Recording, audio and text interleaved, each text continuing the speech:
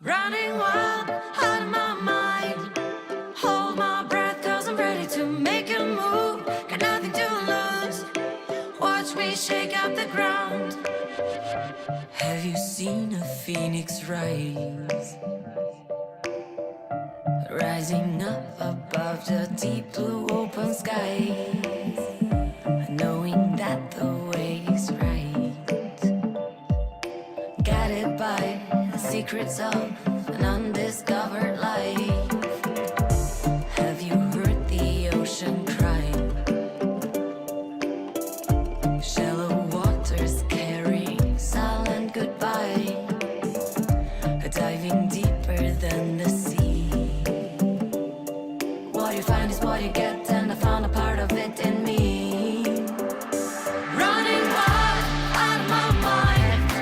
Hold my breath, cause I'm ready to make a move. Got nothing to lose. Watch me shake up the ground. About to explode, nobody knows.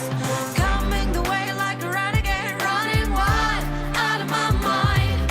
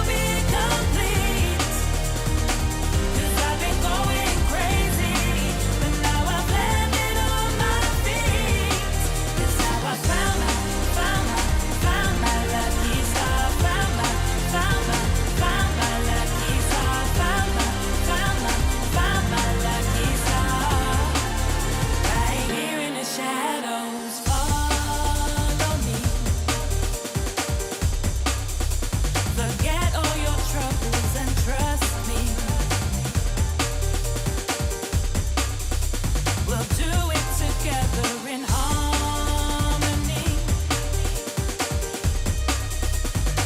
Let it go and set your mind free.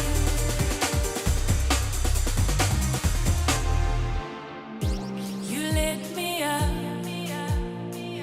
as the sun went down. Now my search is over, over, over. Wherever it takes me, my world will be complete. 'Cause I've been going crazy, but now I've landed on my feet. 'Cause now I found my lucky star. Found my lucky star. Found my lucky star. Right here in the shadows. Right here in the shadows.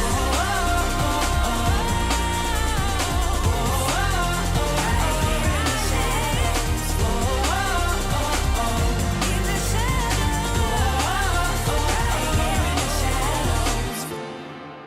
Right here in the shadows.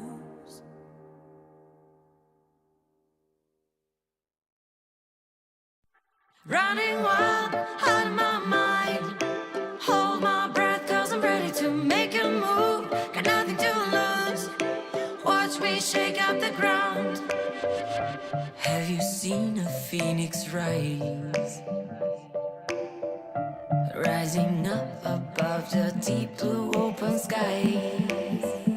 Knowing that the way is right. Guided by the secrets of an undiscovered life. Have you heard the ocean cry? Shallow waters carry silent goodbye. Diving deeper than the sea. What you find is what you get, and I found a part of it in me. Running wild out of my mind. Hold my breath 'cause I'm ready to make a move. Got nothing to lose. Watch me shake up the ground. About to explode, nobody knows. Coming the way like a renegade. Running wild out of my mind. Hold my breath, I got nothing to lose. Lose. Da da ba da ba da. Lose. Lose. Da da ba da ba da. Have you felt a human grow? Open up and step right out of the shadow. Wondering what is left inside. Some may say, oh they say, it's mystery of life. Running wild out of my mind. Hold my breath 'cause I'm ready to make a move. Got nothing to lose. Watch me shake up the ground. About to explode, nobody knows. Coming the way like a renegade. Running wild out of my mind. Hold my breath, I got nothing to lose. Lose. Da da ba da ba da. Lose. Lose. Da da ba da ba da. Lose. Lose. Da da ba da ba da. Lose. Lose. Da da ba da ba da.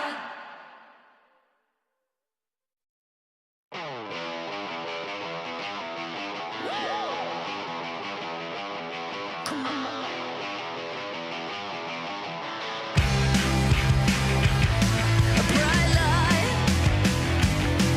feels right. I can't lie. I'm sky high. It feels like lightning, burning it up in the sky. Bright as the sun in your eyes. Feeling alright, I can't shine.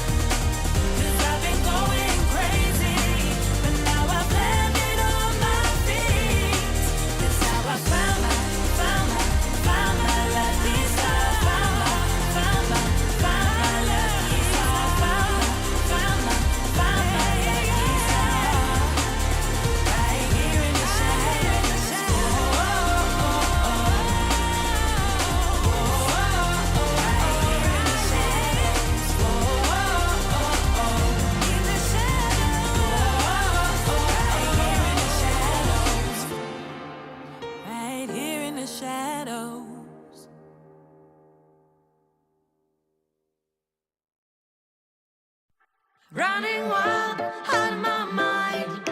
Hold my breath, cause I'm ready to make a move. Got nothing to lose. Watch me shake up the ground. Have you seen a phoenix rise?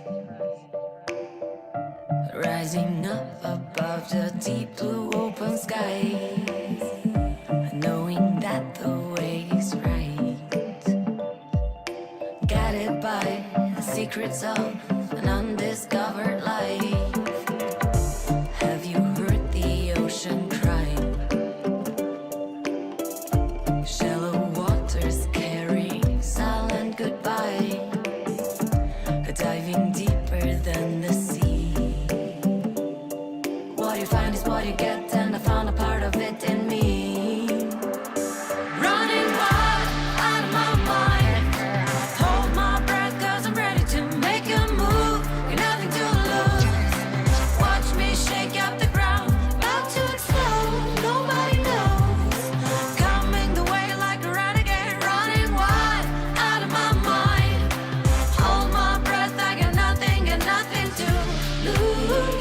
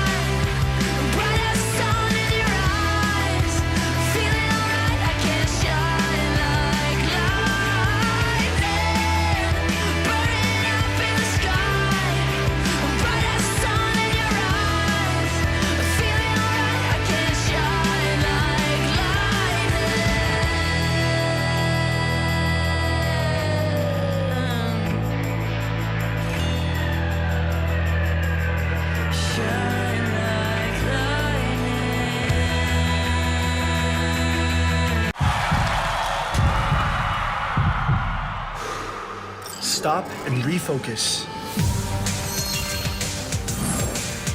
Get a clearer perspective. See things from different angles. Power up and set your eyes on the prize. It's time to step up and rise to the challenge with the Redmi Note 11.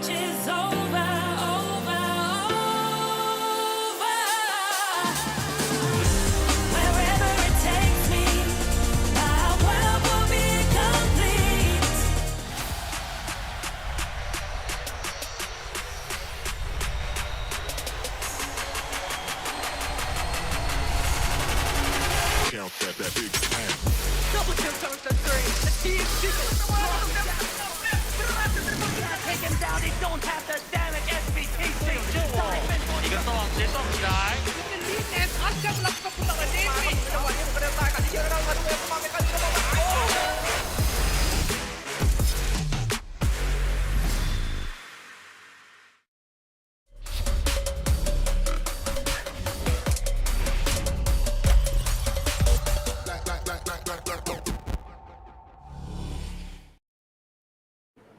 Welcome to the WCS Philippines. We are now on day 2 of week 3, and it is the start of the second semester of Wildrift Esports here. Good thing I got, the best professors over here on the desk, and of course the rest of our cast is joining us. It's the second round of our round robin. So we're going to see if grudges can be settled or if vengeance rises. I think it's obvious which movie I watched most recently because of that.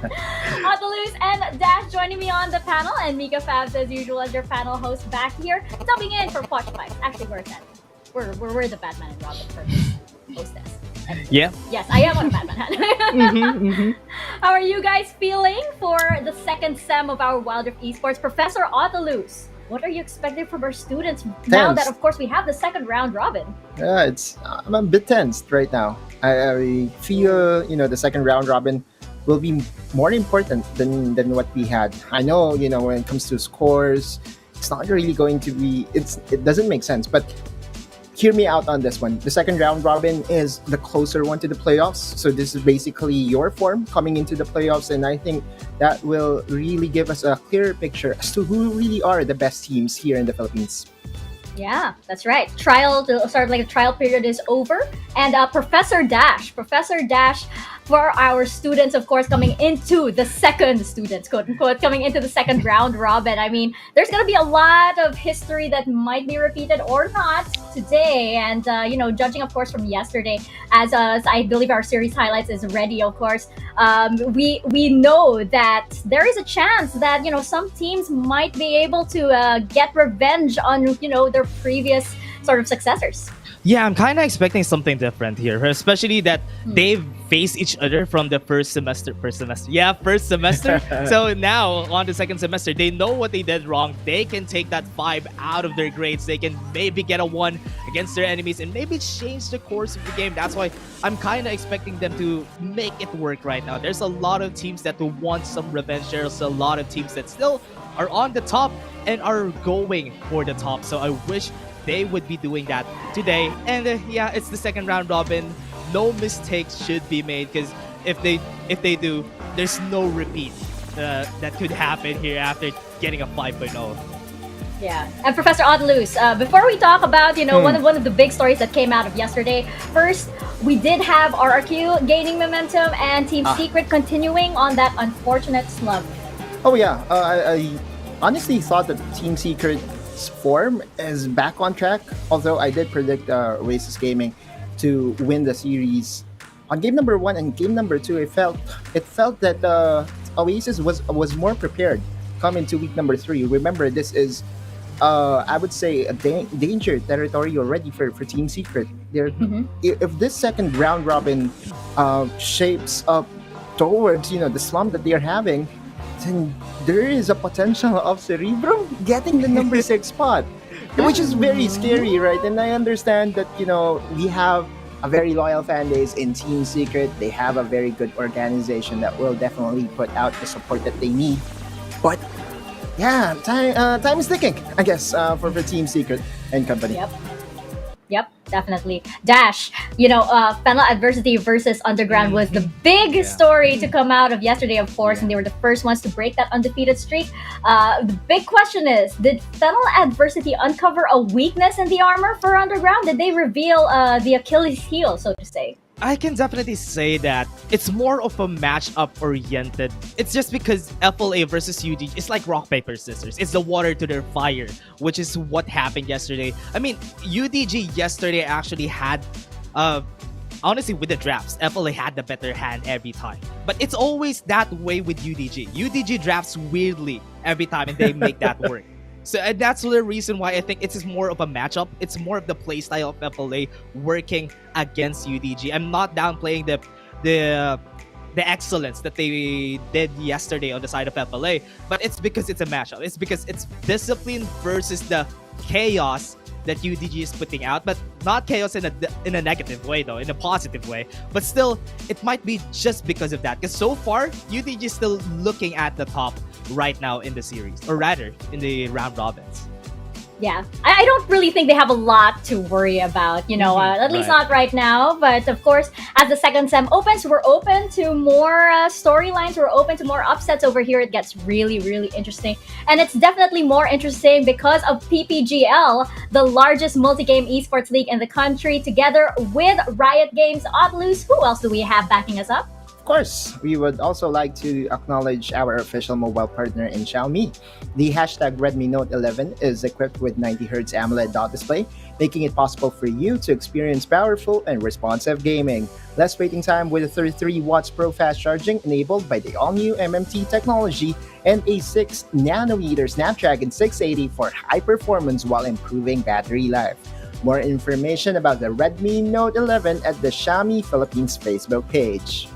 And of course, this tournament is under the supervision of the Games and Amusement Board. And of course, this tournament also has quite an impressive prize pool. And I know that we've been talking a lot about their teams, but what exactly is at stake is just about $160,000. No, the first one wasn't that impressive. $160,000. And checking out our tournament format, of course, we can see that the top team, and yes, Dash, it is looking like Underground right now, will take home the lion's share of that prize pool. And just in case the conversion gets a little bit, confusing, that is about a little over 8 million pesos, I believe.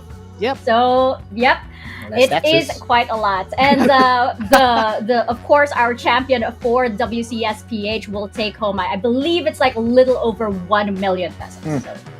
So, just to clarify to everybody what exactly or how much is at stake and how much Yeah. these teams are playing for. So save the dates, particularly, of course, for our playoffs from April 1 to April 10, just before we all go off on our holidays for Holy Week, I believe. Mhm. So I hope everybody has their plans scheduled for that. And of Fun course, as we mentioned, our standings for our teams.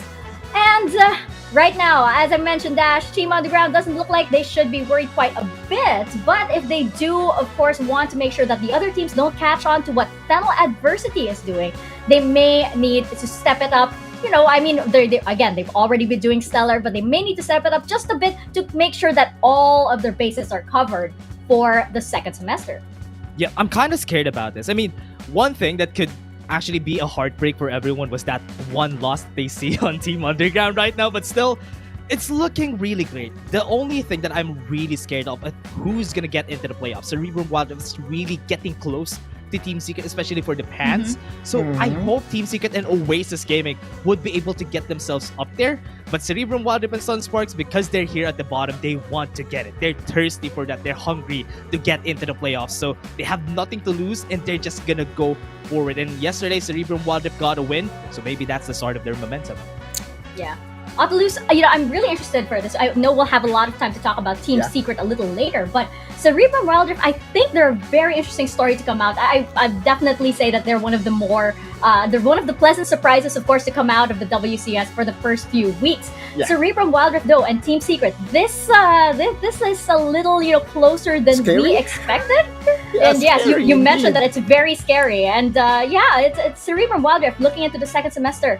I mean, is this a real chance that they could get the 6th spot from Team Secret? Cerebrum Wildrift has been playing their style. They know Yeah. their identity and has not been, I would say, shaken by whatever is happening all across the standings. Meanwhile, Team Secret, the pressure is on them. So if the pressure is too hard on them or too big for them, then it is a possibility that this is a storyline that we will closely monitor as the weeks go by. Remember, we only have, 2 weeks left in our round robin, and this is really getting scarier and scarier by the day, Mika. I understand your sentiment. Even the fans could understand as well. Yeah, no, I'm scared. I'm scared for sure, and of course, I'm very scared indeed because, ta-da! Look at that first match of the day. It's like, wow. You mentioned again that this team is under a lot of pressure, and they're going to definitely need to face all of those challenges with the first match alone. Now, of course, we're gonna have lots of time to talk about that match, but interestingly enough, we also have RRQ and Oasis. And Dash, I know that Oasis, they've kind of stumbled a little bit. They gained momentum back again yesterday, but RRQ as well. It looks like they've managed to get past the experimentation stage that we saw them in for the first few weeks, and it looks like they're doing good right now. Yeah, I'm kind of seeing RRQ getting better just because they have the right blend right now of their composition and the right blend of where they want to go with the roles. They have been role swapping for quite a while now during week 1 and week 2, so at least now they know what they're going for, and so far it has been effective. They got 1 win against UDG last week, so maybe that's a thing that could work out for them during the second semester. Audalus, I'm really interested. This is the second time that we're seeing these teams face off against each other. Which team do you think could possibly have a, massively different result from what we saw the first time? None. Just because I just want to stay true with our predictions. We've been discussing the predictions, prior to the show happening, and we believe as a whole, here in the panel, that whatever happened during round robin day number one, will replicate itself, and we will still have the same results. Now, one thing to note though for RQ, I feel that they have the hardest schedule for this weekend. Yesterday they went against GS. Today they're going against Oasis, and tomorrow, if I'm not mistaken, they will be facing against Team Secret. So looking at how things are turning out, if RQ gets to have a 3-0 weekend, what a confidence booster for them, and that could just push them over the top. That's definitely true. And, speaking of confidence boosters, one team that, of course, needs it quite a lot is Team Secret. Going into our first series of the day, ladies and gentlemen, it is versus Team Underground. And again, the first time these teams faced off against each other, that kind of signaled, the reign of Team Underground, right? And this was, Team Underground getting the definitive 2-0 against Team Secret, which, with Oculus, Team Secret at that time, they were just fresh off the Rising Cup. Yeah, this is really, I don't know, but when we talk about Team Underground versus Team Secret, we have to go way back, right? To last year. And I just did some doodling with the stats. Apparently, I just found out that Team Underground, or the trio of Orthros, Larawan, and Metsura, never dropped a series in the Philippines Pro Scene. Wow. Except for yesterday, right? I'm not counting the qualifiers. So that's a very long win streak that they had, this trio that I'm talking about. It ended yesterday. That's more than a year. Yeah, and we are going to see if Team Secret will be able to do it again. We'll see. Yeah. I'm kind of excited on how this is all going to go, especially for Team Underground. Right now, it's been quite a while since, they had that win streak, and it has been taken off. But still, they still have the momentum. I'm kind of still expecting the same thing for them. They're still at their top form. And as I said a while ago, they lost to FLA yesterday because FLA is basically water to their fire. And it just worked out for the side of FLA. And also, FLA just drafted greatly yesterday. And UDG wasn't able to slip out with their draft. And now I'm kind of... people could argue that UDG's draft yesterday was kind of off. But they've always been off. They've always been like that. And they always... was able to make it work, but still, that's what won the hearts of the fans out there. And I hope they don't change, except for FLA. If they're fighting FLA, they need to fight something, some oil to the water of FLA that could potentially change the things for their side. A lot of these players, yes, they are stars of their own. They have been playing pretty effectively. Especially, I would like to point out that on their side, I think Mitsura has been a really great addition to the team here, because honestly, he has been playing so well. And looking at the champions that he has right now, he has the Akshan. He's the only one who pulled the Akshan and was able to make that work. I mean, during that game, they even had a lot of tanks using that game. They don't have a lot of damage, and Mitsura was their only notch on their belt. And so far, it has worked. And I'm kind of still expecting the same thing from Mitsura, because he has been so good with this. And I remember always, whenever he has the chance, he's going to pick up those assassins, those Akalis, those Fizz, those Seds, every time that he gets out of the way, and he's going to make it work for the team. And yeah, that's it for me for Mitsura.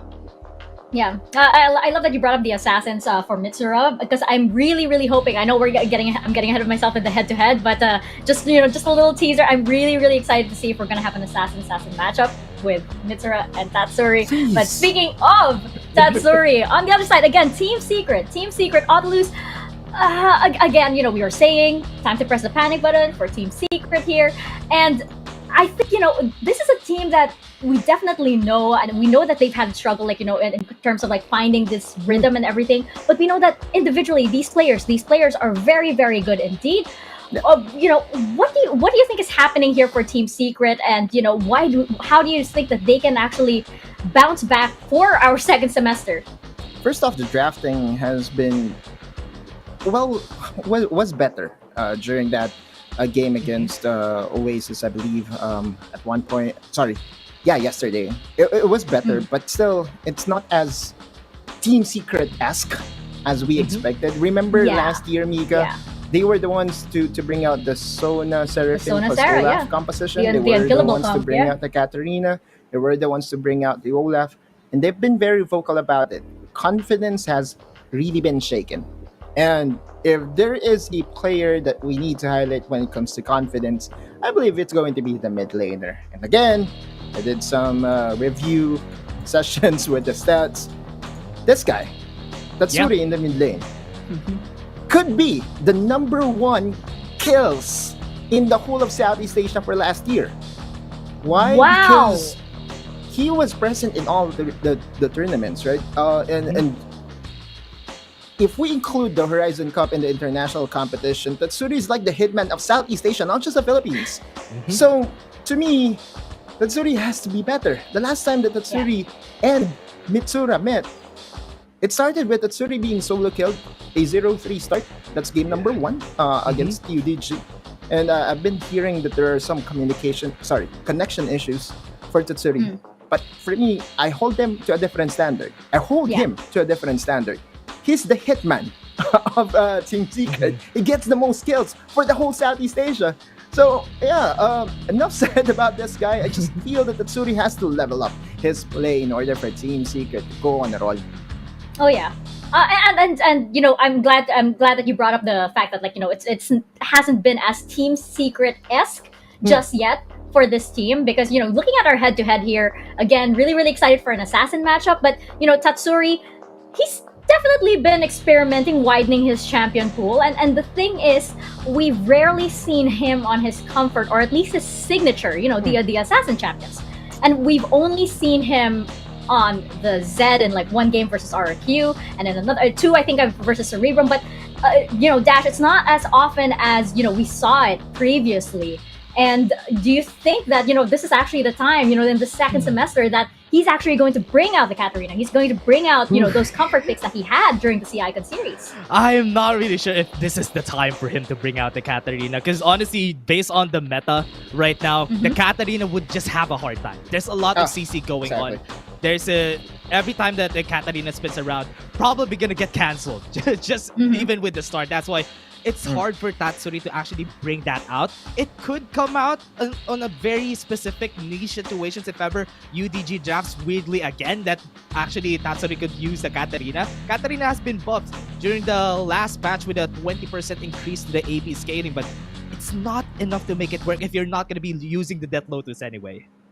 It's hard, definitely, because the meta that we have right now focuses more on the crowd control. We have the Morgana, we have the Leona popping up, we have Galio, which is a staple pick, and we even have Alistar. So a Katarina for Tatsuri is a dream for us, but I believe if he's ever going to pick the Katarina again, it will come off of a win streak already for Team Secret, because at this point I feel that Team Secret is not going to experiment anytime soon. Yeah. And that begs the question actually, is whether the Team Secret right now that we have, of course, with their the ace of their sleeve with Tatsuri and everything, is whether they're suffering from the new meta right now. It's like it's as if they can't keep up with the game. And I know we brought this up in the first week as well. It seems like they're stuck in the Horizon Cup meta, and they can't seem to adapt just yet into what we have right now. But the thing is, this game, ever evolving, and that's what makes it so interesting, because then you see like all of these teams, bringing out these different drafts and different strategies, and it gets really, really crazy. So Team Secret, they've been known for being so creative in the entirety of Southeast Asia. This is the time to really bring out that flavor that everybody fell in love with them for. I feel, and right now, I am, as a fan, I'm scared because we're gonna go into our panel predictions.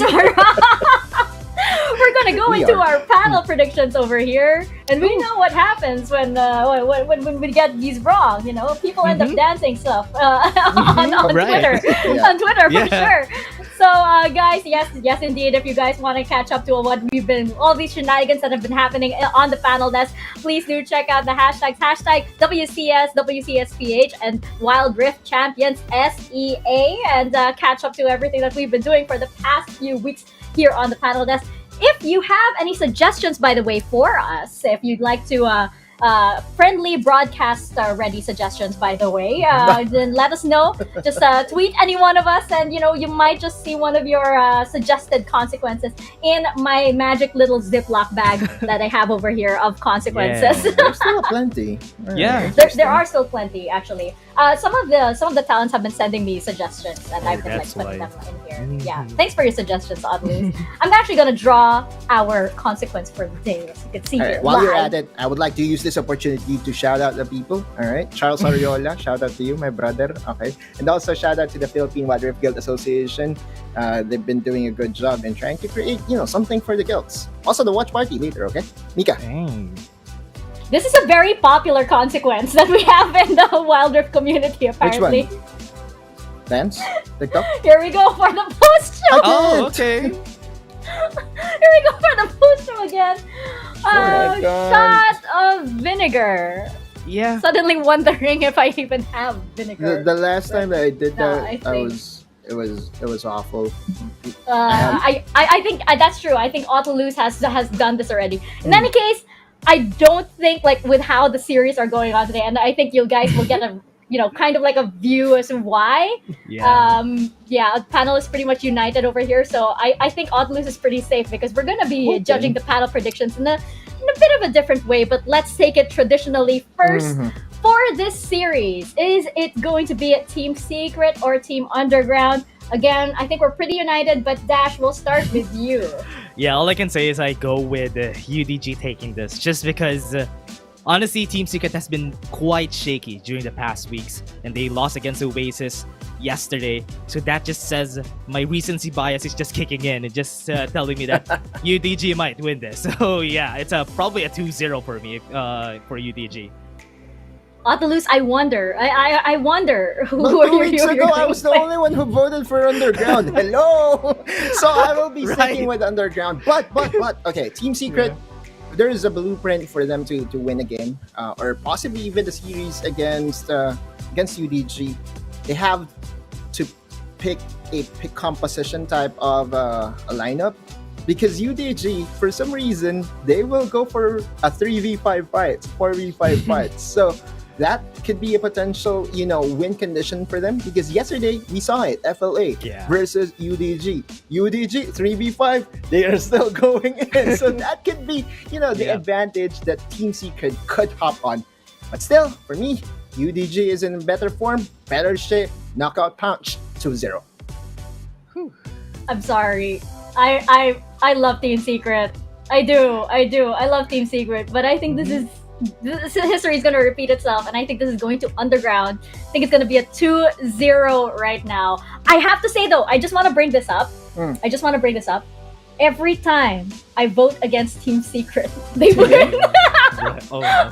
I'm not saying this happened Okay. during Okay. fall, I believe, when we went for Fennel. Yes, Might be interesting though. I don't want to I honestly don't think that that is going to be a factor very much right now. But yes, I think it's going to go to Underground, and I think it's going to be a 2-0. Now the panel is pretty united, as you might have noticed. The panel is pretty united. So we are going to default to something else for our predictions so that we can score some points as well on our mini leaderboard. And right now, we're gonna play it a little bit safe and go with the goal difference for this first series. We're gonna change it up for the next series a little bit. So, Dash, it's a cumulative thing. So, what's the goal difference for this current series for Game 1, Game 2, potentially a Game 3? What's your guess? I'll start with. I'm so sorry, Team Secret, but I'll go with 20k for this game. I mean, for this 20K. whole series. So yeah. Okay. Otto? 14.2. Ooh. Yeah. I love how Autolus has been becoming more and more exact and precise as we do this. Right. Can I venture a I want to say a 15 Point. 15 7 50. I just went a little 15.75. Okay. Okay. So this is I thought there's a range or 15,750. I made it like a little Price is bit right. closer. Let's go. A little bit closer there. I don't think it's 14.2 gonna for be me. quite at 20,000, but I think that Autolus is like I don't want to be copying him too much. I'm gonna add more numbers. Should be a in close there. fight. I mean, the past games of UNDRGRND, they weren't really stumping, as I would say. Most of the time, if they get a win, a clash win at 15 minutes, they will end the game. So there's really no opportunity for them to grow the gold lead. So I guess I'm on the safe side here with 14.2. I hope I'm safe. That's though. your Dash. Are you nervous? Are you? Yeah, I was kind of nervous because both of your gold leads are kind of close, so I'm kind of far away right there. Yes. So I'm kind of nervous for what's gonna happen here. Well, don't worry. Vinegar's not too bad. Yeah. Like that's just me. That's was just bad me, for of me. course. That's just me. I mean, I was also the one who suggested the menthol near the eyes because I'm weird like that. I used to do that in college, by the way. Just to wake you up, Just- right? That's Yeah. effective. When I had like afternoon classes, I used to put it just to wake me up because I don't know. I'm weird. I don't know why I did that. I know that. I'm sorry, Deadeye, but kind of stay true to your name when you did that consequence. Right. But yes, I think it was just right, and of course that was when Autolus had his consequence. And I have to say, apple cider is a different animal altogether. Oh, So, yeah. Yeah. that's Yasu pretty insane. Yasu told me to take apple cider because it's healthier. Apparently, it's stronger. Oh my god. Yep. That was Definitely. a wrong mistake. Do you feel healthier? Debated. Of course Do you not. feel? I was able to drink afterwards, or at least maybe in that sense, I'm healthier. But you got through the Xiaomi. You got through the Xiaomi spiel, of course. Our without the mobile memo, partner. which is great. No, but that is pretty intense. That is pretty intense indeed. I actually want to ask, when we get into our interviews, maybe we can actually, if we can, maybe you can ask the players to suggest a little bit. We did have, I believe that was it? I don't trust the players. I feel that they are holding some grudge against us recently Oh, that's because of true. our predictions. I'm so sorry. That's true. players. I'd be scared of Grindsky. To be honest. Definitely, they will probably, request for something. And by the way, I want to shout out my guild, Auto Guild. They're already in the watch party waiting for me. Hey. Let's go. Oh, waiting for us over there. Yes, They guys. are waiting And for the leader. if ever you guys want the Discord link for the watch party, just PM Autolus on his page. I believe it is at Autocast. If you want to join the watch party that we have on the PPGL Discord server, everybody is welcome. Whether you're a pro player, whether you're a pro player from overseas, a coach from Wait, overseas, or anything. I don't want to speak in English there, but yeah, sure, that's okay. I contracted Coach TG to join us today. We've had Coach Chisto, Coach Lucid, Sir, a pro player. So back then we had Stronger. So there's a lot of guests. There are so many inputs that even I am learning from. So just join, have fun, and learn Wildrift. Let's go. Yes. And of course, even if you're a casual and you want to see what WCS is about, just head on over there and join in on the fun. Now, as I understand it, our players are going to take a little bit more time to prepare. We all know this is a very intense match, so let's give them all of the time that they need. We're going to head into a quick break, but when we get back, It is going to be Team Underground versus Team Secret. Don't go anywhere. The WCS will be right back.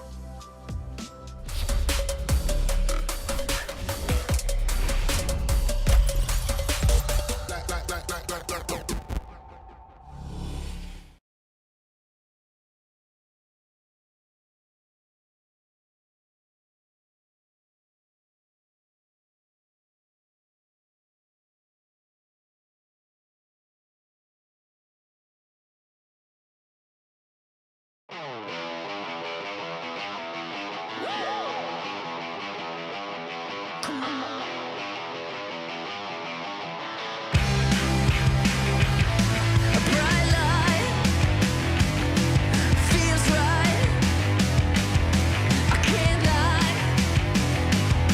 I'm sky high. It feels like lightning, burning it up in the sky, bright as the sun in your eyes. Feeling alright. I can't shine like lightning. Bright light, shine like lightning. Feels right. I can't lie. Sky high. It feels like lightning, burning up in the sky, bright as the sun in your eyes. Feeling alright. I can't shine like lightning, burning up in the sky, bright as the sun in your eyes. Feeling alright. I can't shine like lightning.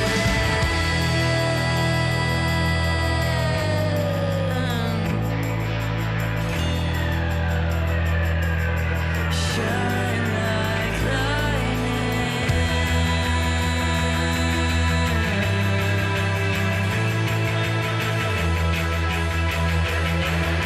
Shine like lightning.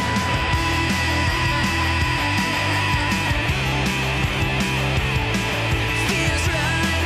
Feels right. Feels like lightning, burning up in the sky, bright as the sun in your eyes. Feeling alright. I can't shine like lightning. Shine like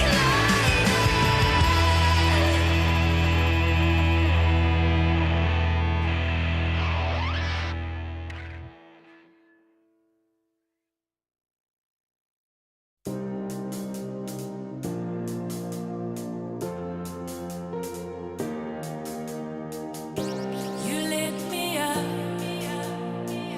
as the sun went down.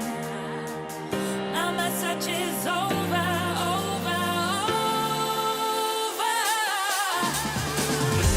Wherever it takes me, my world will be complete.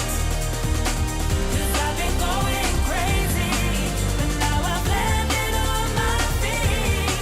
'Cause now I found my lucky star. Found my lucky star. Found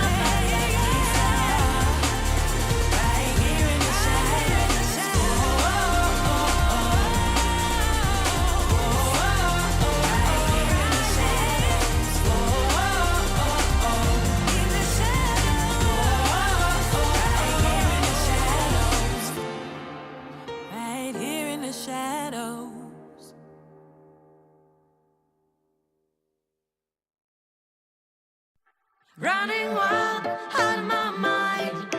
Hold my breath, cause I'm ready to make a move. Got nothing to lose. Watch me shake up the ground. Have you seen a phoenix rise? Rising up above the deep blue open skies. Knowing that the way is right. Guided by the secrets of an undiscovered life. Have you heard the ocean cry? Shallow waters carrying silent goodbye. Diving deeper than the sea. What you find is what you get, and I found a part of it in me. Running wild, out of my mind.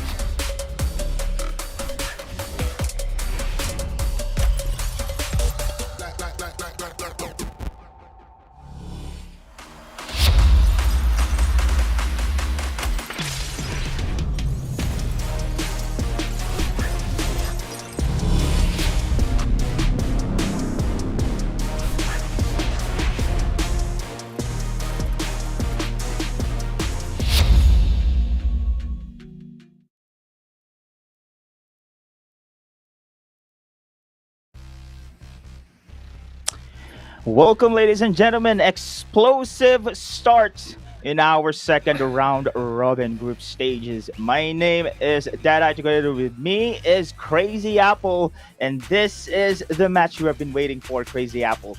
This could be a revenge arc for Team Secret, or will Team Underground will seal the deal and make the whole teams here know that they are indeed the best in Wildrift PH scene. So what do you think about this one? Well, before we got into the second round robin, it felt like a David and Goliath story. Where in the Goliath was Team Secret because they just came from the Horizon Cup. Then comes here Team Underground, a team wherein members have been very much known, still untested in the competitive scene as a 5-man unit, but the roles are reversed today. Right now, it feels like the Goliath is Team Underground, while the underdogs coming into this tournament or in this series is Team Secret. And Deadeye is just so... It's hard to say which team's gonna win because Team Underground is just really, really strong right now. But at the same time, we have a lot of hopes for Team Secret, and those hopes are still there with them. The pressure is on them today to perform in this series. Exactly. The pressure indeed against them here. Team Secret must make a win indeed because they are in the bottom of our power rankings right now. And as I say it, Crazy Apple, here comes the start of our game one. The drafting phase is here. UDG will be having the priority pick in the draft. They are going to take down the Zed, Gragas, and Jace here. Yeah, taking away Zed, Gragas, and Jace immediately tells us they don't want Tatsui in at least two of these AD champions in the mid lane. They are trying to pigeonhole him into some of the more picks that Team Secret has been using lately, which are the Renekton. Set has already been taken, so it really tells me now that they really want they're forcing Tatsui into picking some of these other champions. But because of them going for the set early and also leaving behind two strong champions that we've seen often being picked are this Camille and Galio. Although right now, it is kind of hard to see the effectiveness of these two champions because if you think about it, it's a very linear combination. Camille goes in, uses the Hextech Ultimatum, and Galio jumps in. But the thing is, Hextech Ultimatums separates everyone else.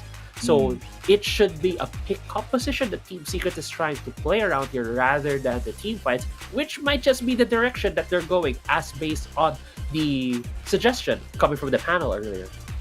Yeah.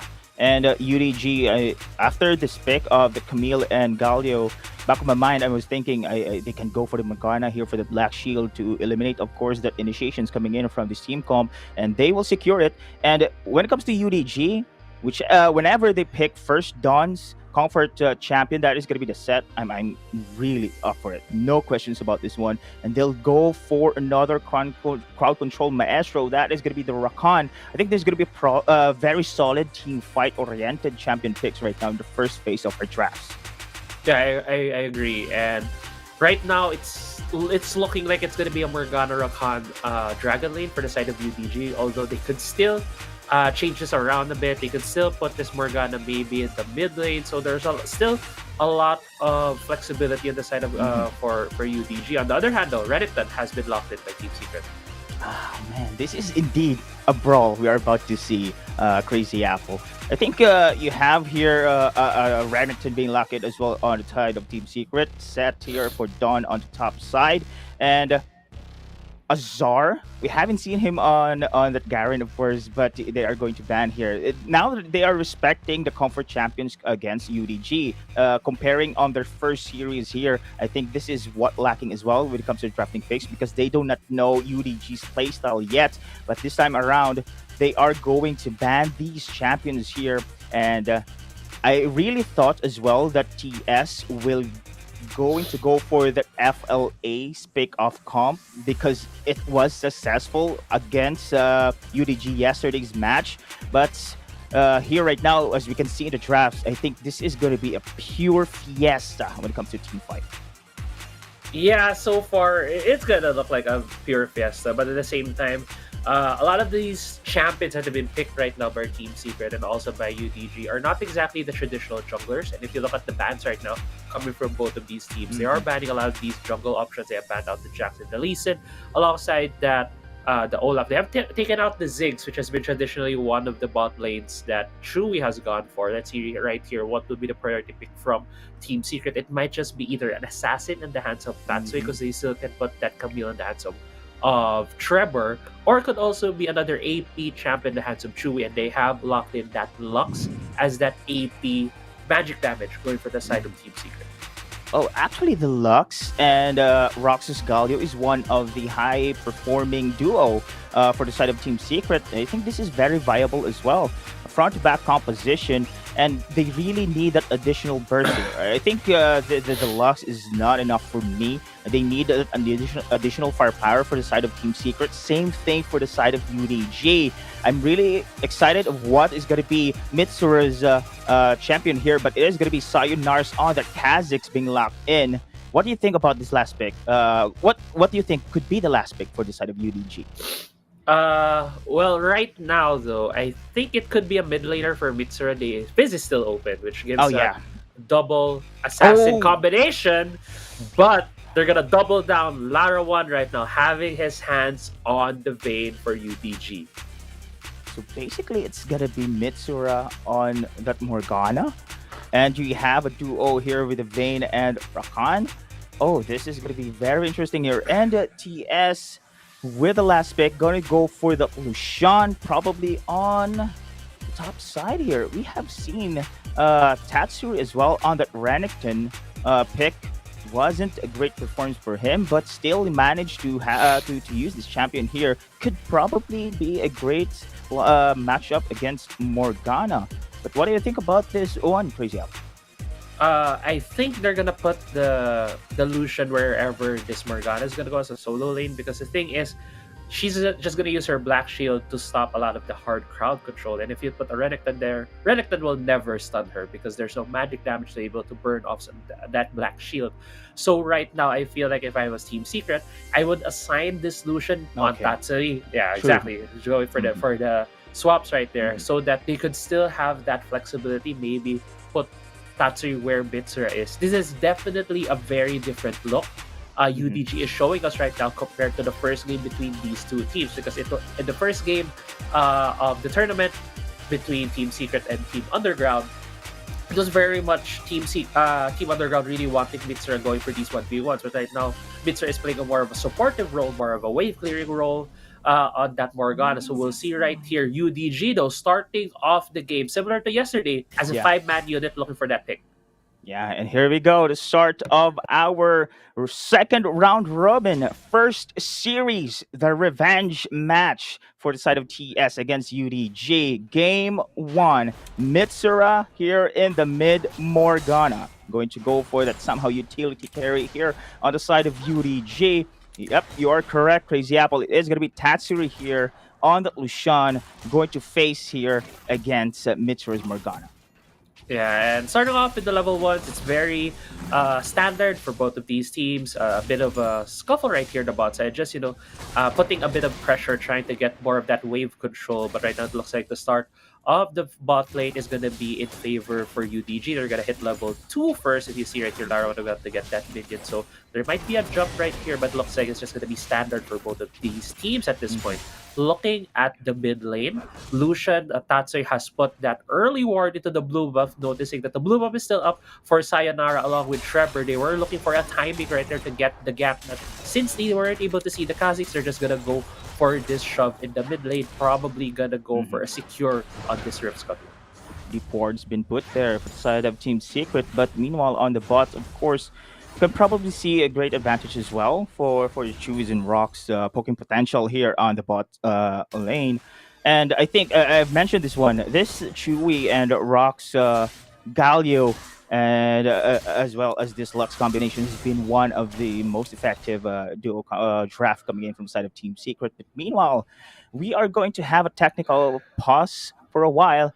And as I said that, of course, Crazy Apple, I think this is really a different look for the side of UDG, just because, of course, we have seen right now it is going to be what you call this one, Mitsura on the Morgana. Yeah, we have seen him using Morgana twice in a row, 100%. Now using it once again. I think this is going to be a great utility skill on the Black Shield as well, especially on team fights. Initiation coming in from the side of Sayonara.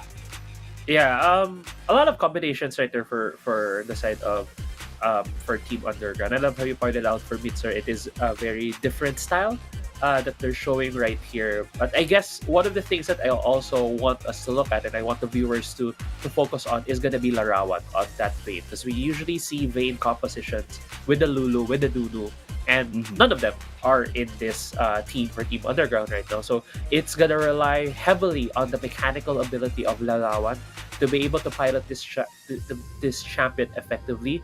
There's not a lot of point-and-click CC, I believe, for the side of Team Secret. There is one, which is going to be the Hextech Ultimatum coming from Camille, but other than that, it's going to be hard to follow up the CC on this Vayne. So it's going to be a bit harder for them to lock down Larawan. And knowing just the mechanical ability of Larawan, it's going to be, I feel like it's going to be a nightmare for Team Secret when Larawan gets ahead. So, win conditions, let's set it there with how Larawan is I feel like the biggest threat right now for Team Secret. Team Secret needs to get a significant lead to be able to barrel their way into the base of UDG. And how are they going to do that? As mentioned by Autolus earlier in the panel, they need to look at the blueprint that Fennel Adversity did yesterday. The blueprint is pick composition. And right now, they have that in such a way where they do have a Camille and Galio combination.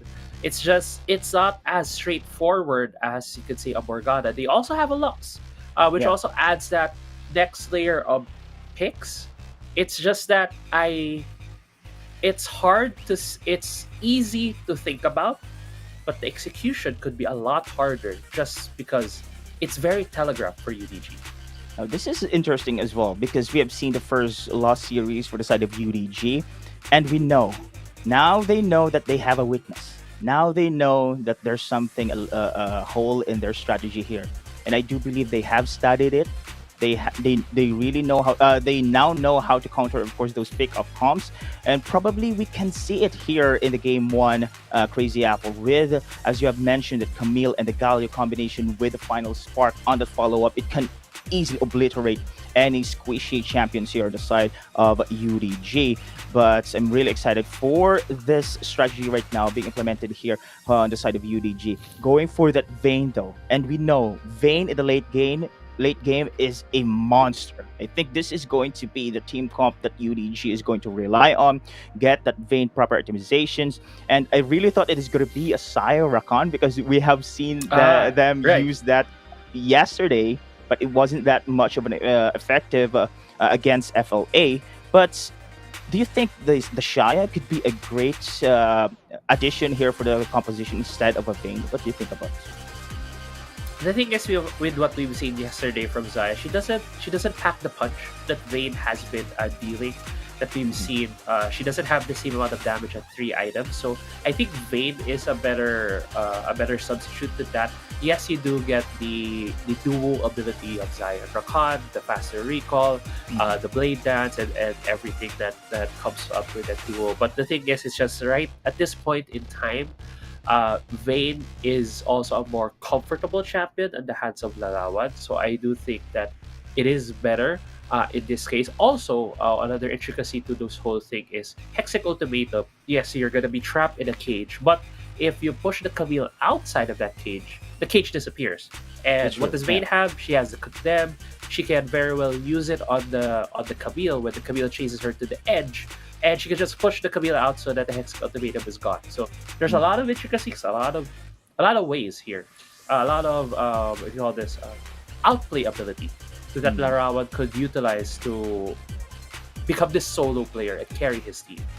Yeah, with this Camille Galio on the first phase of our draft, Crazy Apple, we've seen, of course, that it is one of the victory conditions coming in from Team Secret right now. They're going to go for the pick of that epic combo wombo, Hexic Ultimatum, and that Hero's Entrance in there.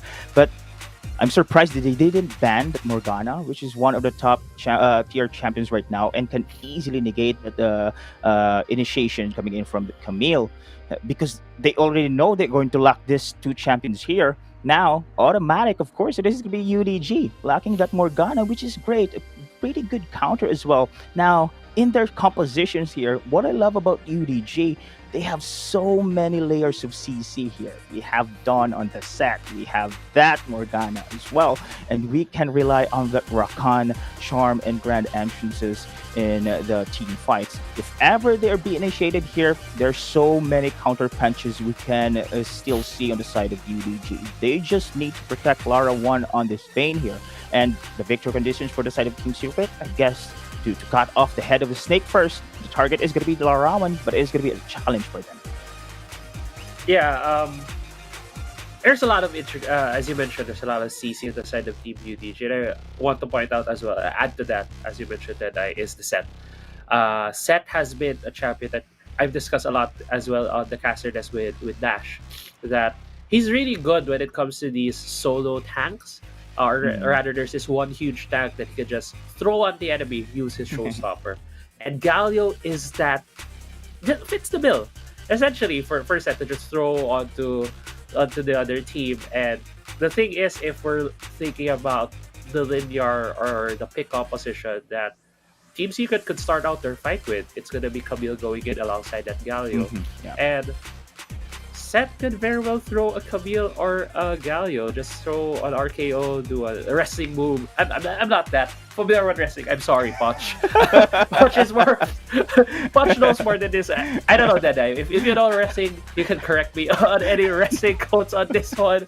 But seeing as that could very well be something that they could do here, throw the rock guy, throw the Attack on Titan Survey Corps member onto Team Secret. I'm sorry, references right now because we're still waiting on the teams to get ready. We did see a pause for all our viewers just tuning in, expecting Team Secret and Team Underground, but rather seeing me and Deadeye here talking.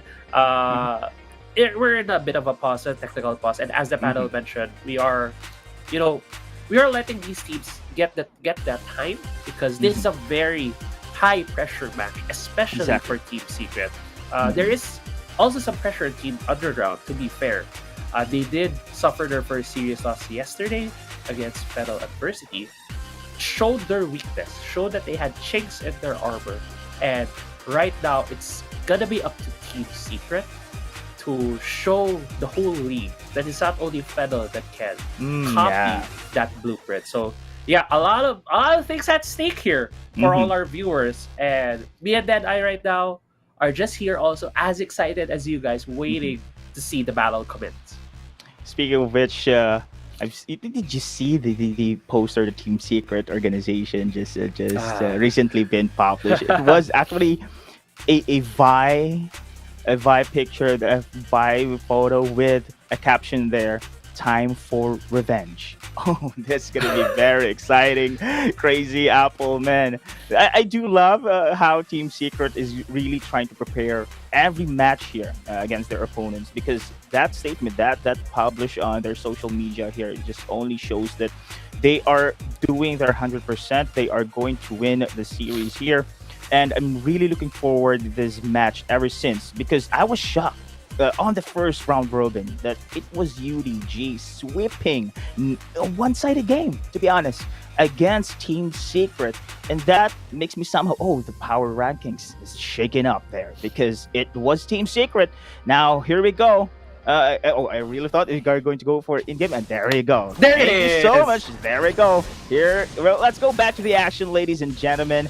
The pause, of course, now being resumed here in the game, and as we speak, Crazy Apple, it is still at a 2-minute mark. Yeah, we're still at the 2-minute mark in this game.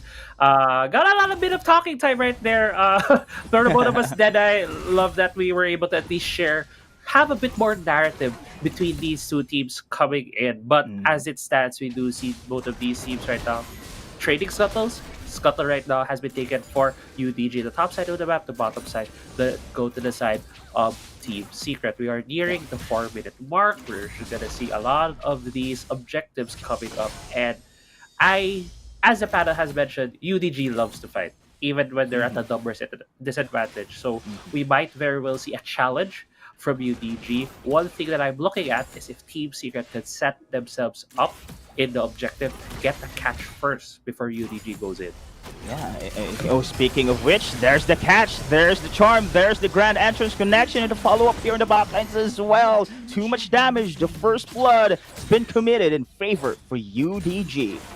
Yeah, just a quick gag right there from Sayonara. Also getting the quickness, getting the charm right there from the hands of Orthos, getting the first blood striking right there. Going on the hands of Lalawan even. This maid is gonna get a bit more accelerated right now in her item build. And it's also very good timing right now for UDG, because as we reach a 4-minute mark, we usually see the Dragon leaders swapping between the mid lane. So we're gonna see right now Larawan going there already while Chewy's still at the bot side. Comes the taunt. Justice Punch trying to go for the retreat. Rocks backs out. They will secure the side of UDG, the Scuttler Vision on the top river. I guess Team Secret here going to respect the power spike here in the early game, and Lara 1 already secured the BRK, and Mitsura on the Luden's Echo. First itemizations are up. They are in advantage here, but they will retreat for now, looking for the right moment to jump in and take that pick off. Yeah, but yeah, as you mentioned, item builds right now. A lot of the items have been secured by Mitsura and Alara 1. They already have their first items. It looks like UDG wants a handshake, but Team Secret wants to challenge the Ocean Drake. Yeah, I cannot blame Team Secret. Team Secret is pretty solid when it comes to a team fight, especially here in the early stages of the game as well. They do have the burst coming in from Chewy. Tatsui has the Essence River as well. I'm surprised UDG, will they go for the contest here? I think they are too late already. It is going to be TS free being given that GR buff.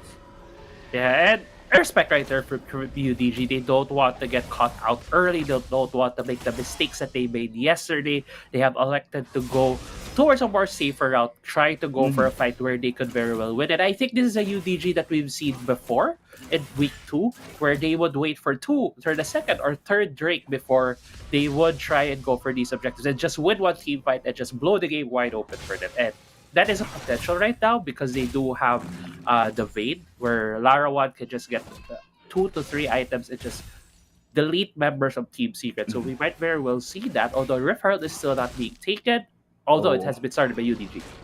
Here comes Trevor.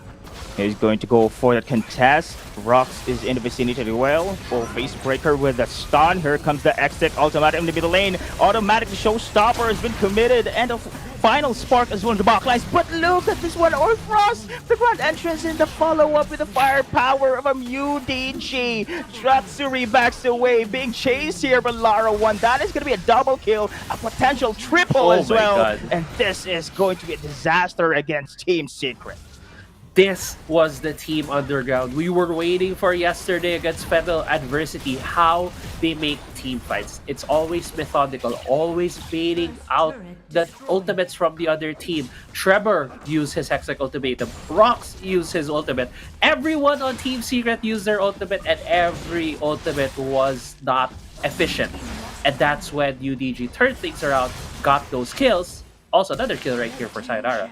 Yeah, that is a solo kill, and we know how dangerous the Kha'Zix is when it comes to a 1v1. And UDG secures yet again another. No, it is actually Team Secret going to secure this Rift Herald. But man, oh man, this is still a close fight. I think this is a trade as well, the top turret here for the side of Team Secret. But I don't know what just happened there on the top side. A 1v1 Sayonara. I think that was a bad decision there. At least for Team Secret, they were able to trade a tower. Tower, yeah. Azar really, well, essentially sacrificed his life to get one more tower, get a bit more gold for the side of Team Secret. Right now, it looks like they're looking at the top side, trying to get a gank on Dawn. Smells the gank from far away, uses the Scryer's Bloom to spot out Trevor. So no gank's gonna happen there. But going back, after that couple of wins from the side of UDG, the kill count right now is 6-1 with 3,000 gold at the side of UDG. The Vayne on Lalawan has 302. She's about to complete her second item. I think it's gonna be a wit's end on that part because of the current items at this point. So at least some respect on the possible burst if she does get caught out by Chewy. Also, she's rocking that work trend, which really tells us Lalawan, he doesn't want to get caught by CC, and he wants to get out of it as fast as possible. So nice item build path right there from the marksman player of UDG.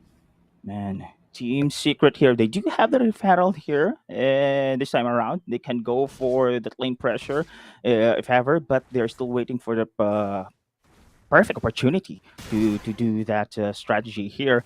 But UDG here, this is very scary indeed, Crazy Apple. Lara 1, flawless right now in the early stage of game. You don't want a fed bait here, and I think this is what UDG is having right now. And Team Secret, we have seen them roaming across the Wildrift, trying to go for a takeoff first before transitioning for the tower takedown, but UDG would give it to them. Yeah, and at this point, if I'm Team Secret, I really feel the pressure at this point. As they say, there is nothing to lose when you keep losing, but Team Secret still has a lot to lose, so where they are at this point, a fight will be brewing here in the mid lane. Grand entrance against Chewy. There comes the Hextech Ultimatum for the counter.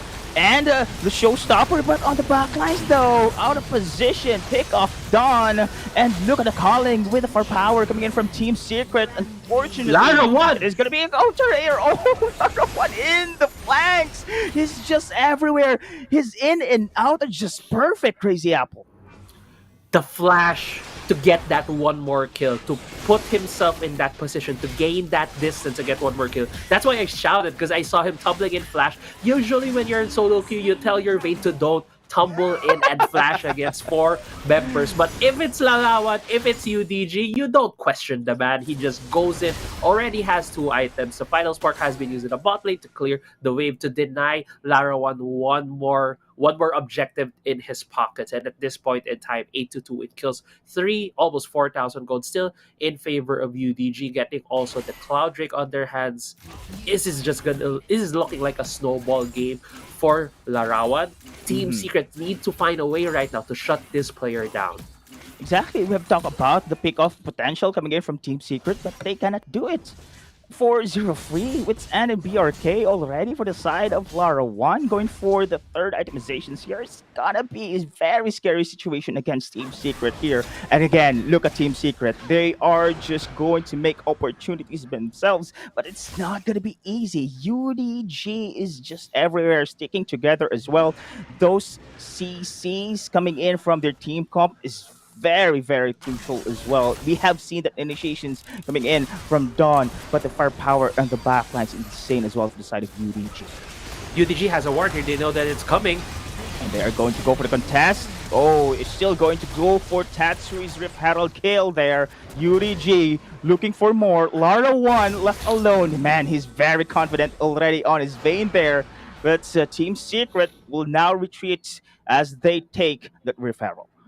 Yeah, the referral has been secured by Team Secret. At least they're getting a bit of these objectives. UDG did spot that out, but since they were on the back timing, they weren't able to contest early on. Great job from Team Secret getting a bit of those scraps. So at this point in time, Lara won. You saw how his positioning. He was so far forward. He didn't mind if there were any UDG members behind him because look at his item build. Yeah. He's very respectful for the crowd control that Team Secret can throw at him. He has the wits end. He also has that Merchant's Enchant also has finished the stasis first. We have seen a couple of mates also on Lara 1 who have used Proto Belt Enchants before to keep chasing people down, but he very well knows that most of the damage from his team is going to come from him and Sayonara. So having a bit of that durability could well provide him a lot more on attacks, but 4 members of UDG are at the top lane. Oh, this is going to be a dive indeed. That is going to be a knock-up with a follow-up. That taunt on 4, but no follow-up here. Chewy the final spark, but the damage coming in from Lara 1. Here comes the cleanup party. Lara 1 just free hitting there with a triple kill. This is just looking grave for Team Secret. But then I look at the bot side of the map. Team Secret was going for that push, but instead they're going for the recall right now because they very well know UDG can still go for this top side tower. Yeah, I think this is still a big win for the side of UDG here, and they are not going to push through on the top side. Instead, going again for that red buff steal against Team Secret here. Lara 1 still perfect. Now his skills are still growing here. 703. I think this could probably a flawless game here for Lara 1 with Solari Charge Blade already in the inventory. Let's not jinx the guy. Let's wait for him to have that flawless game because it's looking all green lights right now for Lara 1. Just go. Has that Solari Charge Blade, already has the components for Randuin's Omen to not get killed by Tatsui and Trevor and Azar. Lara 1 at this point is at that 3 item mark, and Team Secret trying to go for the death push. This is what they want. Go for the pick off, but too much sustain. Here comes the charm. The counter attack on the side of UDG. Team Secret with a counter punch. UDG is giving them no answers yet against UDG. They got hit with the left hook right there, Deadeye. They didn't know what was coming. 3 members of Team Secret inside the bush, trying to go for the death brush, but UDG taking this Baron, it could just be a trade for the mid lane. Oh my goodness, 40-minute mark. And still, it is going to be UDG dictating the tempo here. And the rest of Team Secret backs out. Just a sponge for the belt out for the side of Rocks here. That's right, with the calling, but was caught by the dark binding. Yikes. That hurts a lot here. And Sayonara once again with a perfect opportunity for the pickoff against Azar. UDG here, they are just everywhere. Team Secret. How can you answer against this monstrous playstyle from UDG? Exactly. UDG woke up today and came to play. They really wanted to get this win. They really want to prove the whole league that the loss yesterday was just a one-off. We just tried things out. Didn't really we wanted to see what we could do, limit test ourselves. Now coming into the second round robin, they still want to prove themselves. They still want to go for another almost lose-less record. Orthoso jumping here. Again, the Death Brush, Team Secret, man, very tanky. Very tanky. They cannot just burst instantly the rest of the player service side of UDG. This is going to be a potential siege here in the mid lane. Yeah, siege right here though. Trevor making things happen. Trevor with a flanks, Hectic Ultimatum, but a charm trying to delay, of course, with a follow-up coming from side of Team Secret. Here comes Don with a showstopper here. Perfect execution. And Lara 1! Penta? Here comes the police going for the chase. And you are all going to prison here. Lara 1 secures yet another race against the side of Team Secret. And UDG, Lara 1 with a flawless scoreline, about to take game 1 here against Team Secret. And then usually what we do after a game is break things down, say how Team Underground won against Team Secret. But I just want to highlight one thing that Lara 1 did in that last fight. When he got jumped, got Hextech Ultimatum by Trevor. I don't know if it was intentional. I want to believe it's intentional. He timed the stasis as soon as he saw the Galley Ultimate being thrown. When rocks came down, he wasn't knocked up. He didn't get the knockout effect on him as the Vayne, so he's still able to tumble away and deal damage. And that's just beautiful mechanics coming from the marksman player from Team Underground. You have just mentioned, of course, Crazy Apple, that Team Secret with the Vayne, they need mechanics here to run through this composition. But it's Lara 1, man. Even the Jinx, he has immunity on this one. We hype him so much, but still he managed to go for the flawless streak on the Vayne.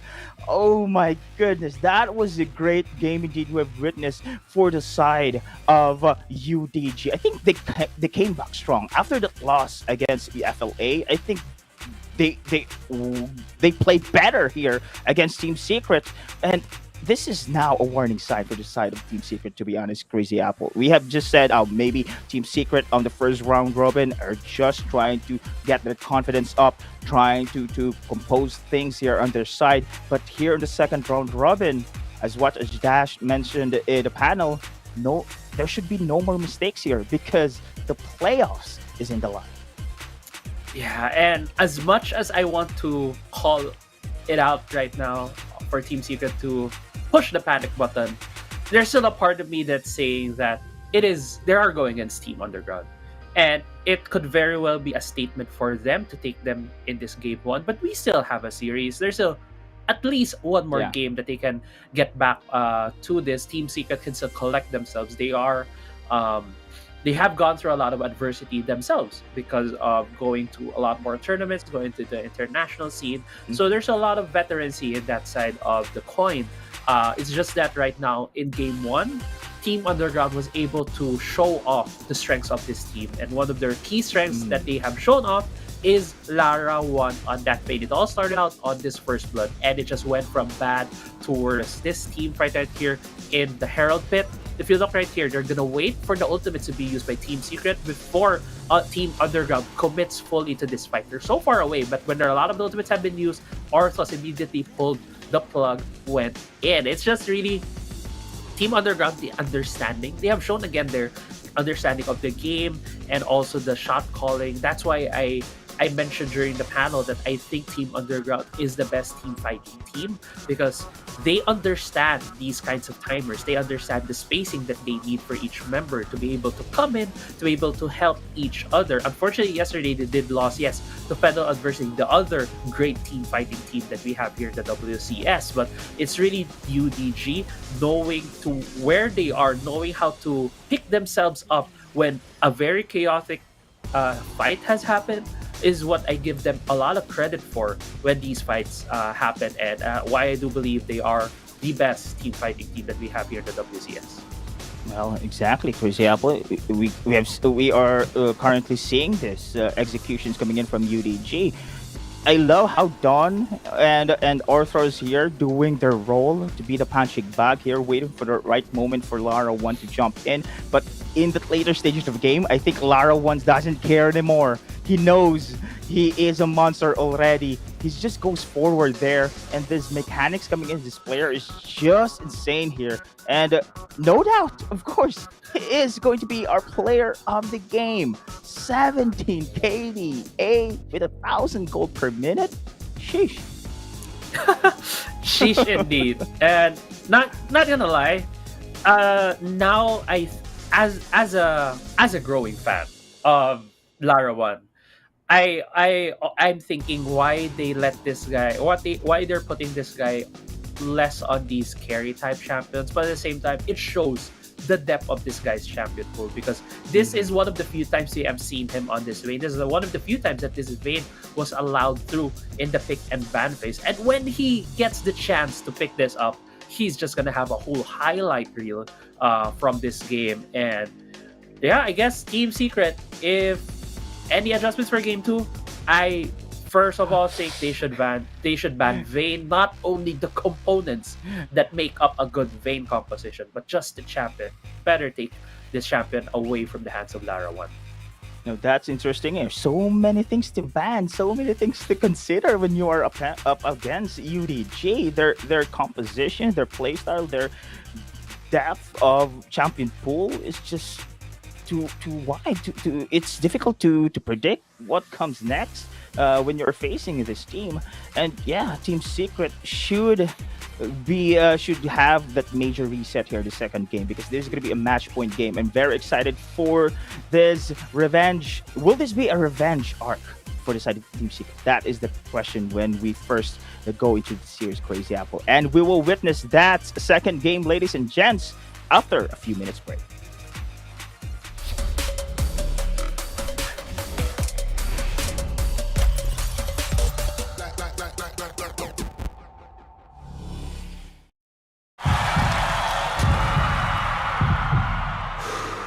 Stop and refocus. Get a clearer perspective. See things from different angles. Power up and set your eyes on the prize. It's time to step up and rise to the challenge with the Redmi Note 11.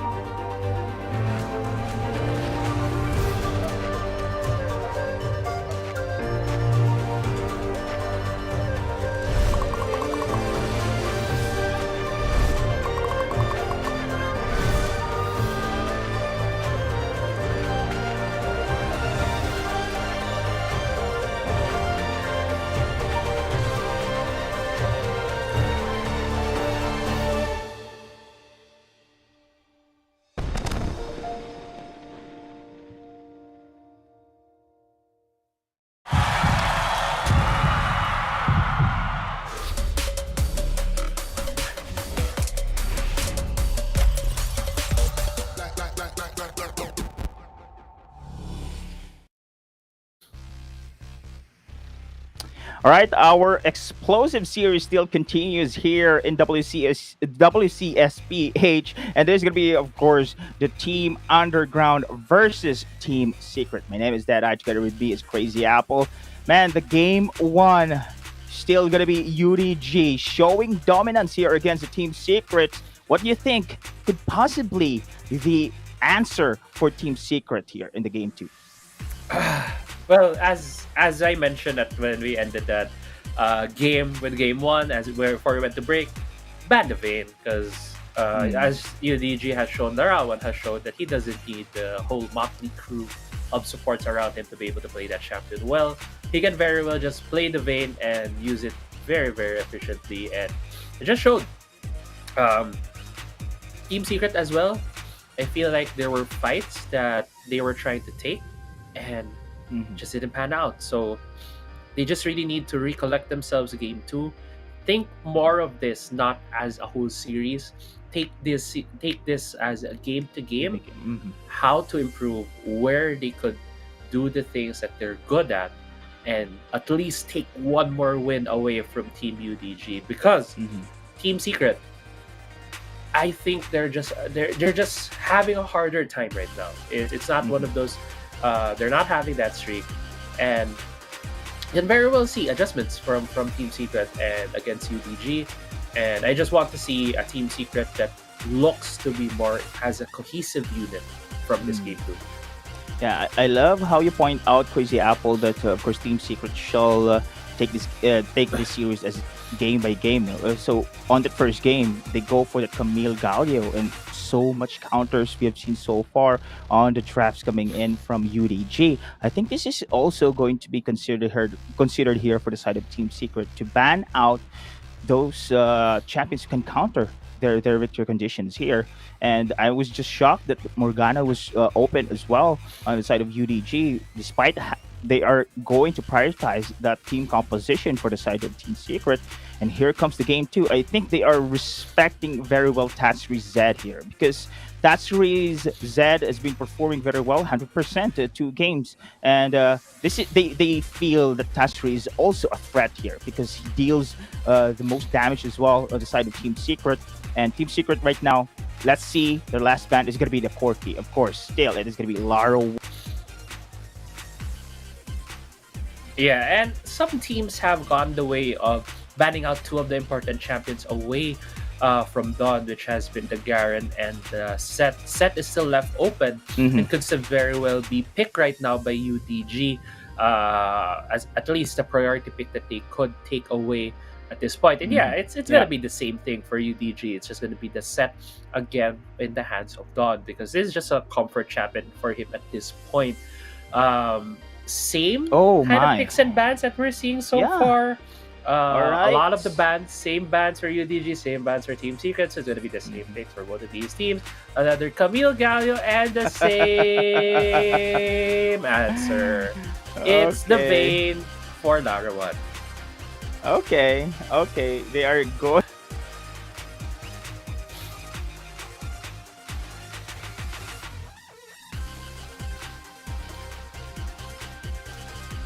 Go for.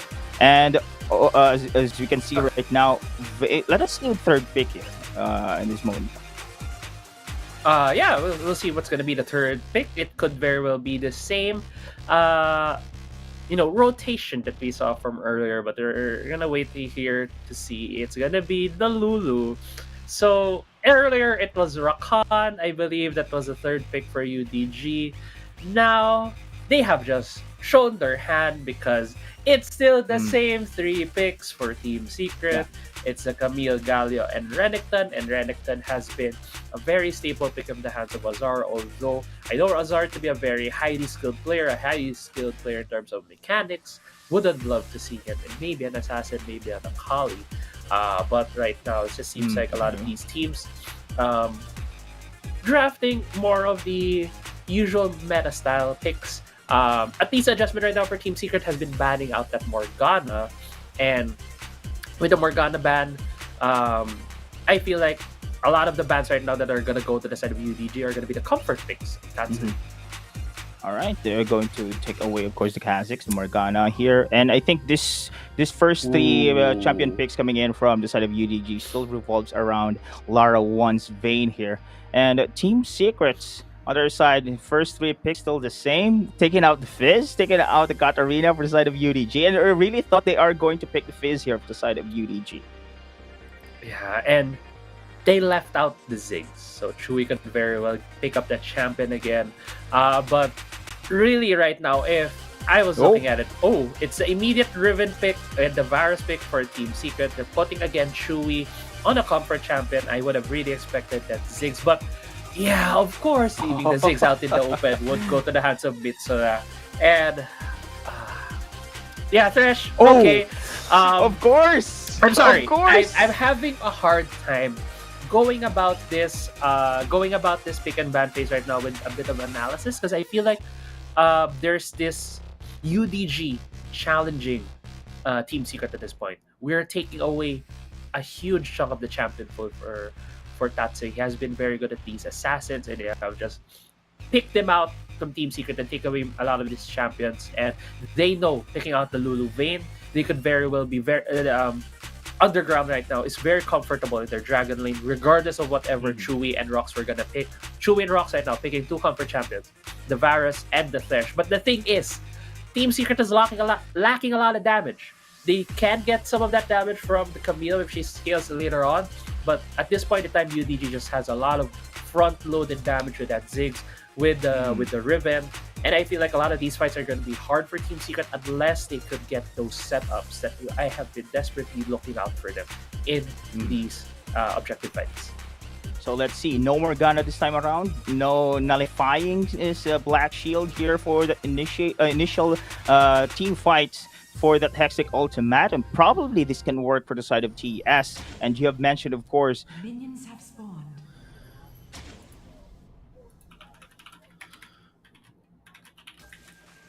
Apple, the start of our match point game 2, UDG versus Team Secret. Yeah, and UDG Team Secret. UDG didn't go for the usual start that they usually do, has been the level 1 trying to get that jump, but since they don't have the Rakan right now, they have elected to go for more the standard start. But the standard start for them at this point is just both of the dual lanes at the mid lane at this point. Larawan, Orthos alongside Rox and Chewy, just gonna have a handshake here in the mid lane. And I'm very excited here. Whenever Rox will pick the Fresh, expect heavy action because this guy is a fresh god. And meanwhile here on the bot, Tatsuri going to go for the 1v1 again. Mitsura here, and I guess Mitsura also has the advantage with the poking potential as well. Really good matchup between these two, and we highlighted these two players here in our series. Yeah, we highlighted them as both players who really love to play the assassins. Right now, Tatsuri is playing that Galio. So going to a bit more of an older pick for him, one of the more staple picks in the mid lane when Wildrift was in its early days here in the Southeast Asia server. So at least having more of a staple pick right now could very well give him a bit of that comfort. But on in the mid lane, there's going to be a gap from Sayonara. Zappy flank maneuver. Oh, what a great initiation's coming in from the side of Sayonara, but that is not yet enough. The hook connects. Lara 1 almost been poked with a piercing arrow. Again, respect. Rox is fresh. Trevor is late though in joining the fray. Chewy is still in the vicinity, trying to go for another piercing arrow. Did not hit though, but that was intense team fight in the mid. Yeah, great hook right there from Rox. It was a 2v3 situation where they got out with more health with a bit of that lane pressure. Because of that lane pressure that Team Secret was able to pull off, they were able to get the Rift Scuttle in the bot side of the map. And it looks like it's going to be another lane swap where the mid laners are now in the mid lane. But meanwhile, Tatsuri with a taunt here, Mitsura backs out. And yeah, this two teams here really know how to have this map awareness, how to go for the lane consistency here against each other here. But man, Rox, you have to be very careful on his death sentences. He's almost going to hit you here, and look at this one in the vicinity. It's gonna be Trevor as well, waiting for the right moment to jump in. He's in the brush, waiting for the right moment to jump. He has a Hexic Ultimatum. Yeah, indeed. But going to go for tower dive. The condemn hits though, and here comes the hero's entrance for the additional knockoff. First blood for the side of Team Secret, and this is what you want for their team. Yeah, that's exactly what I wanted to see from Team Secret. Making a proactive play across the map, dictating the pace of this game. It all started in the mid lane. Sayonara though is looking at his bot lane right now. It looks like he's gonna back away, going back earlier. I think a lot of the things that resulted into that kill on the bot side all started out with Rocks having that flash in the mid lane. The 2v3 essentially gave them an advantage with that hook, deal a lot of damage on Lara 1 and on Orthos, giving Team Secret the shove in the mid lane. With the shove in the mid lane, Tatsuri was able to absorb a bit more experience than Mitsura. If you look at the XP right now, level 5 to level 6. And when Mitsura went to the bot lane, he was only level 4. That kind of XP lead is very crucial between levels 4 and 5, because what do you get at level 5? Your ultimate. And at that point in time, that small advantage that Team Secret was able to get with the great play from Rocks in the mid lane escalated towards the bot side, where they could able to get that kill. Right now, Team Secret feels like they have more control over this map. They could very well pick out an objective and take it. Exactly. And look at this one, another lane swap. Crazy Apple. Now the duo is in the mid once again. I think they are going to prioritize this Rift Herald for sure, going for that early game lead. And Team Secrets going to converge here. No contest for now for the side of UDG, and they spotted here Trevor. Here comes the play and the knock up on Free against Team Secret, and Sayonara low on life, but still managed to survive. But still, they will take this battle, and it is going to be Orfrost of all the players here, and Don low on life. They pick up by Azar. And a revenge kill as well. Chewy falls down. Sayonara backs out. Tatsuri with a taunt here. And Asar, will they go for a brawl? Here comes the shield. It's not enough. Orfrost out the box. Still has the dice. Oh my goodness. Asar going to go for another one, but Orfrost will manage to survive. Sliver of health, but that was a great steal coming in from the support player. That was very chaotic. Rocks with a hook. Oh, here we go. Oh, the play with two. Don here trying to go for the punching bag roll, but it's not enough. They concentrate their firepower against Lara 1. Great pickoff for Team Secret. I hope we get a replay on that Rift Herald fight, because that was great from both of these teams. Right now, the Infernal Drake is being started out by Team Secret. They do have the numbers advantage here. Right now, Lara 1 is still in the base. And I guess, yeah, no contest coming in from the side of Team Secret. But look at Rocks here with the box use death sentence against Mitsura. Look at the Lantern trying to go for heavy aggression. And the hero's entrance for the follow-up. Sayonara being chased here. Tactical sweep for additional slows. Bursting arrow with the burst. He will fall. Orfrost will going to pop his wild growth just to survive for this heavy onslaught by Team Secret. Dead, I think I can hear Mika cheering on for Team Secret in this game too, because that was just a great series of plays for them. Going into this Rift Herald replay right now, you're gonna look right here. A lot of the members from both of these teams are just focusing each other, and Arthas was like, 65 HP Herald, give me that big Shelly right there. It takes the last hit, takes it for themselves. And right now, it's a very separated team fight for both of these teams. But look at where Azar and Tatsuri is gonna push the tempo, gonna push the pressure here. Mitsura is gonna be overextending himself because he thought he could get that kill immediately on Tatsuri, but knowing the cooldowns from both of the members, they were just able to take him down, and Rocks again his Thresh. Oh man, We are now seeing in full display why teams have been banning Thresh away from Rocks, and right now it's just gonna be a beautiful show that we're seeing from Rocks. We'll see how Team Underground will be able to take back the tempo in Game 2. Man, Crazy Apple, I just love how Rocks is fresh, enabling the aggressiveness that Team Secret has been lacking on the previous series here. I think this is a more aggressive Team Secret, that we have been waiting for. And speaking of aggressiveness, going to go for the flanking maneuver. Trevor backs out though, and Mitsura again, sliver of health, still managed to survive with the clutch wild growth coming in from Orfrost there. Azar, as well as Chewy, clearing the waves in the mid, going to go for the lane cryo. On the top though, Tatsuri going to go for the Dawn. Trevor is in the bushes. Will they go for the flanking maneuver? Concentrate on this top tower takedown. Dawn going to go for the defense. Will they be able to do so? Yes, they will. And Team Secret here giving pressure against UDG. Rocks, that sentence connects. Oh, another play. Sayonara backs out. Almost another recall for the side of Team Secret. I could feel your excitement then, because this was the team secret we're waiting for. It feels like the Yes. team secret that we're waiting for is here in game 2 with the comfort picks right now from Tatsuri, from Chewy, from Rox, and everyone else in team secret right now. Looks like they're here in game 2 to play, but still, the game is far from over. The Earth Exactly. Herald has been summoned by UDG in the mid lane alongside that 6. It looks like it's going to be a clean tower take for them here in the mid lane, which opens up the map for Team Underground. Yes, 2 turrets have been taken already by Team Secret in the top side and in the bot side of the map, but that doesn't it's also gonna be on parity in terms of map control because UDG has now easier access in the mid lane. Yep. But before we get into that vision control that could possibly be the next point of contention between these two teams, Rift Herald is up and Team Secret is looking to take this objective. Yeah, they need this Rift Herald here with mid lane here opened against the side of Team Secret. UDG is still in the game despite being pushed here by Team Secret in the early stages of the game. Man, Rox here. I think his confidence is in the game. He's in the forward. We have to look out for his death sentences. But Dawn is here with the flag canceling, of course, the contest. And Hextech also right over the backline. Showstopper for the counter. Heroes entrance for Tatsuri for the save. Knocking out Lara 1. He's very low. He will be picked off. It is going to be the backlines. Clean up party. Trapper going for Mitsura here under the turret. It is going to be a stasis though, delaying his death, but still managed to survive there. And Team Secret looking pretty solid in this team fight.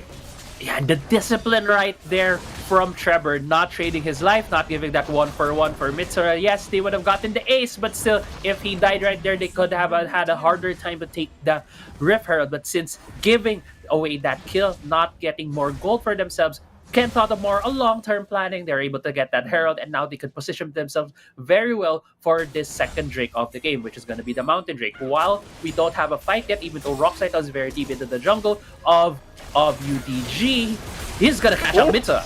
Oh man, that was great! Oh! Rox, you crazy man! It's just popping out of nowhere here. Very, very greedy play though. And Rox was being picked off, but space created somehow. Team Secret were going to transition here for the DR takedown, but UDG has the numbers. They don't have the Mega Inferno bomb for now, but Dawn here has the showstopper. But still, it is gonna be Trevor securing the Dragon buff. Unfortunately, it won't happen for UDG's Steel contest. I thought the steal was going to come right there from Sayonara, even using his ultimate, trying to get that Mountain Drake for themselves. But 2 Drakes right now are on the side of Team Secret, and we haven't even talked about the win conditions just because of how excited we are with everything that's happening. UDG has this Lulu Vayne, has that Ziggs, has a lot of damage on their team, and Vayne is a late game scaling champion. If you take away these scaling objectives like the Dragon, it's going to prove harder for her to get to that point, and also adding that adding already that the Earth Drake, right, Earth Drake. I'm sorry, I'm blanking out. There's so many things happening. Mountain Drake, right? Yeah. Thank you, Deadeye. Gives that shield toward Azar, but that's safe for them to be able to last longer in these fights. So just a lot of good things right now for Team Secret. They're still on the timer though, because it's gonna be this late game Larawan on the side of Team PPG. Oh, the mid again. Rox making some plays. Instant popping that. Stacy is there. But here comes the counter attack. UDG doesn't have the damage though. The showstopper trying to go for the contest. The revenge coming in from the side of UDG is not enough. Here comes Lara 1. The cleanup party coming in for the side of UDG is there. The piercing arrow. What was that?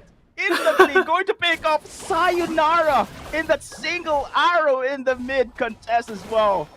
The snipes coming from Chewy. As we were talking about, this is a lineup right now that Team Secret has where they are very comfortable with. Look at the items. You can see Chewy already has that Yomu's Ghostblade, has that Mana Muna. It's going to go into a Mora Mana very soon, I believe, just because of when he bought this tier earlier on. Looking at the other items as well, Azar 402 on that Renekton. He is also very comfortable in that champ. Already has a Black Cleaver and the death stats. I think we're gonna go into the replay here, the mid lane where they almost caught out Mitsu. I don't think will die right here. But this is still a very even team fight for both of these teams, where the showstopper was utilized by Dawn very effectively here, throwing it into the members of Team Secret. Lara 1 being very forward here, but the snipes from Chewy, man. It really at least gave them that parity, that team fight that looked to be a team fight where UDG Lara 1 could have very well just snowballed from there. Right now, though, Team Secret having this pick composition with that Thresh, with that Camille, looking to catch members of UDG going to the objective. Rocks again, but Dawn is there with a face breaker. Haymaker for the follow-up, but the Hextech Ultimatum on the backline is being utilized as well. UDG going to back away the play on 2! Again, Rocks making the plays there with an instant double kill for Chewy's follow-up. Team Secret here looking good in this game too. Deadeye, if you ask me, what will be the adjustment from UDG? Oh my.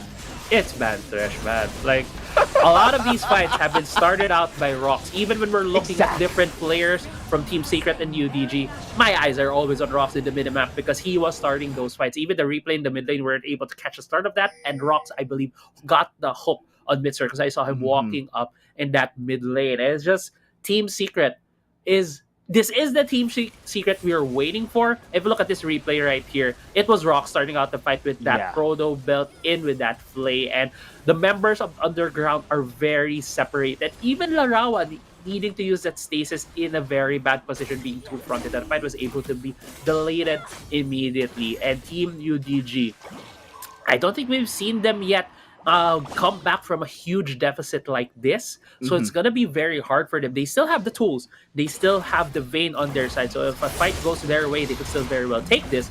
But we have to look at Rocks where he is. He is looking for that hooks right now in the middle side of the lane. Rocks, the initiator, the fresh god, making it happen for the side of Team Secret here. While, of course, the rest of the players for the side of Team Secret going to go for the lane pressure in the middle lane. They do have the Baron buff right now. Big advantage here. And, man, UDG, again, they have the Lulu Vayne combo. One of the most high-performing duo in our series here in the group stages in general. But now they are going to go for defense. The death sentence did not connect. Trevor is here. The rest of Team Secret providing still ongoing siege with a siege minion backing it up. First inhibitor turret down on the bot. Second one falls down in the mid. UDG looking grave this time around, and they cannot answer this heavy aggression from Team Secret. Yeah, and with the Baron buff that Team Secret had, it just proved to be very easy for them to take down these turrets because UDG don't have enough to be able to clear these waves. Yes, they do have a Ziggs, but the thing is, when you have the Baron buff, they're going to have increased resistances. Looks like Team Secret looking for a fight here. No more inhibitor turrets for the side of UDG here. Dawn, very low. Still managed to retreat in that scenario. Team Secret playing it safe this time around. Mission complete here. No more inhibitor turrets for the side of UDG. Now the map control truly favoring Team Secret for now. Going for that third dragon buff. I don't know if this is going to be an Hail Mary contest coming in from UDG, but they need to play it safe because a single mistake, once again, in the big clashes here, could be a GG for them. Right, and at this point in time, we are approaching 17 minutes into the game. It's also going to be the third Drake for the side of Team Secret because all inhibitor turrets are down. UDG can't get out of their base. I want you to look at the items for me, Deadeye, and tell me, who do you think deals more damage at this point? Is it Mitsur or Tatsuri? Because Tatsuri is on this Galio who's supposed to be a tank, but he's building all of these AP items. And Rocks looking for another pick. Again with a play, the death sentence connected against Dawn. Piercing arrow, instant follow-up. Hextech ultimatum, no escape for Lara 1. Heroes enters for the follow-up as well. Too much CCs, too much power. It is gonna be Team Secret clean a party. Going to finish the team fights, and Mitsura backs out. Tatsuri as well as Chewy, very low right now, but they are here to end this game. But look at the chase here. Thrush going against Sayonara there. No escape, no way home rather for the fight here of Sayonara. And it's gonna be Team Secret sealing the deal, and we will reach the distance, Crazy Apple, because game 3, we are going to see it because Team Secret secures the game 2. Yeah, Team Secret secures Game 2. And I have to be honest with you, Deadeye, and I have to be honest with our viewers. Before Game 2 started, when we were doing the pre-game talks, before the pick and bans, it felt like we were drawing up the eulogy for Team Secret in this series because of how good Team Underground showed themselves in Game 1 with Larawan. But I now admit that was a bit too early to tell because Team Secret in Game 2 showed up to play. They were left with a lot of their comfort picks. They let through a lot of picks for the side of Team Underground. And in exchange, they were able to secure the Thresh. They were able to secure the Varus.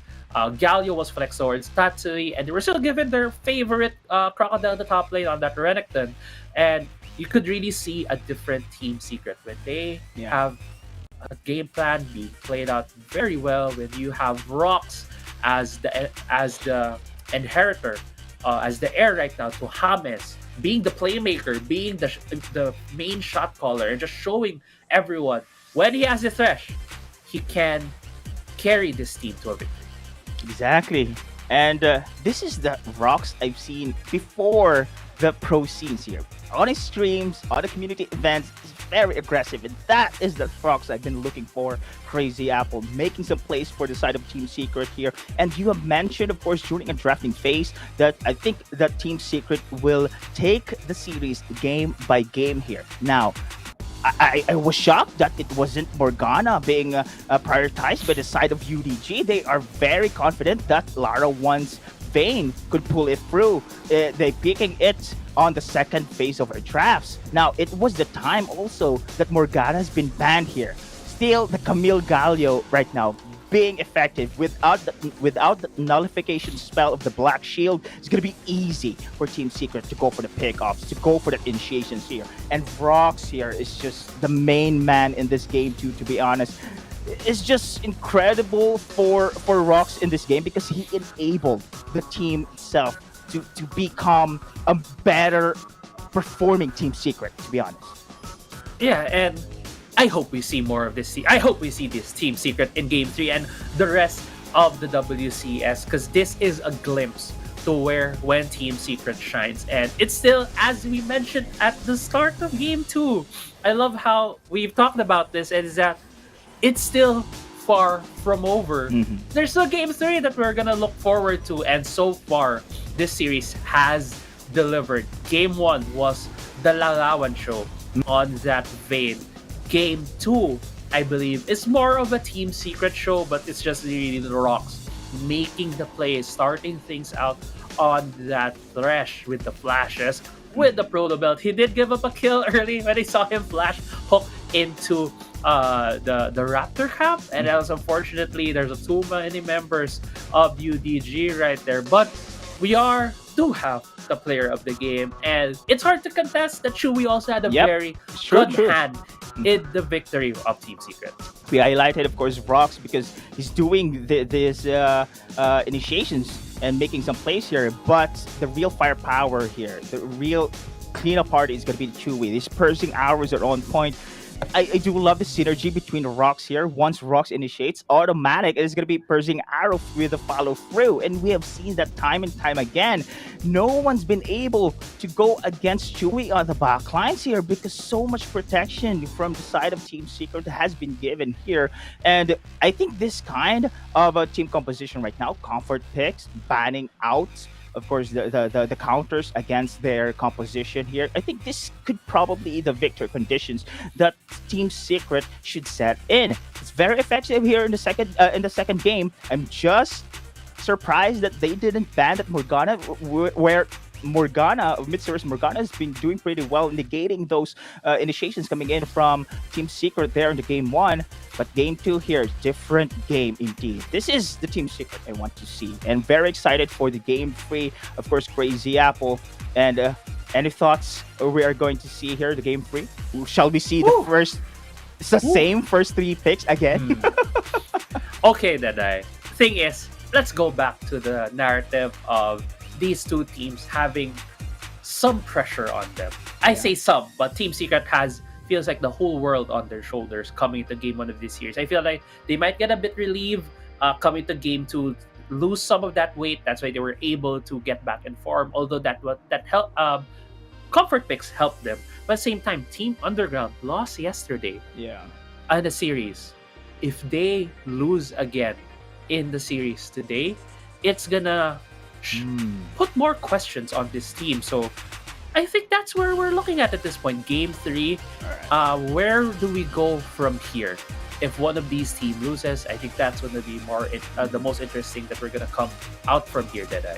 Yeah, the pressure has been shifted here after this game 2, and we'll see if this will be still our pressure game. Will it be Team Secret or the side of UDG? So we will take a few minutes break. This is That I Created with me is Crazy Apple. See you on a deciding game later on.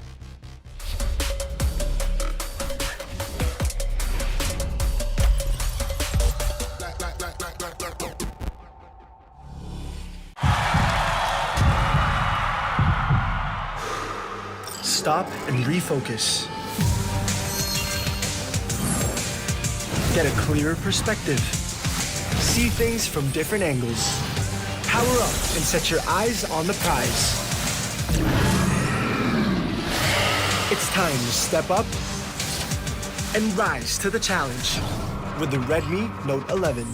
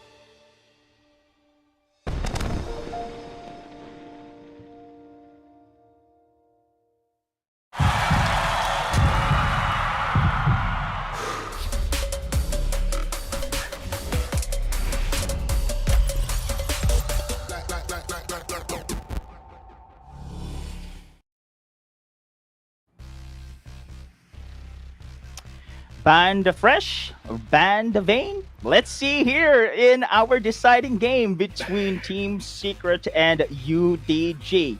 My name is Dada. Together with me is Crazy Apple, and indeed, this has been a crazy and wild series, Crazy Apple. And what do you expect? Will we be able to see the same first three picks once again in the series?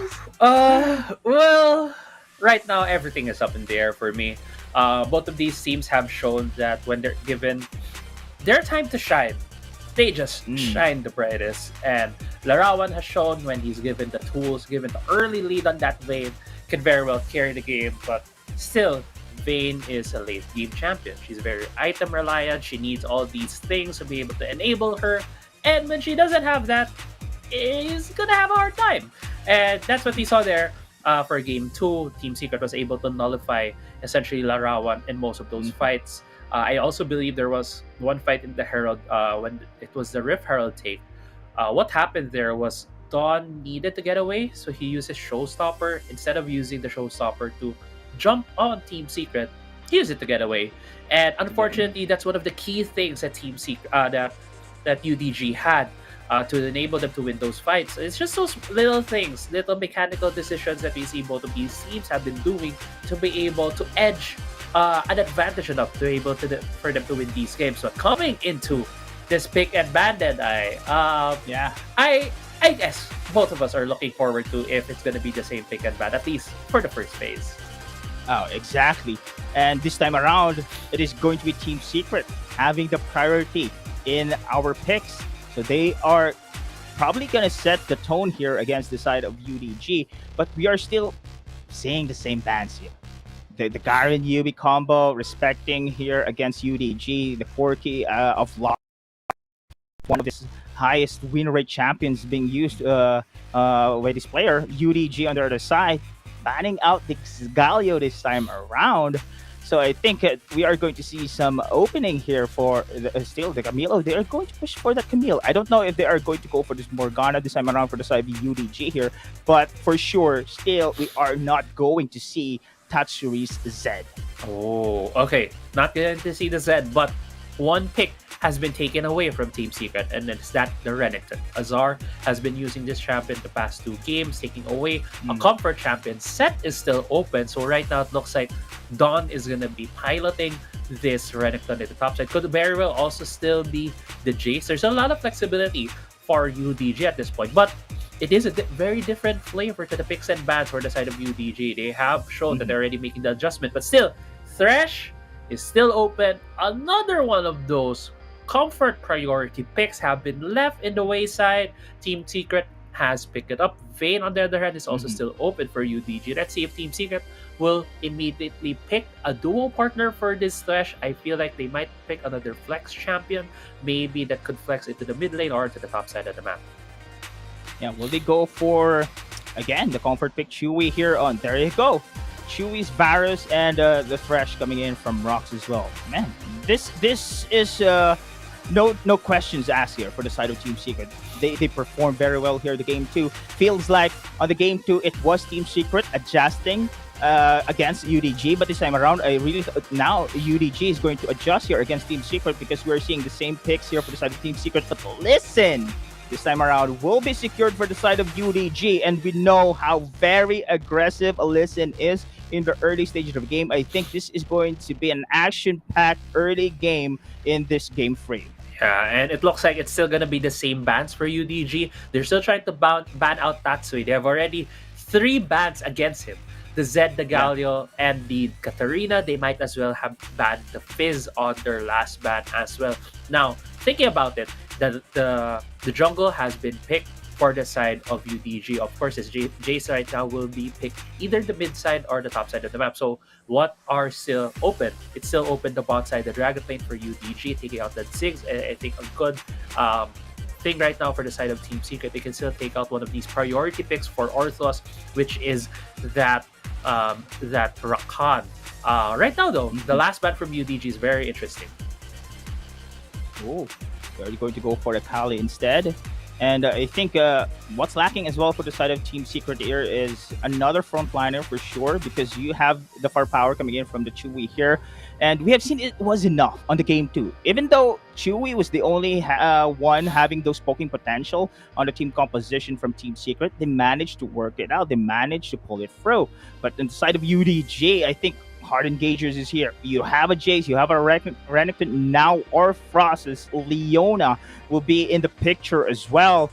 Hard Engagers here, they really need... Will they go for the heavy AP lineup here from the side of UDG? I think it still remains to be seen.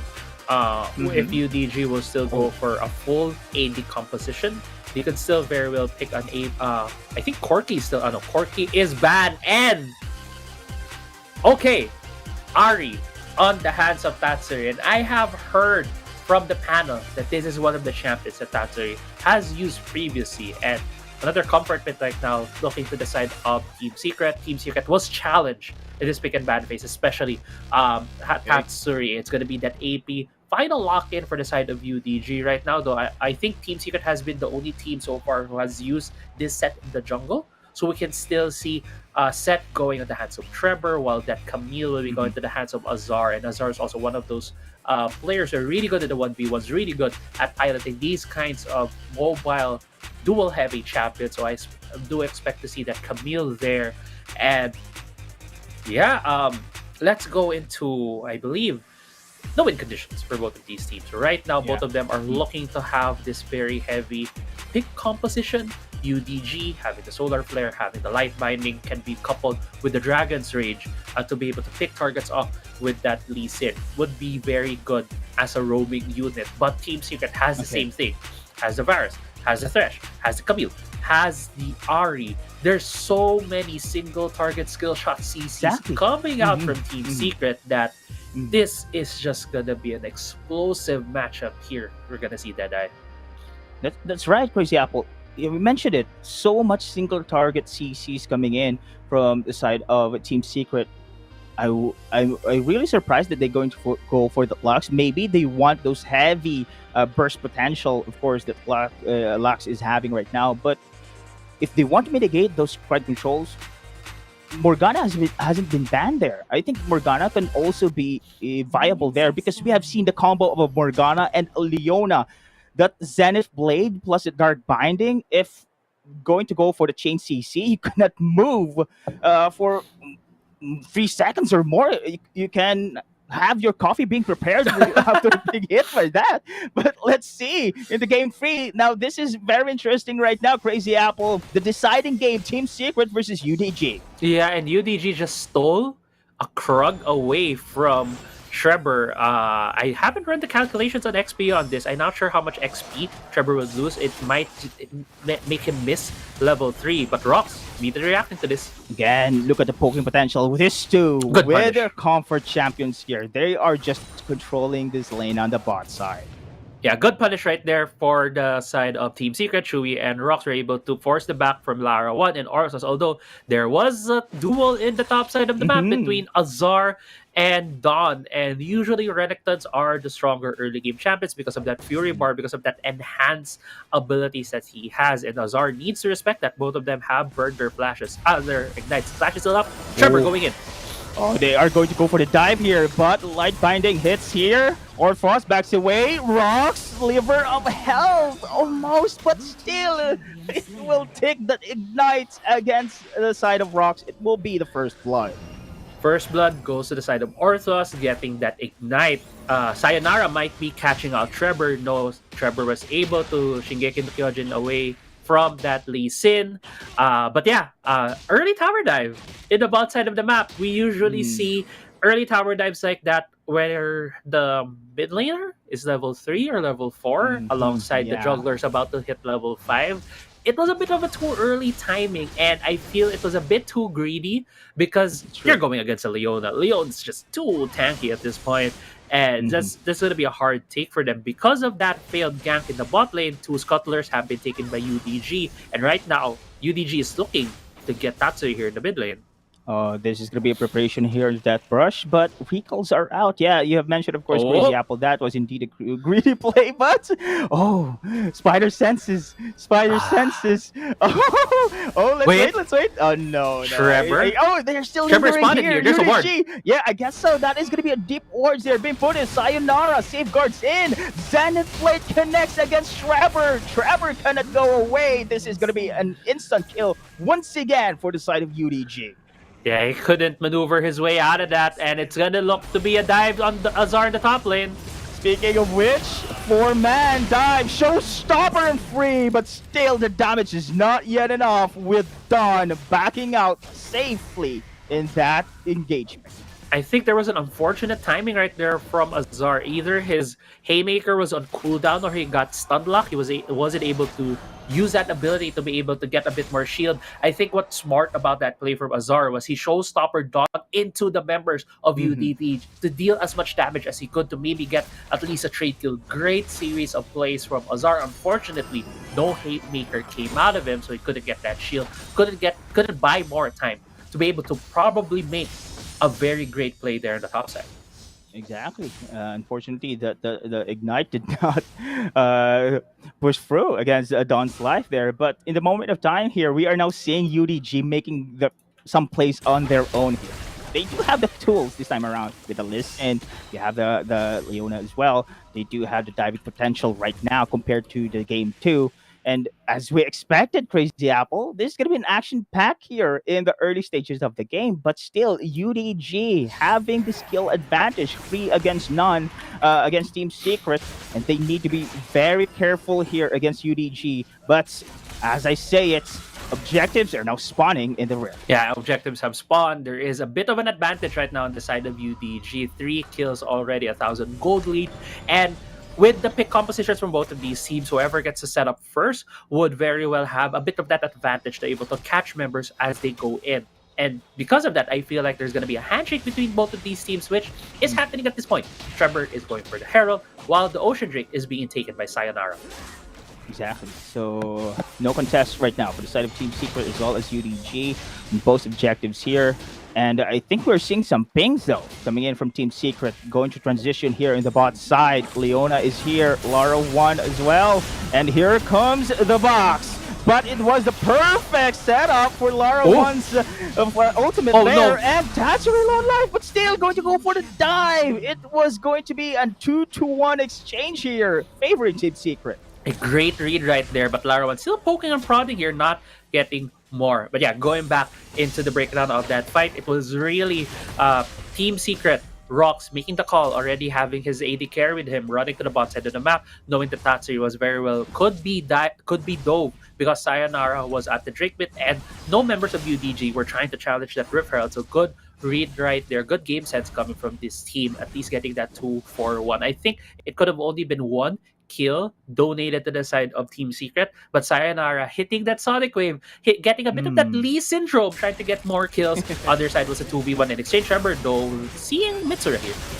I think he's out of position here, but he goes for the hook shot. Hook shot. But Orfrost is here. Zenith Blade, but the flash has been used there, coming in from Trevor. Safely escaped, but no summoner spells right now for Trevor.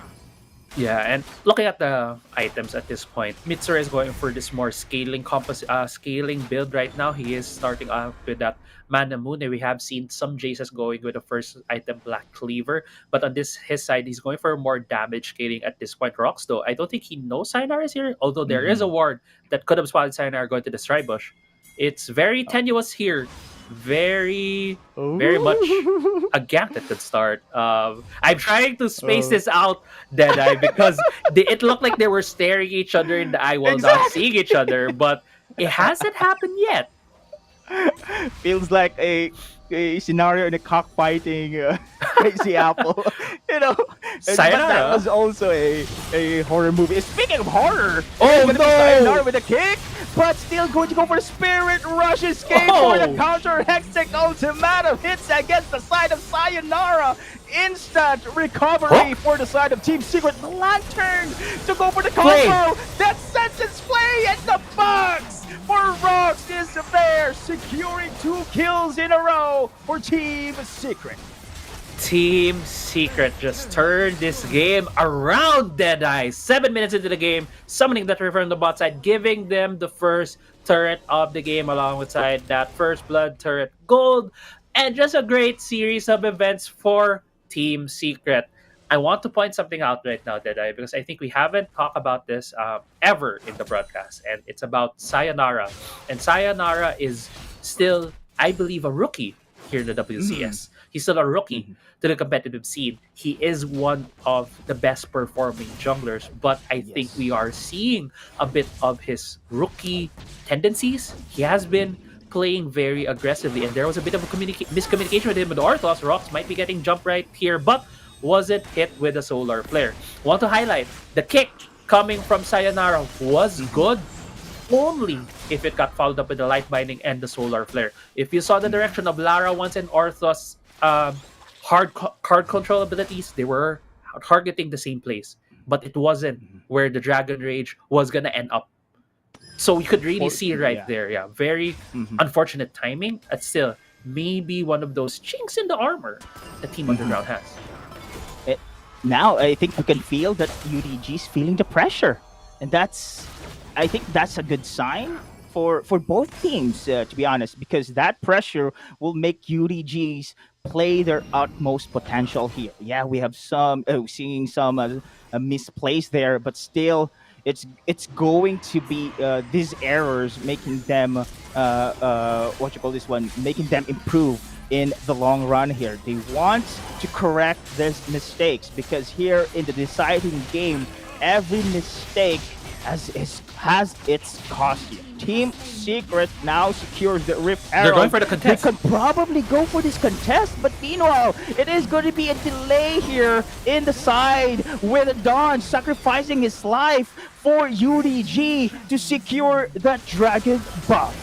Yeah, the Dragon does go to the side of UDG. Mitsura might be getting caught out here. Uses the flash to get away. Right now, the Rift Herald is summoned. The mid lane takes on the first tier turret. It's going to get another tackle here, the second turret.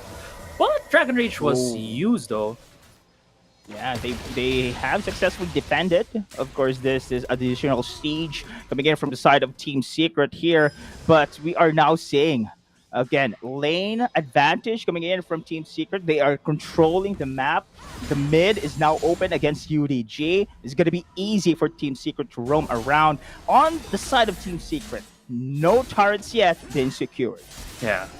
Now, Deadeye, let's get back into the flow of things. At this point in time, there has been a lot of action. Herald was taken. Let's take stock of where the items are at.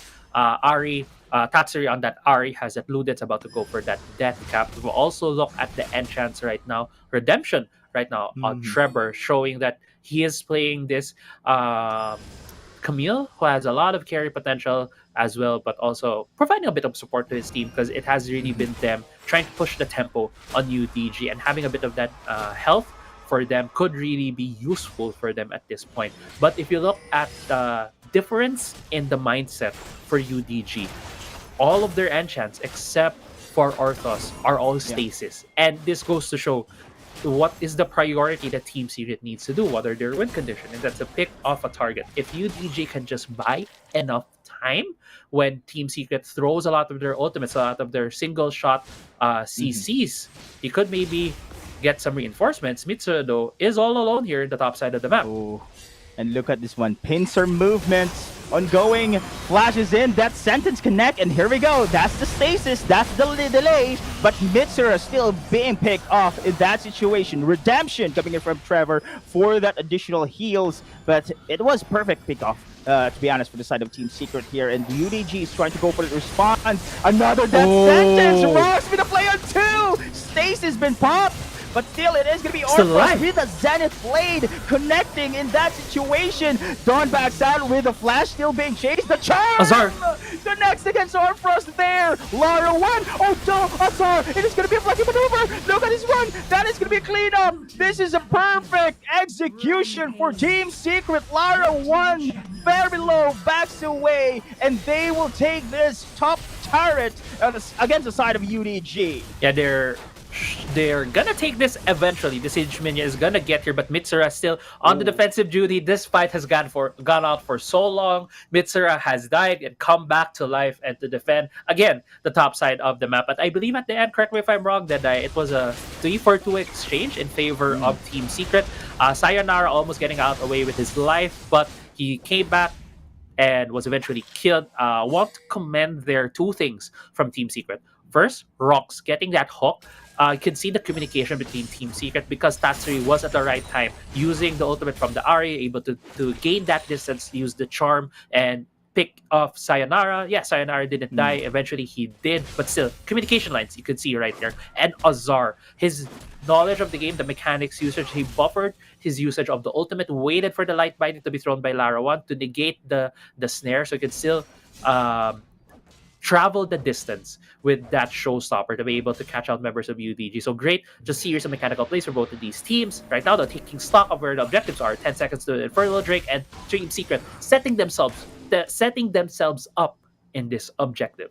Yeah, they are creating barriers right now for the side of Team Secret. They want this another dragon buff. Infernal Dragon, mind you, going to go for the scaling potential here. Azar trying to go for that bouncer mode here, but Dawn is here. Orthros, Zenith Blade, initiating the team fight here. The Son of 2, and the follow-up as well. The Showstopper trying to pick up as well against the side of Orthros, and the rest of UDG scattered back. Hextech Ultimatum being used. Lara 1 for the stasis, but it will delay Justice death there. A rampage kill for the side of Shui, going for more. This could probably again a GG for the side of UDG. They have minions. This is it. This is it. Secret will secure this win and the revenge for this match for Team Secret has been achieved.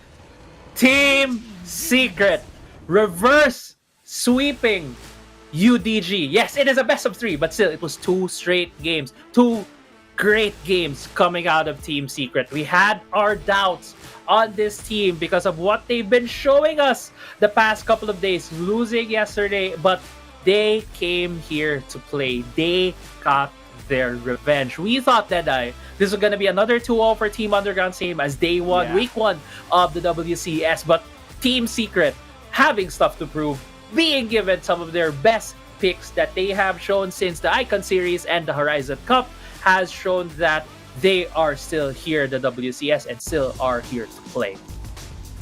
What a great series coming in for the side of Team Secret. I do believe they needed this win here.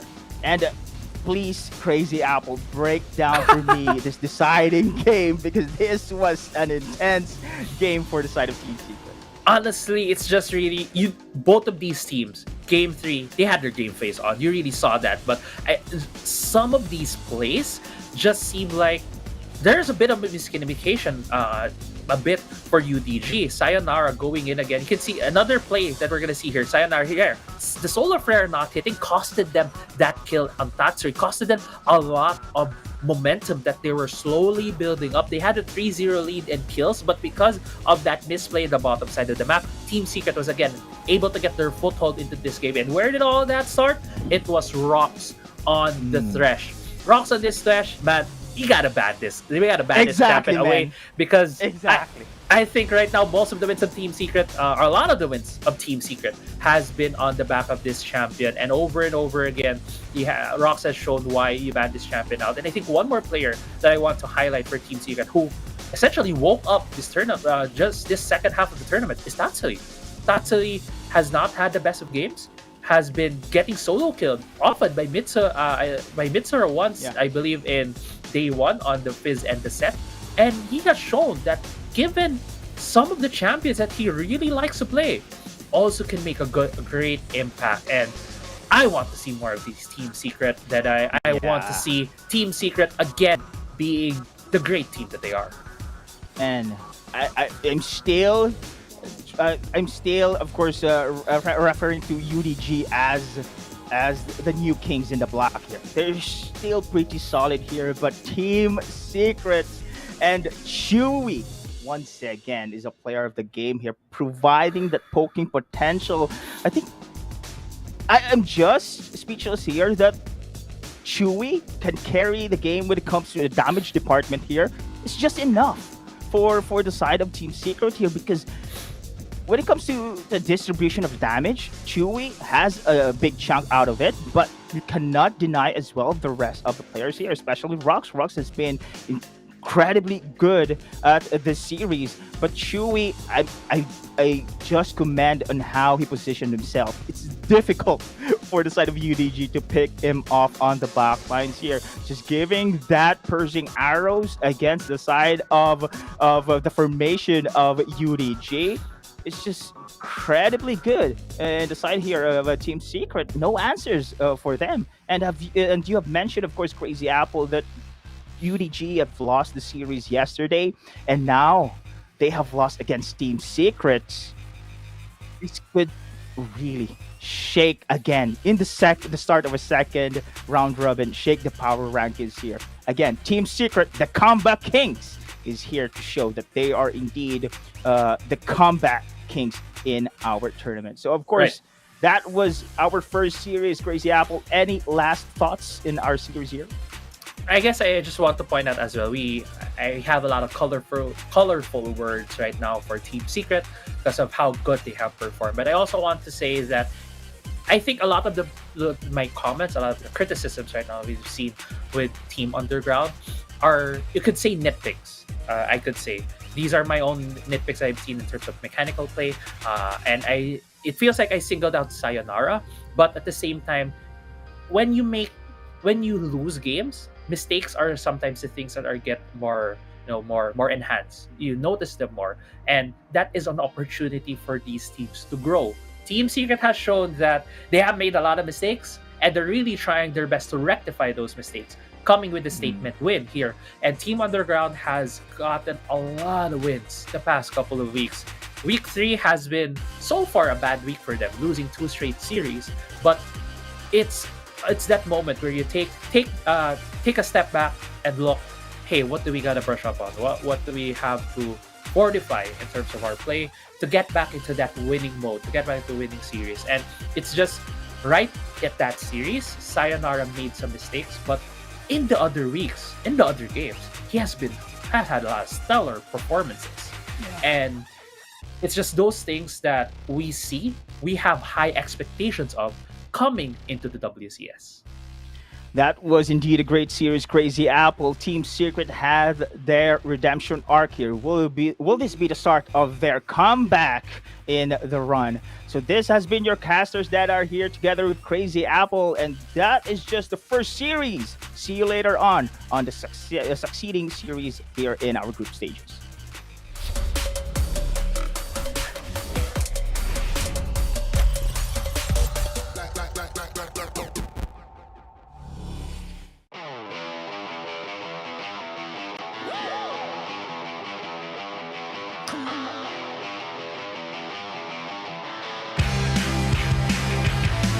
Bright light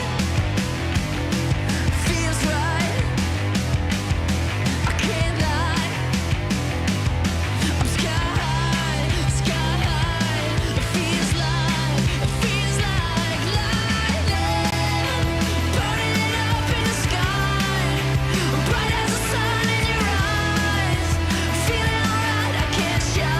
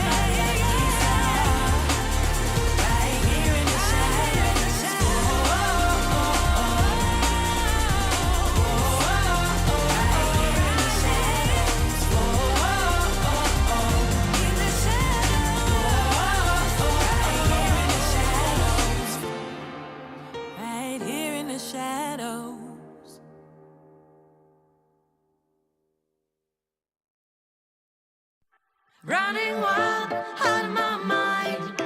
Hold my breath, cause I'm ready to make a move. Got nothing to lose.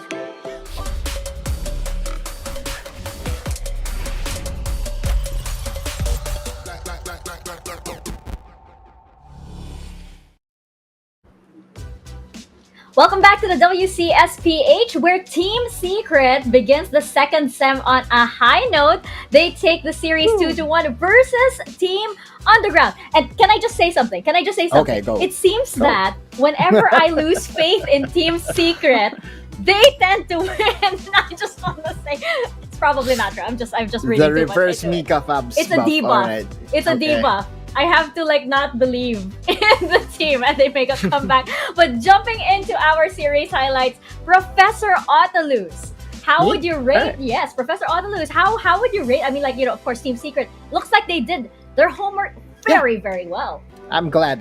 This is again prior to us giving. Actually, during the time that I was giving my prediction, I did say that if there is an opportunity for Team Secret to take a game off or slash a series off of UDG, they have to utilize a pick composition because yesterday I saw it against FLA. There were glaring, I would say, weakness or attack points in the UDG composition whenever the opposing team goes for pick composition. And on game number 2, game number 3, the big difference for me in this performance and their performance during day number 1 was Thresh of Rocks. It was left open today. Unlike during day number 1 wherein it got respected. Remember, Thresh being banned and then Yumi got open. So, Team Secret played to their homework. So overall, very good job. Yeah. Yeah. What about you? I feel weird calling Infinity Professor. Look at him. I'm too young to be called Look at him. professor. Maybe Look at him. mentee of Autolus. Well, the teacher's assistant Infinity. What would it be? I'll just call Yeah. you the teacher's assistants. But yes, I mean, for Team Secret, we've been very, very harsh on them. But it looks like there's something at least that they can build upon coming into the second round, I guess, of the WCS. Yeah, absolutely. I mean, they're slowly getting back into their championship form, and what Autolus has talked about a while ago about Game 1, Game 2, Game 3, like the win condition, pick comp up against UDG, and I want to elaborate on that. In Game number 2, more specifically, they had Thresh, they had Camille, all these pick champions that absolutely just smashed when it comes to that bot lane. Like, their main target is Lara 1, and we all know Vayne comes up in the Rift. It's all about that late game. If you have that early lead, you're going to be perfect and just outright great when it comes to that late game, mid game phase. And that is the target of Team Secret. They disabled that winning condition, they disabled that scaling of Lara 1, and when it just came up about 2 minutes and 30 seconds, there was a pick onto Lara 1. After a couple of minutes, another kill onto Vayne. And then after that, Lara 1 didn't have that opportunity to rise up. Unlike that game number 1. So I think that is just how Team Secret is doing it, and just to support the idea of what Autolus has stated a while ago about this pick composition that Team Secret has done for the series. And for game number 3, we saw same strategy, but a double down, like picking Ari for Tatsuri. And I know that we will be talking to Tatsuri in a bit. And this is an overextension again by UDG. UDG is the type of team that really just goes in. And if you are prepared for that, having the right pieces at the right time, that you could punish this, guys. Look at this highlight. Azar, bam! All right, that basically sums up the series for game number 3. At one point, UDG was in the lead, but overextensions, overplayments, and the layering of CCs needs to be practiced for UDG to have a cleaner game next time out. Was that did you mean during game 3? Yeah, during game I'm number actually 3. I'm actually really curious as to at what point they did lose game number 3. The overextension, when they were getting the dragon, there was a choice for them to just get the dragon and just play it safe because of the composition that they have. They were 4-0 at one point, right? And then they dove the tower at the bot lane. That was botched. Team Secret was able to answer. Another dive on the bot lane, this time on Tatsuri, but Tatsuri with the Ari was able to escape the danger. So At that point, 2 times in a row, that's a tilter. That really was the difference maker for me on game number 3.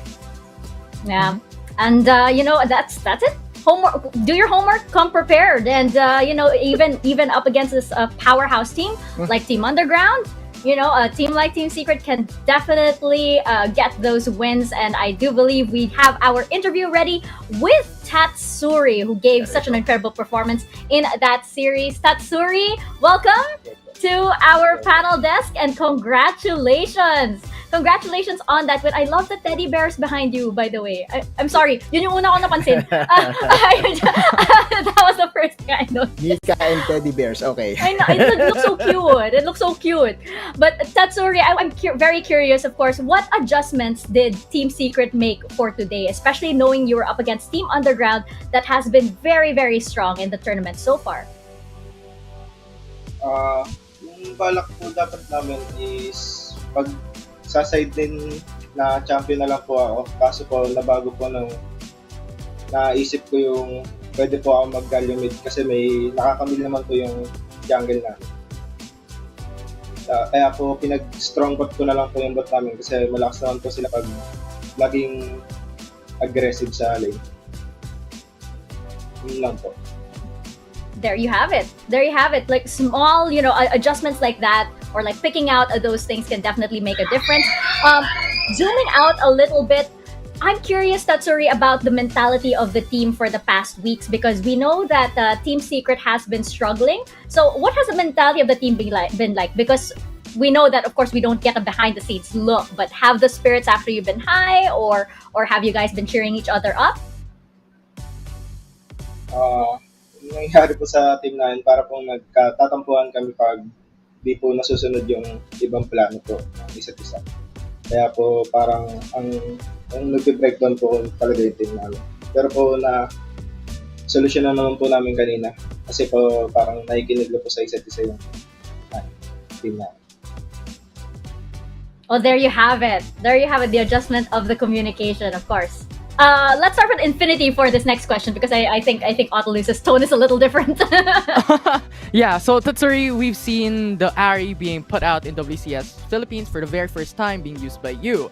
So is this specific champion being practiced like way back, or is this a specific preparation up against UDG for the series? Sa totoo lang po, kakasuggest ko lang po kanina at kakagamit ko lang po. Kasi di po namin ginagamit sa Cerebrum, never po. Parang may nag-last loob lang po ako na pwede po yung Ari kasi bagay po sa account namin. Hidden Wow. card. Hidden card, Mika. Wow. Apparently, it's so well hidden that even the rest of the team didn't know, right? Autolus. Tatsuri, ako chill lang yung tanong ko, pare. Alam mo naman laging happy lang tayo, pare. Unang tanong ko, curious ako, pare. Yung kitchen, kumbaga, paldong-paldo pa tayo, nakakuha tayo ng bagong kwarto. Nasaan na yung kitchen buff?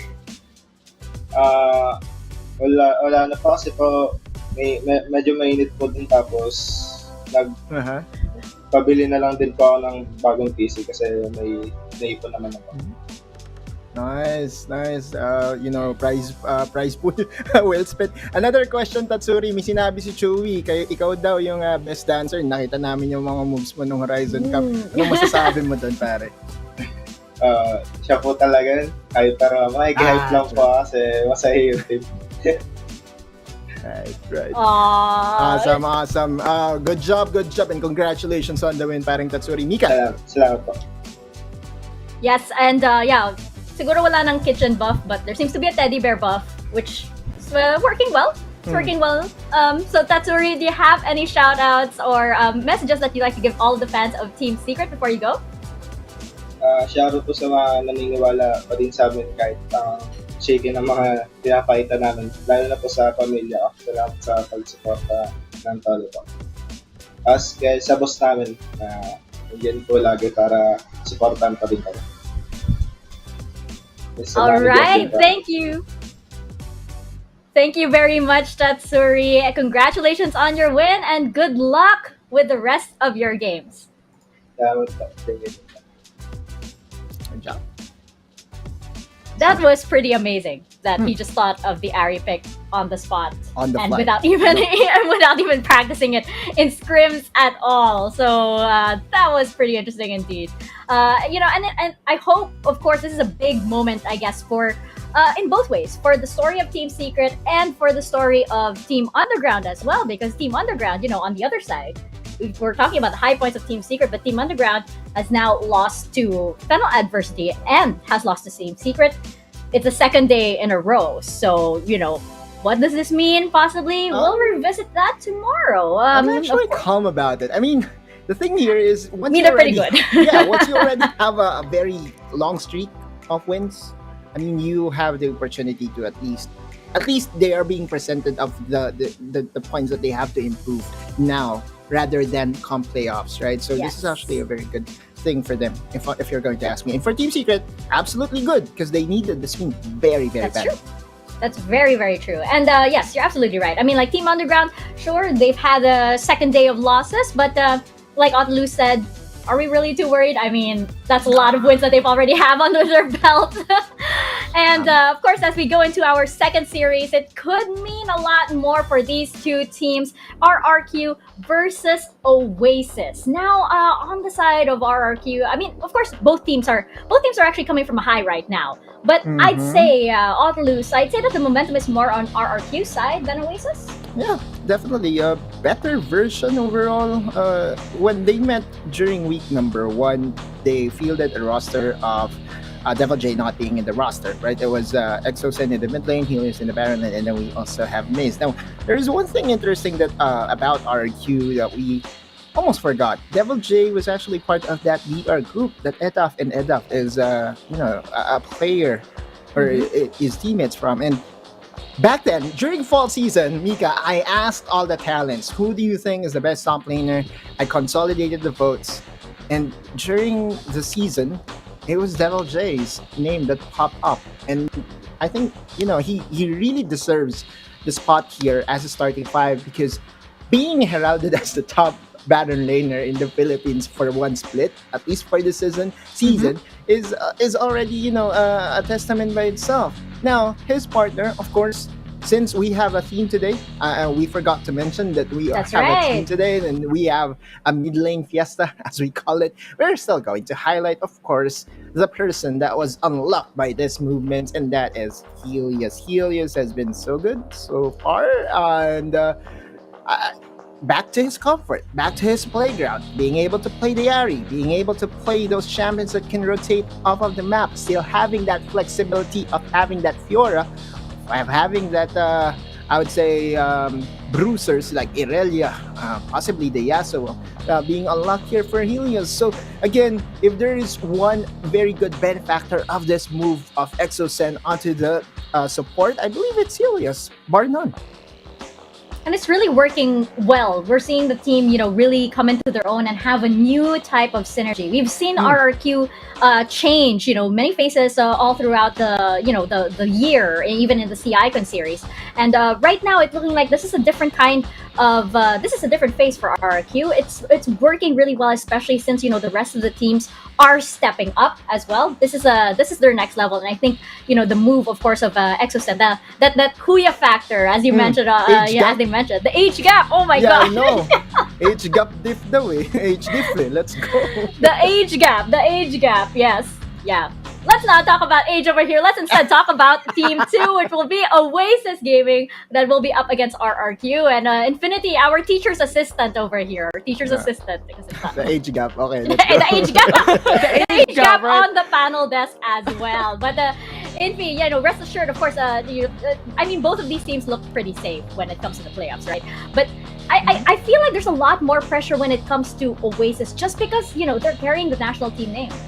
Yeah, absolutely. They're representing the Philippines for the Southeast Asia. So we'll see how this performance will go. But I'm looking at Oasis Gaming at the moment. I like how you mentioned about a while ago a certain term, the uprising, or like the improvements coming up in Oasis Gaming. Yesterday, right? Won against Team Secret 2-1. And now they're looking very, very clean. And now it's just amazing to see. And like Vayne being respect banned consistently up against Oasis Gaming, the twin buff coming in from Oasis as well. So these are the things that is actually really, really powerful from them. And going into the solo player highlights, as we've talked about throughout the day, we're going to have mid lane, Edda. Right, Edda has one of the most flexible champion pool that we've seen among many others in the mid lane, having Zed, having Lucian, Corki, Akali. So a lot of things coming up for Edda. And as we're seeing right now, the kill participation of Edda is 67%. And this just focuses on how Edda plays with his team and consistently how Oasis Gaming plays overall. Yeah. And I know that the champions on your screen right now might not reflect the flexibility that he has, but we definitely know what he's capable of. I think it's yeah, I guess two Akalis can be pretty flexible. Yeah, yeah. We it have should a be meme interesting. in League of Legends community. It's two Shens. That's way back. Age gap, okay. But Age gap. here with WCSPH, I can't we have relate. two Akalis. I love it. And of course, Infinity just has to chime in and say, I can't relate. Yeah, of course. Age gap. Sleep early, Infinity. Of course, yeah. Going into our head-to-head for our mid lane madness, we do love these teams because I feel like the players are really can really shine through these teams, and of course the roles of each of them. Now, Professor Otilus, what differences are we expecting here from Helios and EDAP, especially since Helios has more or less adjusted to the RRQ versus like what we saw on their debut match against Oasis Gaming. More champions in his disposal. Helios difference. Edaf has a Corki. I feel that's basically the thing that I'm thinking about whenever I'm asked this question of Helios versus Edaf. But throw me a more spicier question of who I think is the better mid laner right now. I think the answer is Helios. Although Edaf has been very solid, Helios is just on another level right now in WCSPH. Definitely a star player in the making for RRQ. Yeah, I mean, we've seen him last year, right? RRQ Helios consistently with a Twisted Fate. If you're a mid lane, Renekton mid lane, like the Bruiser mid laners that Helios was putting out for his team was absolutely insane, right? And I believe Grindsky is a champion that is first put out by Helios in WCS Philippines. So when it comes to the flexibility, when we're talking about champion pool, you have all these champions in disposal for Helios, as you've talked about a while ago. Yeah, and I just suddenly remembered. This the previous time that they met up, that these two teams met up, wasn't that where Oasis Gaming brought out the Yumi top lane? Yep. That was the game, right? Yep. That was the game, indeed. Yeah. And where I think Helios was still the Baron laner, and then it was Helios really having a free lane, so to speak. Yeah. Yeah. Right. That's why it's going to be really interesting to see how this series plays out this time around, especially since like RRQ has now has a better mix, I guess, so to say, compared to their previous series against Oasis Gaming. Now, I think we're again pretty unified in our predictions, though. Infinity, just checking. Oasis versus RRQ. Which way is your prediction going to go? I'm going for RRQ for this one. I believe RRQ's performance throughout the past few weeks has been amazing, despite a lot of changes in the roles. They're performing really, really great. And Otilus? Oh! Wow! The jersey flex. Wow! How is the jersey, by the way? Is it nice? Like you say, I just wanted to do that, no words. I love it. I love it. Now, if I you love want it. me to vote for you guys, you know what to do, okay? I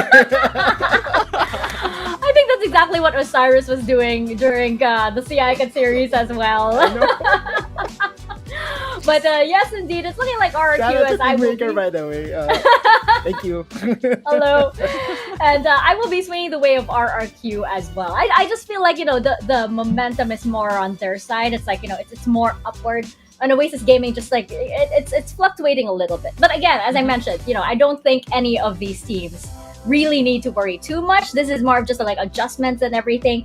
And of course, impressing all of the professors here on the panel and the casters as well. And on our second sem, so to say, of Wildrift Esports. Now, again, our consequence for those who have not manage their predictions is a shot of vinegar. And so far, we actually settled because we were pretty unified in our predictions earlier. We actually settled this in a gold lead or a gold difference rather from the first series. So that was a cumulative gold lead. And surprise, surprise! I didn't realize this, but it was actually Dashinity.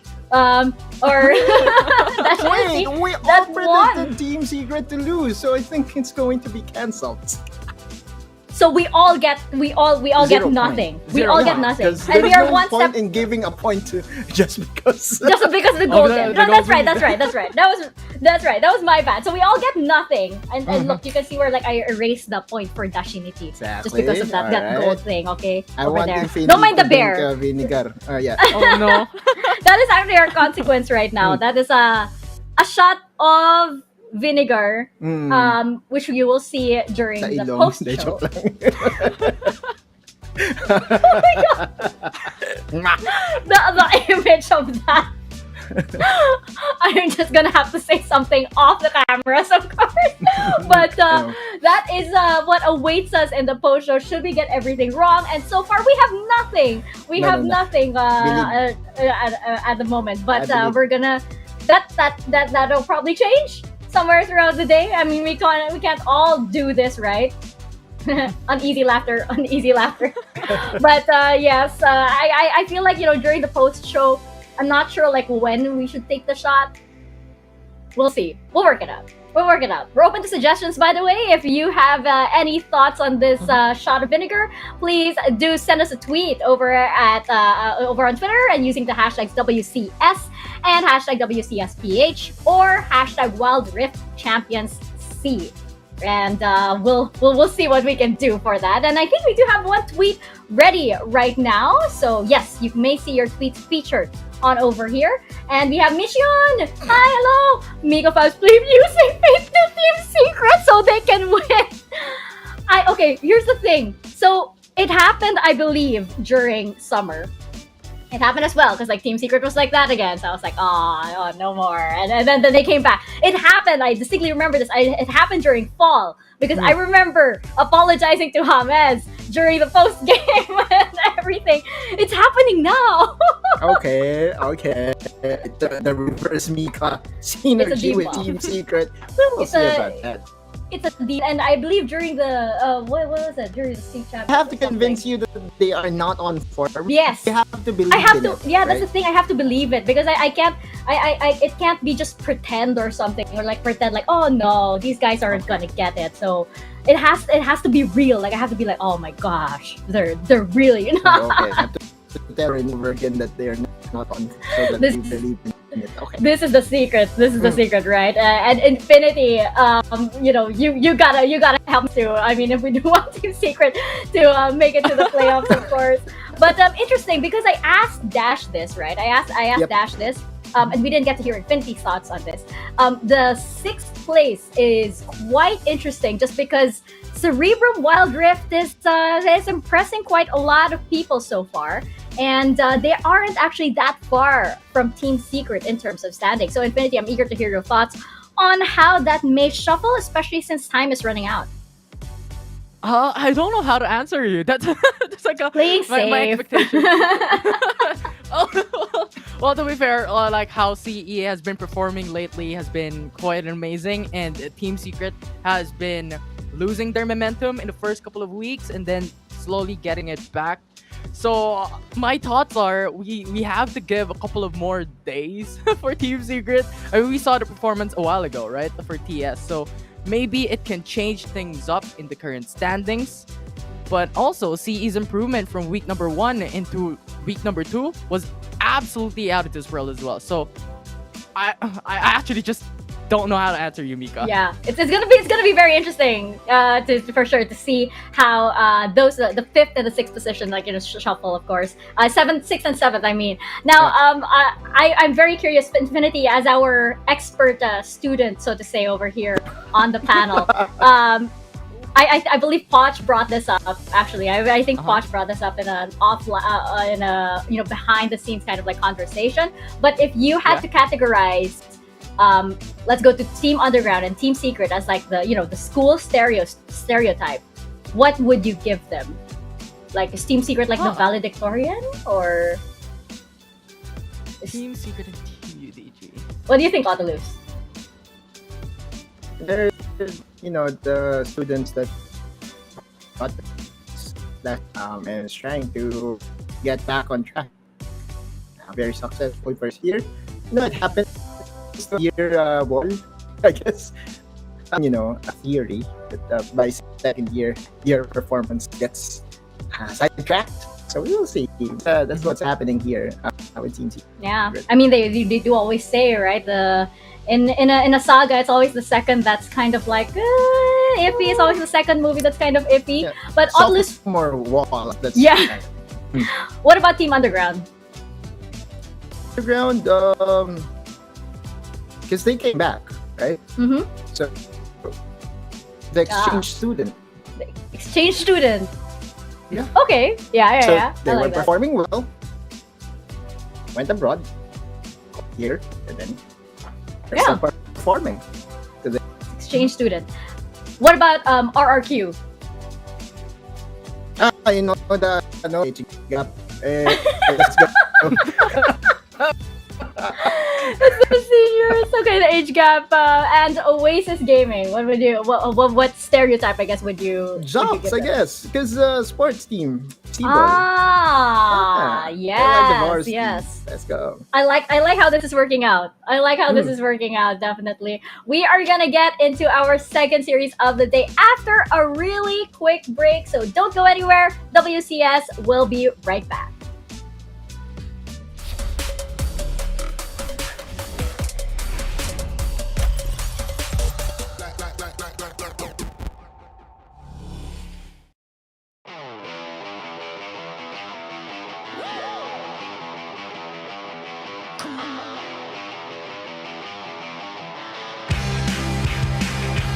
A bright light feels right. I can't lie. I'm sky high. It feels like lightning, burning it up in the sky, bright as the sun in your eyes.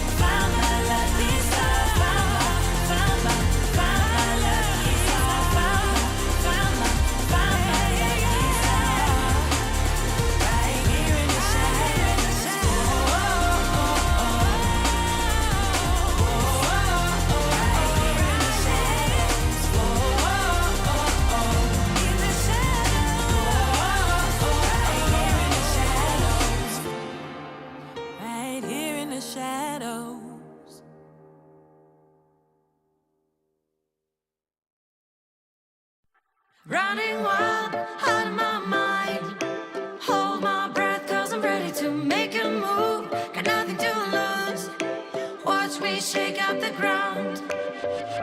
Have you seen a phoenix rise? Rising up above the deep blue open skies. Knowing that the way is right. Guided by the secrets of an undiscovered life. Have you heard the ocean cry? Shallow waters carry silent goodbye. Diving deeper than the sea. What you find is what you get, and I found a part of it in me. Running wild, out of my mind. Hold my breath, cause I'm ready to make a move. Got nothing to lose.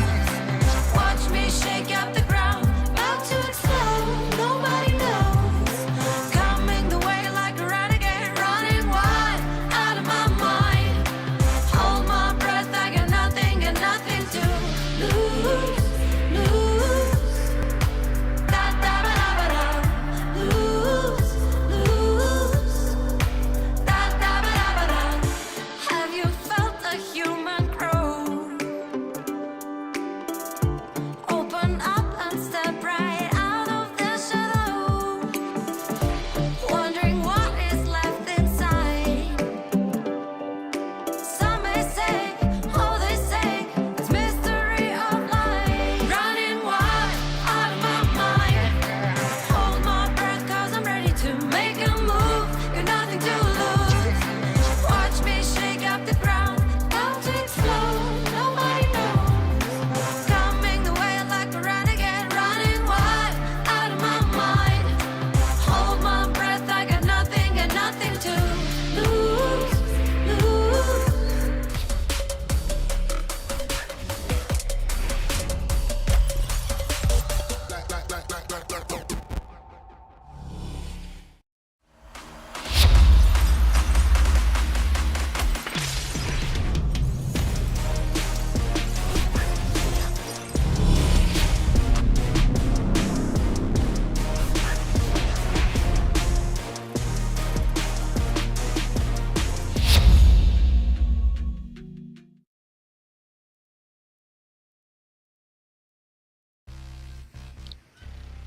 Well, it's gonna be the seniors versus the jocks here in the second series, Crazy Apple. And of course, our academe matches still continues. My name is Deadeye. Together with me is Crazy Apple. We are still going to be your shoutcasters here in the second series. Still an intense match because here is the redemption arc for RRQ this time around, because Oasis Gaming on their first round robin here just taking down that series 2-1. What are your thoughts, Crazy Apple?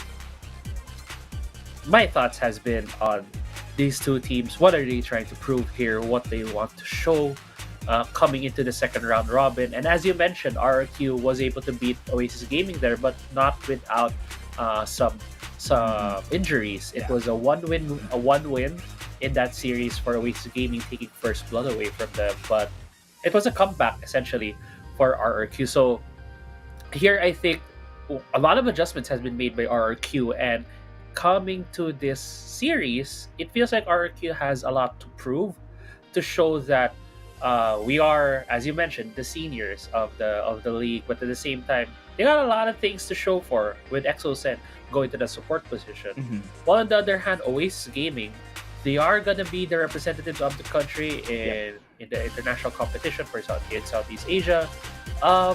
They also have their own things to prove, especially after winning against Team Secret yesterday. They got a bit of that momentum. Let's see if that's the show here in this series against RRQ. Yeah, that's true. Both of these teams have pressure in their shoulders. Both of the teams also have this transitioning happening in their roster. Like, of course, we have seen the Dragon here. Usually he's the carry before now going to fill in that role of a support. Same thing is happening here for the side of RRQ, especially on the first round robin series. Changes in the roles here, changes in the rosters now. I do think that this roster right now, with Exosen in the support, Helios in his comfort mid role, and as well as Devil J on the top side, looking pretty strong. And I'm very excited here because this is not the official roster that they faced on their first series against each other. What will be the results here? Oasis Gaming still will be able to take RRQ down, or this time around, the full potential of RRQ will show up? Yeah, and that's definitely one of the things hanging on these teams at this point. The hanging question we have. Also, Oasis Gaming has had their own fair share of roster shakeups. They have been playing both Etaf and Renzi as their jugglers. They have been substituting them in between games, and I think we're gonna see Etaf today. That's yes, true. definitely. Here right now, we do see in the start of the pick and ban phase, a lot of things shake up, a lot of things changing, but a lot of things remaining the same with some of these members. We do see here Devil J has Helios, Marky, and Exoset outside of RQ. We'll see what'll be the first couple of bans, because one of the things we do expect coming to pick and ban phases for RQ is they often put Marky on that magic damage champion lineup there in the bot side of the lane. That's true. That's true. And Marky as well and Exosen here has that AP combo wombo on the bot side. On the side of Oasis Gaming here, we have seen Demon Kite going for that AP role as well, with Dragon on that heavy initiator support. They have also tried to go for that heavy AD damage. The Vayne and Lulu combo was very successful for the side of Oasis Gaming as well. But this time around, on the second series that they face each other here, I think Comfort champion picks will be banned here. That is going to be the Zed. Of course, Helios here, we have seen him on the Zed. Akali has been banned as well. But on the other side, there you go. The Vayne has been taken down for the side of RRQ. Corki as well. Mostly it is going to be Demon Kite's champion here is the real threat against the side of RRQ. Yeah, and we see here, like, what is the champions that RQ wants to go for?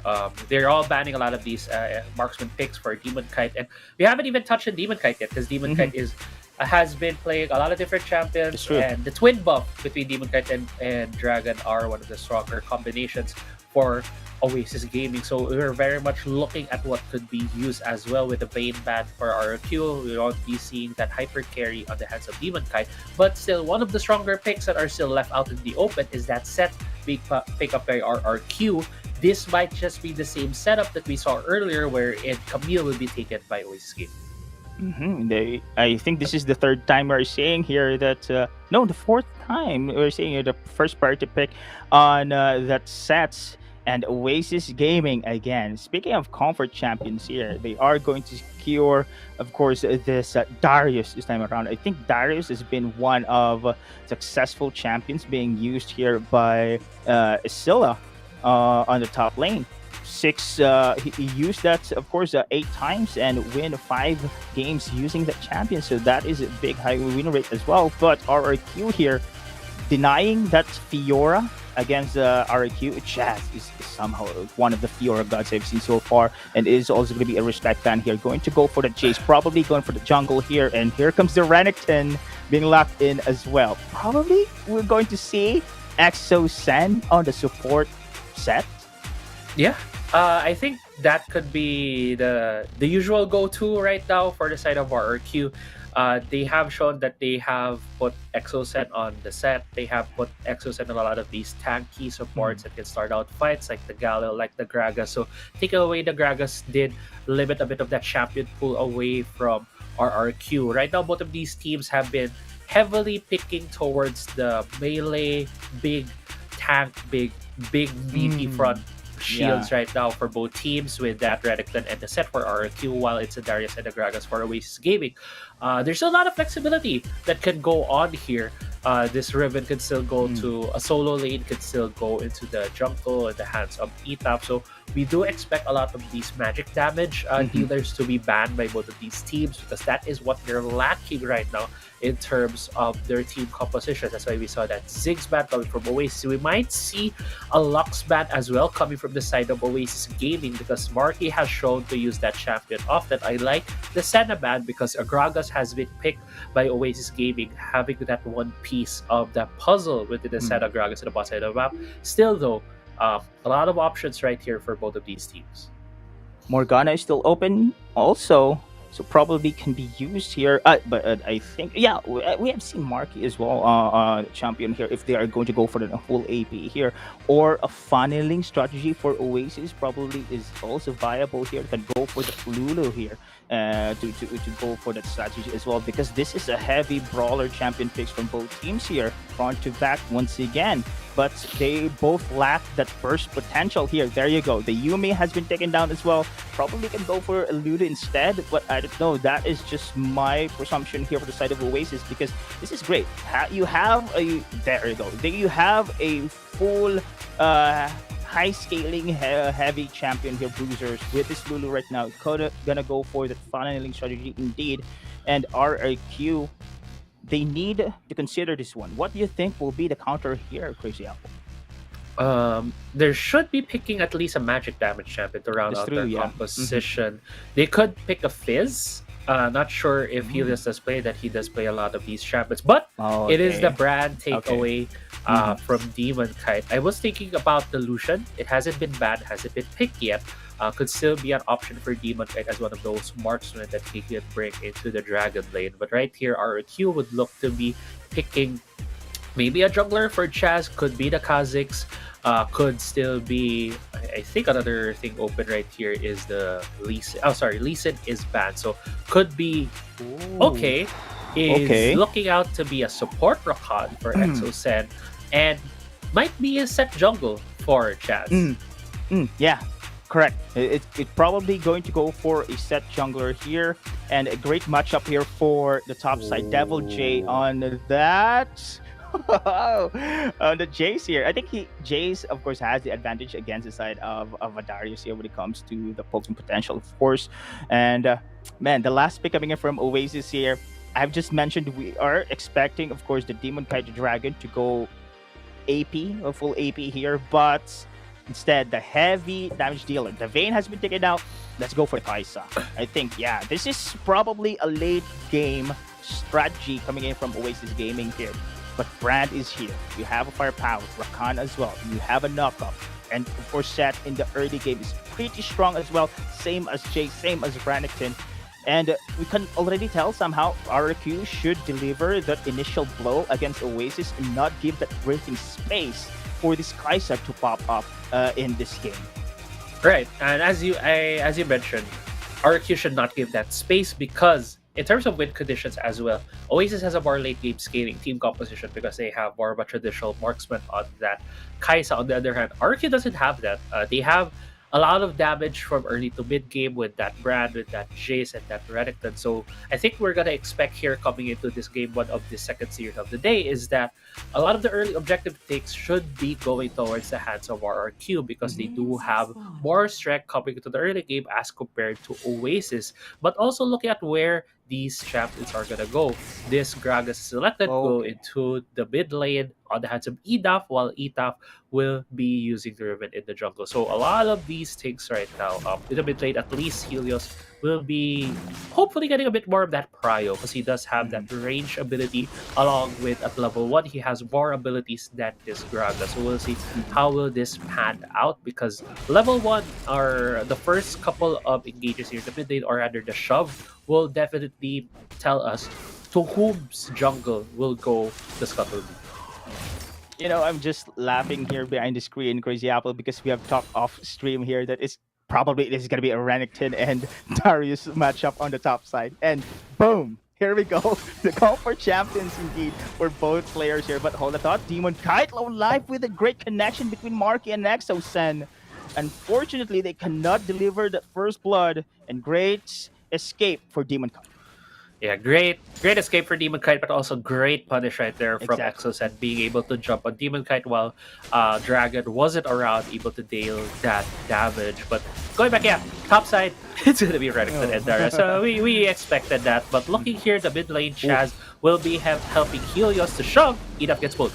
Great CC, but the body slam trying to mitigate that combo coming in from RRQ, saving ETAP in that situation. But Exo Sen is still here. The flash, though, is still available for EDAF. It did not connect, but EDAF already used the body slam. You should be very careful. They do not have that vision here on the side. But luckily, of course, RRQ will back up. Yeah, the barrels just enough for Edith to be able to shove out Helios into mid lane. Was able to also effectively use the body slam to be able to deter the fight that Chaz started. It became a handshake in terms of scuttle control. Top side has gone to the side of Chaz, while Etaf was helped by Demon Kite and Dragon to get the bot side because they very well knew Exo was in the river. So it was a man disadvantage for the side of RRQ in the bot side with the map. Now we are 2 minutes into this game. We are about still 2 minutes away from the objectives, but let's go to that because objectives is gonna be the big part of the composition right now for RRQ because they are gonna be stronger at that point in time by the virtue of their champion. So we do expect Oasis to maybe respect that for the side of RRQ because they're gonna have a hard time. This guy is gonna have a lot of different items, as we say in the Philippines. She's gonna have Sally Star items right here. And again, she's turned low by Exosen and Marky, again showing their dominance here on the bot side of the map. But to expect Demon Kite to not have a completed item when the first objective does come out. This is somehow a warning sign here against the side of Oasis because that was twice in a row we have seen so far heavy aggression coming in from Mark and Exosen, and Dragon was way back. If that continues here, it's going to be Democart being punished time and time again. And now Dragon will stick to his partner here, to his twin, providing that defense. But hold the thought, in the middle lane, a 2 versus 1 situation is happening with a Wind Slash, securing the first blood. Yeah, we weren't able to catch the start of that fight, but it looked like Edaf was able to catch Helios with explosive cast, was able to throw most of his damage onto him, and Edaf just came in running on that ribbon, dashing towards Helios, was able to get him with that wind slash. And this is going to be a 1v1 anime battle once again. The Renekton versus Darius here, but poke, poke, poke. Where is the name of the game here? So which Chaz rotating on the top side, going to secure this Scartler vision, preparing for this objectives in the Wildrift. Yeah, the objectives are gonna be where we're looking at as well. In terms of items, Chaz is gonna go for Triforce instead of the Black Cleaver that we've been seeing.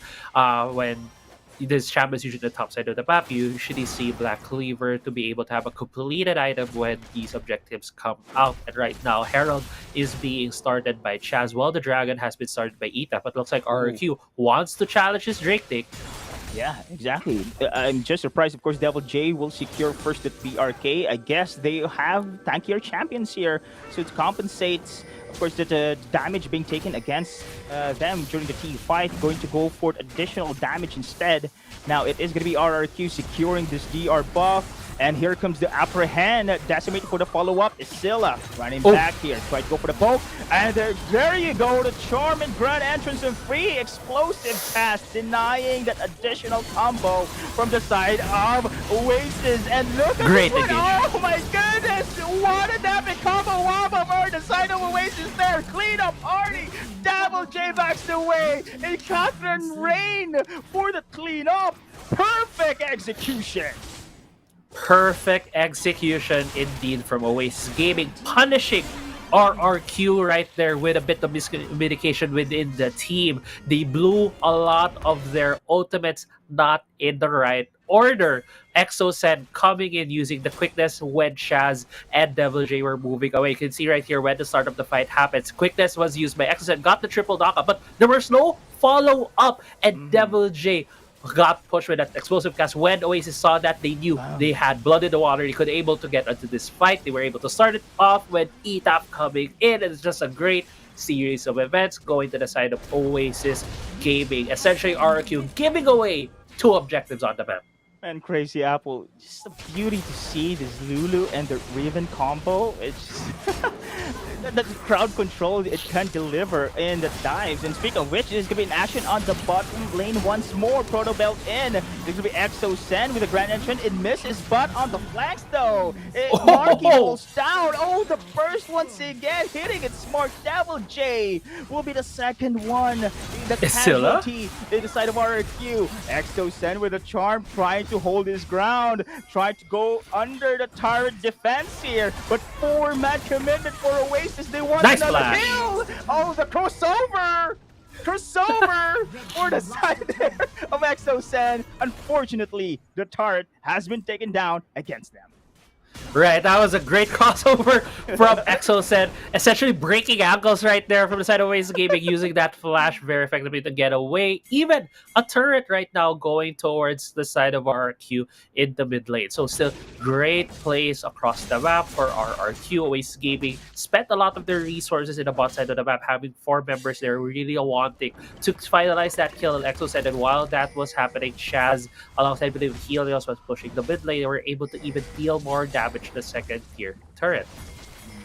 And we have seen goal difference here between our carries, between the side of Marky as well as Demon Kite. And I did expect, of course, it's going to be Marky having this gold advantage here because he's going to be easy to clear the lanes here. But hold that thought, another pick off initiated by RRQ. Flashes has been burned. 5-man push here in the bot side. They want this pick off, but great disengage for the side of Oasis and a trade here for turrets between these two teams. Yeah, 5 members of RQ was at the bot side of the map, so 3 members of Oasis Gaming were already shoving the Baron lane. Were able to get their second turret of the game. 3-2 in turrets, with the mid lane turret being the difference right now for the side of RRQ. They still not have that up. So it gives him a bit more control over the mid lane, gives him a bit more vision on that side of the map, which makes it easier for them to go towards the 2 objectives. But with the 2 towers falling as well on the sides, on the outer tier for the bot side and the top side, Oasis can also have more control there. And they could very well be the key for them if they push those side lanes to be able to get these objectives. We are going to look at the next Herald and the next Dragon take, and all expectations were blown out of the water because of the first fight that Oasis got at the early game, taking out a lot of members of RRQ. But I do believe, I have to correct myself, RRQ was able to secure the first Rift Herald. That's why they were able to shove to finish off the mid lane. So we have to look right now at this Ocean Drake, who's gonna come up in 20 seconds. How are these teams gonna make their preparations? Yeah, remember on the first DR takedown, it was RQ somehow controlling the area here in Oasis, feeling confident right now that they can take this DR themselves. RQ this time around will be the one who contests this objective, but they are going to back out. Oasis Gaming pretty strong when it comes to team fight. They have to rely again for the wild growth of Lulu, but will they be able to pull it off once again? Yeah, we'll see if they're able to pull it off. They're able to bait some of these engages. It's still getting caught out here. Yeah, with the grand entrance, and look at that one, Chaz! Showstopper stunning their backlines against EDAP as well. Oh, EDAP. Oh, stasis pop up. EDAP out of nowhere jumping in the fray. The damage is real. Helios here, the backlines here, cannot poke any longer. He's outnumbered. Look at this one. Oh, Dragon of the Lulu having the kill. Run, this Fairy. time around, RRQ with it. We're going to go for the trade as well. Devil J, Exo Sen, still alive, while Chaz securing this DR buff. Yeah, at the end of the day, right there, it was a 3-4-2 in favor of RRQ, and they are able to secure this Drake right here, 2000 HP. They still have the smite. They still won't have a chance to get anything out of this. So 3 members of RRQ were able to secure the Ocean Drake. On the other hand, right now, look at the pings for Oasis Gaming. They are picking that Ripper. They have their eyes set because they know RRQ will be going for the back. They're still catching on Exocet. Still managed to back away with the battle dance here, and the rest of Oasis Gaming transitioning for this Rift Herald takedown. I guess RRQ will going to give it to the side of Oasis. Time to go for the reset here, but look at the transition here for Oasis. I think they're going to go for the siege. Yeah, it looks like they're gonna go for the siege, and the referral does go towards their side. Pretty good answer right there, so they could get some momentum in the mid lane. It's the only outer tier turret still standing for the side of RQ, but they have elected to go for these backs. If they go through these backs, though, might be able to do an item check, but Azula essentially getting melted by members of RQ, or 4 members of RQ. There's no chance for the Stanky Darius to get away with it. But yeah, let's look at the items because it's getting close to the Baron at 13 minutes. Look at Demon Kite. Demon Kite has been the player that we were talking about. Is just going to be some skirmish between the two here. But yeah, Demon Kite has already the Infinity Edge and the Blade of the Ruined King. So a lot of the items that he had in terms of just small bits and pieces are becoming completed at this point. And that's very scary as the late game Kaisa. And Helios Edge has trying to make something happen here. Oh, flash in, face breaker as well. And here comes the showstopper. Killer instinct though for the flanking maneuver. Going for Helios, but Jazz Mark is here. trying to go for the body block, but it's not enough though. But Jazz is still there, trying to pull through. Exocen Grand Entrance, taking down the Lulu. And here comes the Fiesta. Oasis Gaming, the rest of the players are here, executing the rest of our queue. Yeah, well, but at the same time, Devil J is shoving the top side of the map, getting a second tier turret in the top lane. So it looks like it's going to be answered here by Etaf and Edaf. Let's see if Exocet and Devil J will be in time for the defense. Be able to go for the defense here, but I guess Exocen Dominus has the been grand popped. entrance, the charm, and there you go, the knock up against Edaf. But still, it's not enough here to go for the pick-off. They're still going to push through though. But no, not this time around. Oasis Gaming putting pressure on the bot side. Yeah, just a wave clear duties right there. Both ultimates were popped from Devil J and Exocet. And with the Baron about to come up, I know that this is still very early into the game, so Baron might not be on the table yet for Oasis Gaming. But knowing that 2 ultimates have been popped for the side of RQ could very well give an advantage for the side of Oasis Gaming, because Explosive Cast was the only casualty in terms of ultimates for the side of Oasis Gaming for that disengage. But looking at the items, we highlighted earlier that Devil J started out with that Blade of the Ruined King. He has followed that up with your standard Black Cleaver and Stereox Gauge, really giving him more of that Juggernaut feel right now. Chazo getting the pull.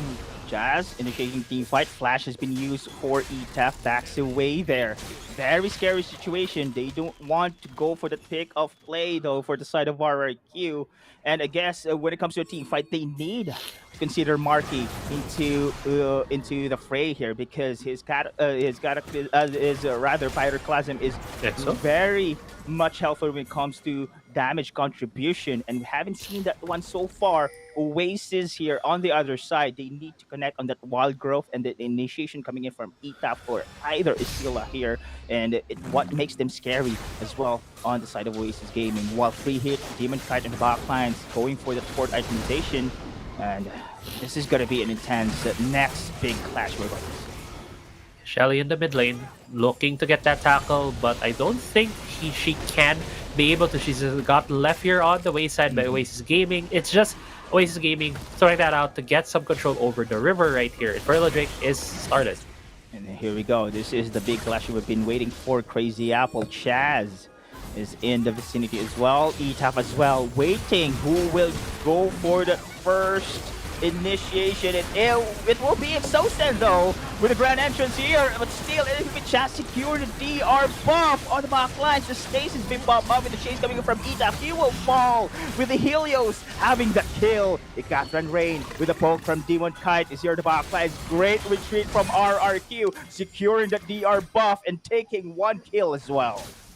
Oasis Gaming securing the Infernal Drake of the game, getting 2 Drakes on their side. And now, because of that fight with only 1 casualty that was suffered by Oasis Gaming, Deadeye, we were talking about earlier in terms of win conditions for these teams. And for Oasis Gaming, they need to get to the late game. And we're getting nearer and nearer to that at this point, with Demon Kite already completing 3 items this kind of. But because half the time we are forcing right now to Oasis Gaming, they have this Baron.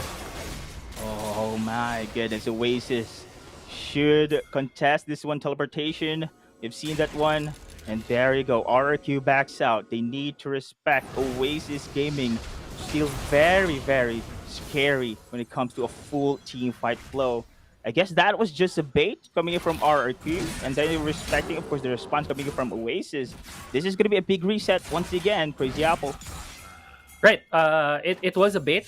It forced Etap to go for that teleport enchant, taking away the option of having a stasis or a proto belt for it to start fights or to prolong fights. So he's very much vulnerable right now if RQ does catch him out. And if RQ catches him out in the next minute or so, they could very well be in a good position to take the Baron. That's why they immediately run up to the top side. But still, Oasis Gaming is forming together as a group because they know they are stronger right now in this bulk clump of a team composition. Though RQ still looking for that fight. Oh, I think this is going to be counter movement coming in from the side of Oasis, but still managed to go back out here. Devil J taking down the vision against Oasis here. No one's going to force this Baron buff, but instead going for the take off here. The charm, Proto Belt in, grand entrance, caught Ida, but great explosive pass denying the follow-up. Oh no. And this is going to be a Demon Kite's showstopper, coming in. and that is going to be a stun as well. Here comes Demon Kite in the backline with the Cotton Rain. Free poking here, but the damage just sustained from RRQ is still there. Devil J in and out, but then bursted down. He will fall. Here comes Ida with the body slam. Oh, it got red ray hits. Too much damage. Here comes the Still wants more. They want more from the side of Oasis here, but Exosen is in the vicinity, and Oasis controlled aggression will back out. Yeah, at least that was a great trade right there for Oasis Gaming. RQ knows that they are on the timer. They're now forcing a lot of plays on Oasis Gaming. Demon Kite and Dragon were on the mid lane doing that regular shoving in the mid lane so that they could have mid lane control. That caught them a bit out of position. That's why RQ was able to get 2 quick kills. But you see right there that when Demon Kite is in the fight, he can just deal enough damage to slowly whittle down the tags of RQ because he also has a Lulu. It's very easy for Demon Kite on this Kai'Sa to just essentially kite out the members of RQ because he does have a Lulu just throwing the Whimsy at him. And now it's gonna make these team fights very complicated for RQ. They are now looking at the Baron because Oasis Gaming is positioning themselves here. Exoset will be looking for this engage once Oasis starts his Baron, but still, it's just gonna be the usual Baron dance routines, poke and prod, trying to look for these fights. Still though, Infernal Drake about to come up in 10 seconds. Intense here, game 1, Crazy Apple. It is going to be Oasis right now on the Baron takedown. Jazz has the vision. The rest of RRQ in the vicinity. Flanking maneuver. Look at this one. Oh, explosive cast. Great initiation, but here it comes. The force team fight from Oasis here. Going to go for the punish. But E-Tap flanking maneuver. Taking down the back lines. A double for the side of Darius as well. This Can is gonna be a Helios do problem. it? But God is here. Free hit once again. Oh, the Kai'Sa. And the rest of RRQ backs out. Helios with a triple kill. And Devil J backs away as well. Here comes the chase. Will he be able to survive? Demon Kite with the Lulu still survive. And I guess not. Demon Kite here still winning the skirmish. Cleaning up 4 players against the side of RRQ. And Dragon and Demon Kite, the twin buff, still pushing this top lane. Demon Kite trying to kill Helios right here. I'm not sure if they can do it. Oh, the damage, man, the damage! Helios here! Ay, ay! But that is gonna be a trade though, but still they will secure this inhibitor turret. What a crazy exchange of team fights here. That was so close. If Demon Kite was able to take down Helios right there while still him living, they could have dealt so much more damage towards the base of RQ. But because of that, Demon Kite right now is down. He has bought his last item, the Wit's End, to absorb some of the damage coming out from Marky. But this is now an off timing for the main carry of Oasis Gaming. He took out his Wit's End and waited in the Phantom Dancer. Yeah, I think that's a better option at this point. But still, it is off timing right now for Oasis Gaming's biggest carry on the team, even though they are trying to form up on this Elder Drake RQ 3-man unit right here. Oh, the flash body slam and the combo coming in from the side there. Amita, sweet execution once again for Oasis Gaming here. It is going to be a cleanup once more.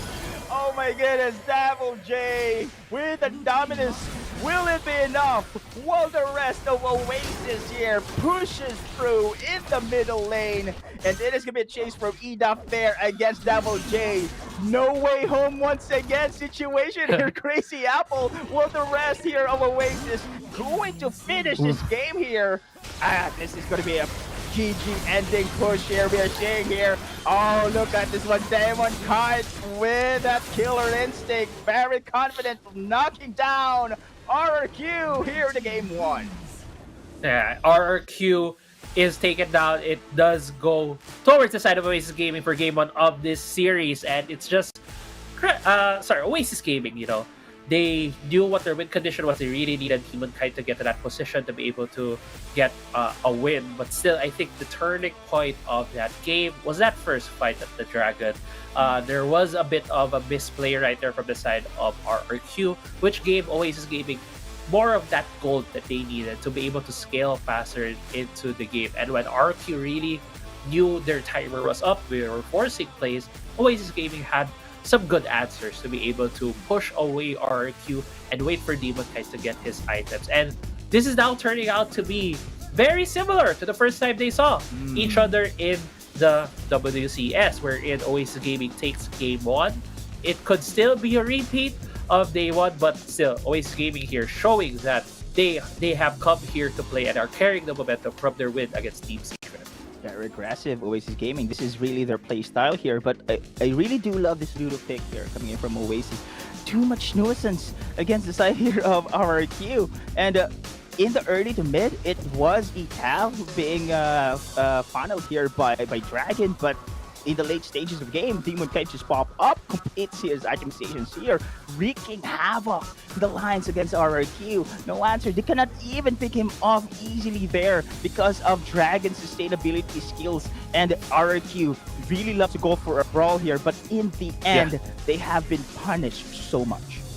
Yeah, and if we're gonna see the replay from the last fight, it was really RRQ trying to make something happen. They really wanted to force a fight on Oasis when they were still trying to transition towards the Dragon Pit. But Oasis Gaming knew that, and Etaf was able to sneak himself into a bush, which essentially flanked the 3 members of RRQ, and RRQ was just eviscerated at that point in time. You can see right here some of these fights that were when they were going towards the side of Oasis Gaming. And if you look at the timer, it is very, very much into the late game already for Oasis Gaming. And I thought here where this could have been the timer, you know, Helios could have maybe gotten more kills, but the thing is he didn't have enough damage yet, and Demon Kite is just so good at dodging the accelerated shock blast. I think if Helios hit his accelerated shock blast right there might have been a chance. But still, just Demon Kite and Dragon showing the twin buff, how good they are as a duo.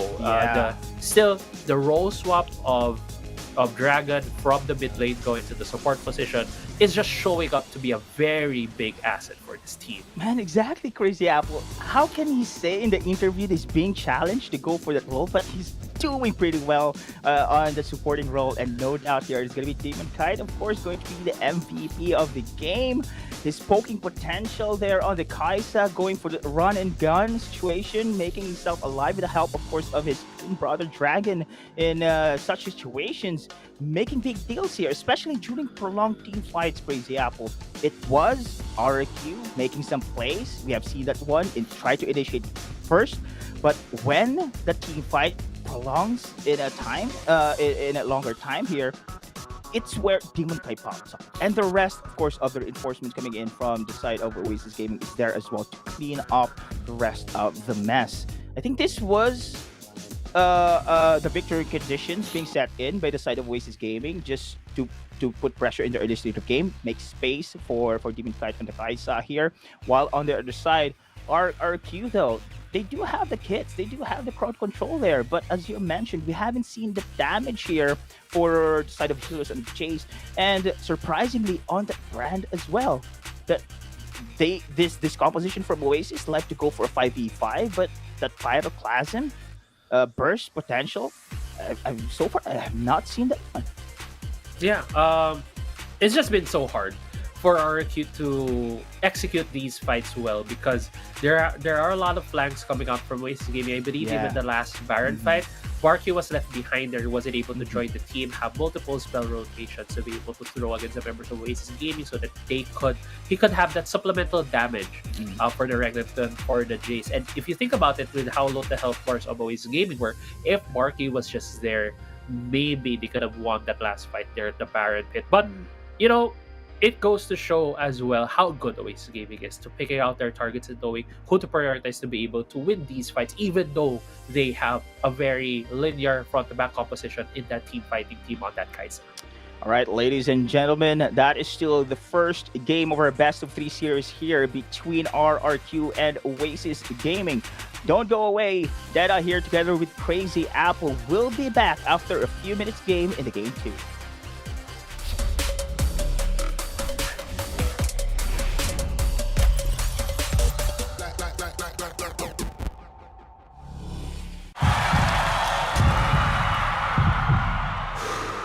Stop and refocus. Get a clearer perspective. See things from different angles. Power up and set your eyes on the prize. It's time to step up and rise to the challenge with the Redmi Note 11.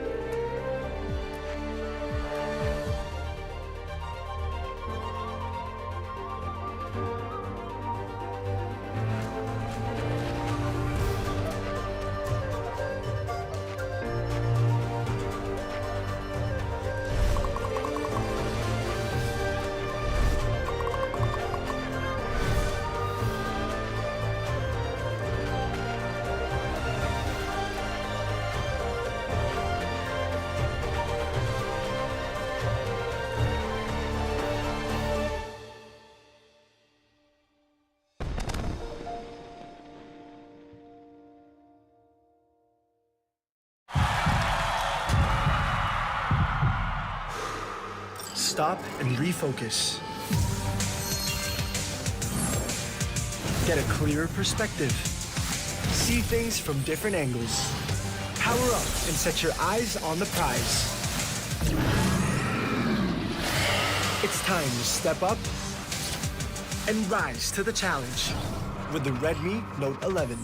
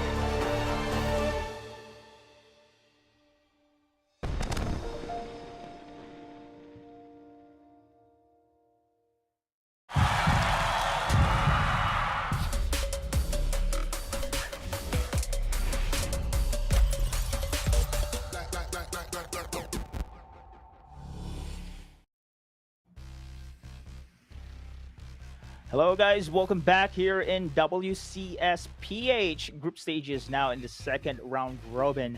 This is the second series between Team RRQ versus Oasis Gaming. My name is Deadeye. Together with me is Crazy Apple. And now, again, we are going to witness the decider game. Yeah, it's gonna be the decider game to see if we're gonna get to game 3. But I believe the teams might be ready now because earlier I believe we had run into some technical difficulties, and you and me, that I think we are in the same boat right now. We are hearing a lot of rainfall outside. We are even in very far parts of the country at the moment. And we are hearing a lot of rain. I just heard thunder outside. It's kind of crazy right now. I could hear it. And hoping for the best for everyone. Hoping everyone's safe and sound in their homes today. I know we're at the English broadcast where everyone, especially not only in the Philippines, of course, if it's raining, hope you're safe. Even in other parts of the world, hope you are all guys staying safe and sound and staying healthy. But still have a lot of Wildrift action that we're gonna see today. And I can't wait, man. I just can't wait to see game 2 because Oasis Gaming has already stroked the first blood, already stroked the first strike, and everything first here in our series. And then I know you were talking about Lulu and and Chanters and Nami before we left, but any other champions or any other interactions that you want to see between these two teams? We are going to talk about the mid lane matchup we are seeing here. I want Helios pop up here in this game. I want him to use his comfort assassin champions. Don't ban the Z, Oasis. Don't ban the Z. But we'll see. We are seeing Oasis here respecting really those comfort champions against RRQ because if big given here, there you go. the Z indeed. But if it will be given to the side of RRQ, you'll expect, of course, these players, Helios specifically, will take advantage of it. Yeah, Helios would definitely take advantage when he's gonna be There's also left Lulu. with some of these AD Mhm. assassins. And yeah, Lulu, as we were talking very Mhm. much about earlier, it has been targeted by RQ, already had their sights on it and take away, as well as the Vayne, taking away those two champions away from the twin connection in the bot Oh, side yeah. with the No Guard and Ethic Nomad. Just wanted to also say that out there because No even way. though we are in the English broadcast, if you guys have all noticed, the names of Oasis Gaming, a lot of their members are the opposite spelling of what they should be in the Mhm, English yeah. language. But yeah, with the bans you see here, a lot of the bans have been targeted against Helios, Devil Jake, and Chaz on the side of Oasis Gaming, which has left Okay. this Gragas up for the taking. And RRQ still a lot of strong champions still left on the board. The Set, the Jace, and the Camille are still left to be picked up by Oasis Gaming if they want to. Ooh, interesting. I think we're seeing some switcheroo here. Of course, Crazy Apple. It is going to be RRQ this time around. We'll secure this Gragas. Gragas has been one of the key elements there to disrupting that follow-up. Yeah, we have seen, right, the Rakan initiating the team fight, but no follow-up because one factor is that explosive cast. So it's going to be denied against Oasis here. But look at this one. RRQ, a switcheroo indeed. I think they are going for this Riven right now, and Riven for Helios has been pretty good. He's doing a great performance in this champion. And speaking of comfort champions, RRQ locking it in. Yeah, RQ locking in that that Darius. And early on in game one, you were saying that, hey, it could be another Renekton Darius in the top side. It could very well be again coming into game two. And I feel like there's been this trend right now for the side of RQ. Whenever they have finalized their role swap for Exos and giving him that support position, I always have this feeling now that their first pick is always for Exos. And it is still a flex on that Gragas, Yeah. but we have seen Exos and piloting that champion in the support position alongside Marky. So I feel like there's an 80 to 90% chance that Gragas is gonna go into the hands of Exocet. Yeah, probably. Yeah, for sure. This is one of the great things of having a first pick Gragas as well is the flexibility. And great thing is RRQ also has the flexibility in using different champions as well. And on the other side though, Corki has been locked in. Demon Kite for sure probably is going to use this one, and we have seen Dragon as well for this hard engagers. I think that Lulu and Vayne already been taken out. I guess this funneling strategy for the Lulu will be taken out in the picture here. Going to rely for this twin connection, the double D connection once again. It's gonna be an AP carry plus a hard engager support for Dragon. Yeah, this Corky could still go into the hands of Ida. So right for now, sure, yeah. looking at RRQ, who are they're gonna be banning last? Because the first pick of the second pick phase is gonna be on the hands of Oasis, and they could very well take away the Ziggs away from Market. That's already banned out the Lux. But still, a lot of options for Oasis. This set could still go into the hands of Dragon there. But quickly, we have seen the picks. They have locked in that Camille, and I feel like Camille's gonna go into the top side. Morgana, right, is still very much open, and still, as we mentioned earlier, Ziggs can still be picked up by Marky. Oh yeah. Yeah, that's true. We have seen this RQ, of course, Marky and Exosen also going to go for that double AP combination here. And probably gonna go for that. Oh, instead an Ash here. Interesting. So an Ash, they do now a hard initiator with that enchanted crystal arrow, and we have seen how that skill could be beneficial when it comes to initiations and starting team fights. And this is a surprise for me, to be honest. And the Yumi, of course. Why did I miss that one? Crazy Apple? They do have the Riven here as well, and we have seen the funneling strategy going to switch into the side of RRQ this time around. But the last pick, Garen. It's been a while to see this Demacian joining us here in the ref. They lock in the side of Oasis.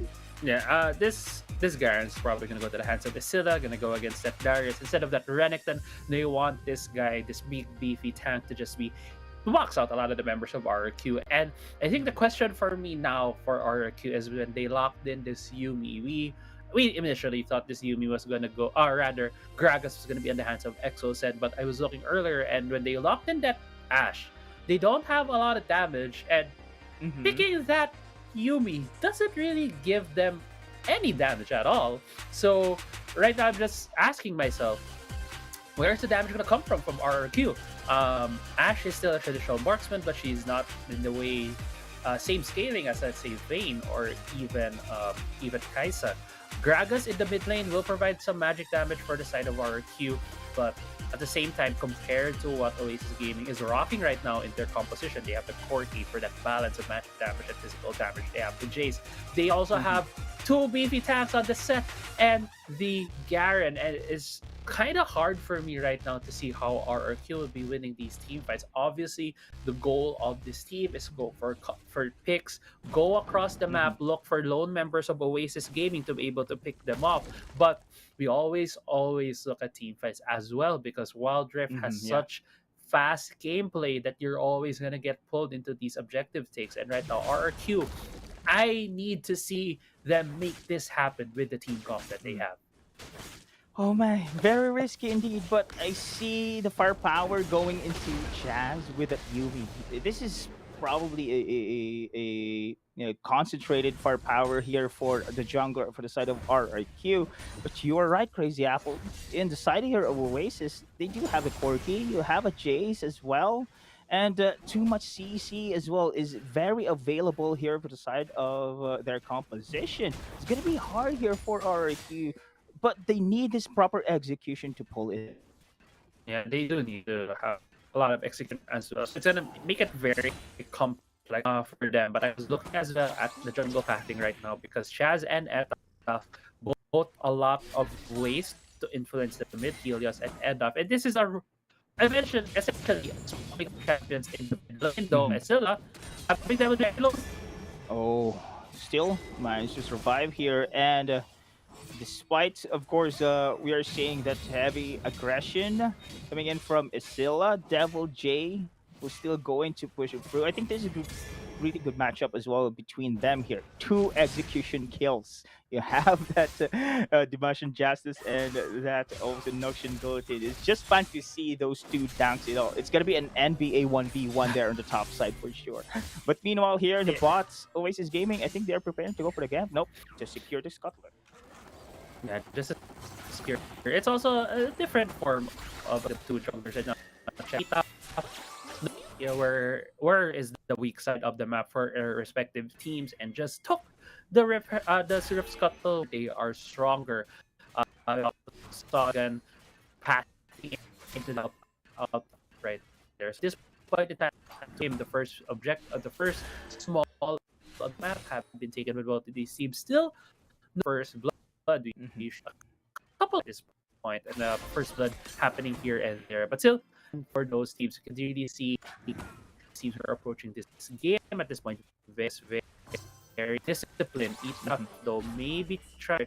She here the bot side is spotted out by that by coming Project Ash Skin. So no, they're approaching the 3-minute mark here. That we are about to hit the objective. One of the kings right here gonna be for our escape to level 5 and maybe a champion from Oasis Gaming before they go for the priority queue.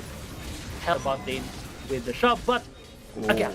Great Hextech Ultimatum. Great, of course, team fight as well for the side of Oasis Gaming. Secured first blood. Rotations for ETAF is on point. Yeah, and I was talking about how it's gonna be the first pick coming from RRQ, trying to get that into the team fight, but ETAF already hitting that level 5, is currently level 6, went to the top side with Devil J, made that shove. What a great showstopper there, and that is unfortunate for the side of RRQ. 2 kills in a row for side of Oasis, and you do have the late game victory conditions as well. It's looking great here. I don't think you want that to happen with your Exactly. Yumi. You Mhm. Exocet getting pulled by Dragon. That's not even an interaction. When you're on your in your allied champion, when you're attached to the Ash, you can't just pull the cat out. So Exocet jumping out, maybe going for that cheeky auto attack was timed well by Dragon. So great series of mechanical plays right there in the bot side, giving two quick kills for the side of Oasis Gaming. Right now, the objectives have spawned into the map. Looks like it might be a handshake right here. Chaz is on the Herald, while the Cloud Drake is being secured right here by Oasis Gaming. Yeah, for sure. I think RRQ doesn't have the firepower yet because they have been harassing or 2 kills in a row.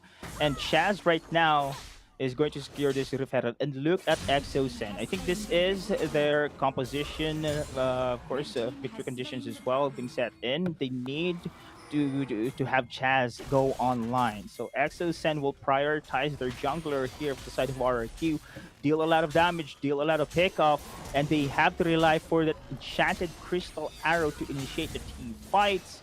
But we are seeing here a switch of lanes right now. Marky on the mid, and it is going to be Helios on the bot.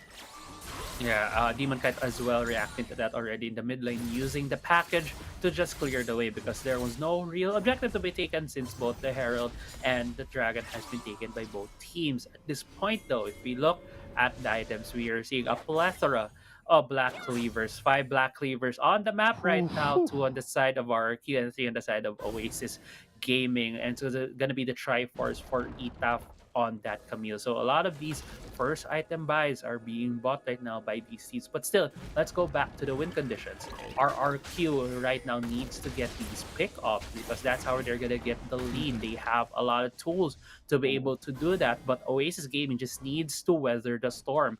They have the Corki, they have Demon Kite to scale in this game. They're all going to have a lot of plethora of damage on their side and a lot of scaling tankiness as well. I think RQ is going to have a really hard cutting later. And so RQ on time, Murphy need to force these fights. And forcing it is. They are going to summon the Rift Herald in the middle lane, but look at Oasis Gaming putting pressure in the mid as well. And what was that? That is going to be a burst. Edam just being obliterated there. And now the first start being secured here for the side of RRQ in the mid. No, my bad, Crazy Apple. I think it was Oasis first taking down the turret in the mid. Yeah, Oasis was the one. Oasis took the first tower in the mid lane, while Shelly, I believe, took the tower in the bot side of the map. Even getting a second tap with that inner tier turret. So that was a very efficient Shelly tackle right there. Great job for Shelly to at least have, sacrificing her life for the greater good of our RQ. But let's take stock of where things stand. We didn't really see the kill on Edda, but I believe it started out with an arrow from Marky, and RQ was just able to layer the CC and pick him up. So great heads up play right there from RQ, but they still need to do more. Look at where Oasis Gaming is. 4 members right now in the top side of the map. Maybe wanting a tower dive on Devil J. No, they're backing away, looking at some picks here in the jungle. Speaking of which, Dragon is here being spotted by Chaz as well. Here comes the enchanted arrow here for the initiation, but it mitigated here by Istila with a judgment. But next target will be Dragon instead. Flashes out, That's but a weird still flash. trapped in the pit. The body slam, and oh my goodness, it is going to be unfortunate for him. Outnumbered in that situation. Double J going to force it again. The flash has been used though. Transition on the top side. Explosive pass on point. Going to go for that attack, but the Hextech ultimatum from the side of the Camille. But the damage and just sustained from RRQ is still there. Managed to turn around the T-fight. But they're buying time for EDUP. Still pushing here. EDUP almost falling down the top side of the map. Still not getting able to take the kill. Jace is backing away right now. Dragon just chasing off Hughes. Oh wait, another fight. Great showstopper. Flash to go back away. There's the Yumi there. Oh, sweet play there. Coming in from the side of Exosen and Helios. And I really thought that was a pick-off already for the side of Oasis.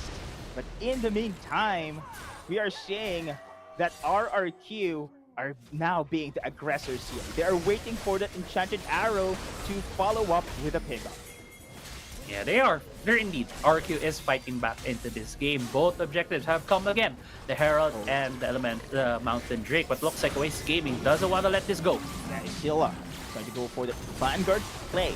Demon Kite popping off with a package. Out of position though, but still that needs to be a flash out. But it is going to be Chaz securing that Rift Herald, backing away, still managed to survive.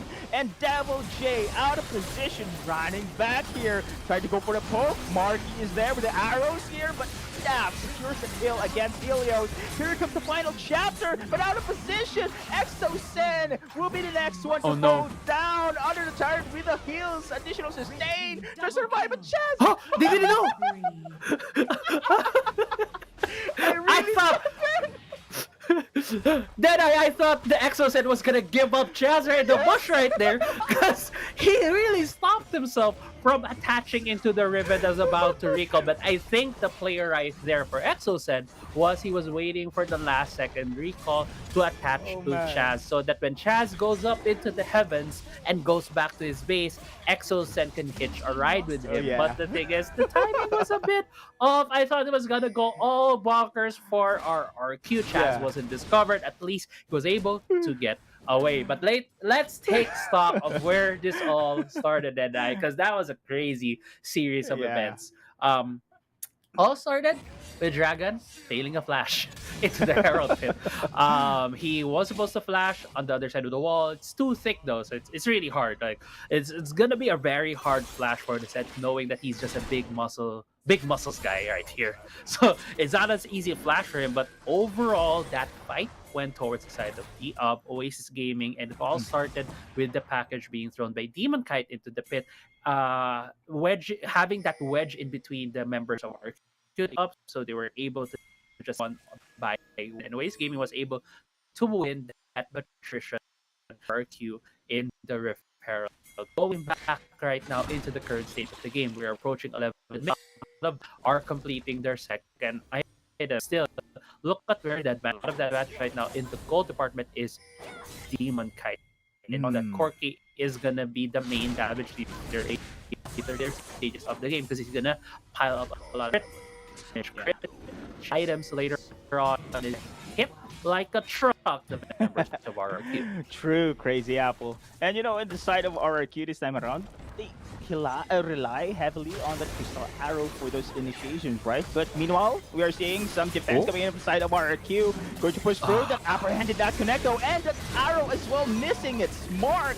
And here comes the Hextech Ultimatum. Going to go for the counter attack. Oasis is there. Chaz backs away. Final chapter as well, finishing it up, missing his mark. But that is a great showstopper there for Dragon. Under the turret though, this is a heavy risk for the side of Oasis Gaming. Look at the folks. Oh no! Mark is there with Chaz securing kills after kills against Oasis. Disaster strikes against the side of Oasis there. Deadeye, it was just turnaround for them. Oasis Gaming was the one who first turned around. Demon Kite again turning around, trying to get a kill on Marky right here, but not able to finish the job. But with the momentum right now on the side of RQ, they're able to secure a mid lane turret. But going back to where that fight all started, it was RQ trying to force the issue on Oasis Gaming. They were able to sidestep a lot of the initial engages coming from RQ, and the chase began when Oasis Gaming turned around and said, we're gonna kill the members of RQ, but they went in too deep. They went into the tower, they dove the members of RQ, and they were able to be picked up one by one, and eventually it was 3-4-2 in favor of RQ. As the Drake is about to come up now, Ocean Drake is live with Oasis Gaming in position. Dragon though has the vision, trying to go for the stun, speaking of stun, the enchanted crystal arrow connects there, but no more ultimate coming in from Marky. Perfect opportunity for the side of Oasis to take the dragon, but they are still respecting RRQ's power for that contest.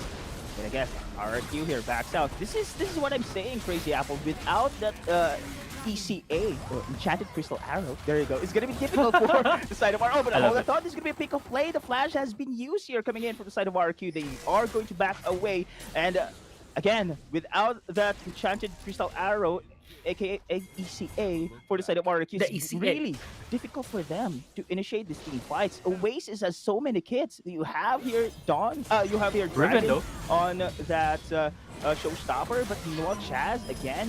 There's gonna be pickoff. Oh, timely for that stasis, but he's outnumbered. ECA Again, hits. ECA hits, but it's not enough though. Outnumbered RRQ. Yet another disaster for them. That was an overextension right there from Chaz. He stayed a bit too late along with Exos and thought that he had maybe 200 kilometers per hour movement speed with that cat, but it wasn't enough. Now it's a 5v3 right here. Baron is about to be secured by Oasis Gaming. He's gonna be disparate contest here. Explosive cast here. Trying to go for the reset, but look at Oasis Gaming. This is our swamp. Go back away, and this is gonna be again a massacre for them. RRQ holding their ground, apprehend against Dragon there, but the sustain is still lingers on. Devil J falls down. Oasis Gaming another win on the big team fight. Yeah, but they weren't able to take the Baron. Still, the chase here for Etaf, and Helios does not convert to a kill for Edaf. Let's go back to where it all started. It all started with Exosen and Chaz getting picked up to the top side, and Oasis Gaming went into the Baron pit trying to get RRQ to come in. RRQ did bite the bait, but the explosive cast was very key to stop Oasis Gaming from finishing off that Baron. Chaz with the cat right here, about to go for round 2. This is indeed difficult here again. The ECA there. Going to initiate the team fight. Chaz, final chapter, missing a smart hextech ultimatum. No more stasis there. Oh my goodness, Oasis Gaming secures the deal with a pickoff. 4 players against RRQ. I guess this is going to be the nail in the coffin. Crazy Apple beeline into the Nexus. Oasis Gaming pinging the Nexus right now of RRQ. They know what they need to do. They have the eyes on the prize. It looks like it's going to be the series for Oasis Gaming. Indeed, concentrate here for the Nexus takedown. Still, it is going to be Oasis Gaming. Here, the second round, Robin secures the win against RRQ. Yeah, RRQ unfortunately losing 2-0. Oasis Gaming completing the revenge arc against RRQ, even though this is a revamped roster from RRQ. They have finalized Exosen into that support position, Helios in the mid lane. You know, this team, Oasis Gaming, has already felt Helios in the mid lane, but still, they gathered themselves, went for the, used the momentum, rather, from yesterday's series against Team Secret, and have now completed that arc against RRQ, beating them in the second round robin of the group stages. And just a beautiful game right there from Oasis Gaming, being able to just throw counter punches on every RRQ play. Yeah, and somehow you have a great point there on during the drafts, Crazy Apple, that indeed RRQ's basically lacking the firepower needed here. They rely so much for Chaz for that in that department here. Yes, you do have Helios. Yes, you do have Devil J. But after that initial fight, there's not enough DPS damage compared here for the side of Oasis Gaming. There's so much firepower here, and they have the CCs needed here for the pickups as well. Difficult to execute for the side of RRQ, and this is just a cheap play we have seen so far, Crazy Apple, and I laughed so hard in that situation. I really thought that it's gonna be Chaz will be picked up in that situation, but yeah, as you mentioned, it was RRQ here initiating the team fight, but as if this team fight will prolong, the punishment against RRQ is just greater here, because Oasis Gaming too much firepower in their arsenal as well. Oh, we even had a replay on the replay. But to be fair, for Oasis Gaming right there, Deadeye, they dove a tower. Like, I don't think there was still gonna be any damage coming out from RRQ, as we mentioned earlier in the pick and ban phase. And I think my big what if in the pick and ban phase is, what if they didn't last pick the Yumi? Because I don't think they needed Yumi in this team comp. They needed damage. They could have just put Exosen on the Gragas, because we have seen him use the Gragas. True. They could have put Helios on maybe the Tryndamere of all things. Maybe switch the Riven out, put a different jungler chest. Maybe put the Kha'Zix, because Kha'Zix, Riven, with an Ash could very well been a good pick comp for them, but none of this happened, and I'm just so confused with the pick and ban phase for RQ with game 2. It's just so weird to me, but still, enough about RQ for now, because we are showing you guys right now the player of the game graphic, and it's gonna be Demon Kite on that Corki. Oh wow, this guy, just his champion pool is just so wide as well. Demon Kite here on the Corki. Yeah, they do ban Lulu Vane, but still they can deliver here, especially this guy. Demon Kite is also one of the biggest contributor when it comes to the damage department here for the side of Oasis Gaming. So my goodness, they have swept RRQ Crazy Apple here in the second day. Momentum is building up on this team right now. Shaky second week, but look at them recover very quickly against high tier teams. Now this is a big statement that indeed Oasis Gaming found their niche in the competition. Yeah, they found their groove essentially here, and it really showed you. I think the blueprint right now, if I was Oasis Gaming, is let's put Demon Kite on a marksman, any marksman, and it just proved so well for them. Have Demon Kite and Dragon just play together, and have the rest of the members just run through other teams, just run interference, be a distraction, because as we've seen from Oasis Gaming earlier, they really are good at relying on Demon Kite to be able to really carry them through these games. And I love to see how we have these big players on these rosters. Like if we look at Team Underground, they have Larawan on Team Secret. They have currently Tatsuri playing out his mind earlier, and now we have Demon Kite, who's just solidified himself as one of the best Dragon laners here in the WCS. Yeah, this is great when it comes to second round robin Crazy Apple, because we can already see the full potential of the teams, and especially the playoffs is in the line here. Every execution should be executed 100%, of course, into their favor. And ladies and gentlemen, that was the second series. It is going to be Oasis Gaming taking over RRQ in a 2-2-0 sweep. And there are still more series to come, more Wildrift action. So don't go away. We will be right back.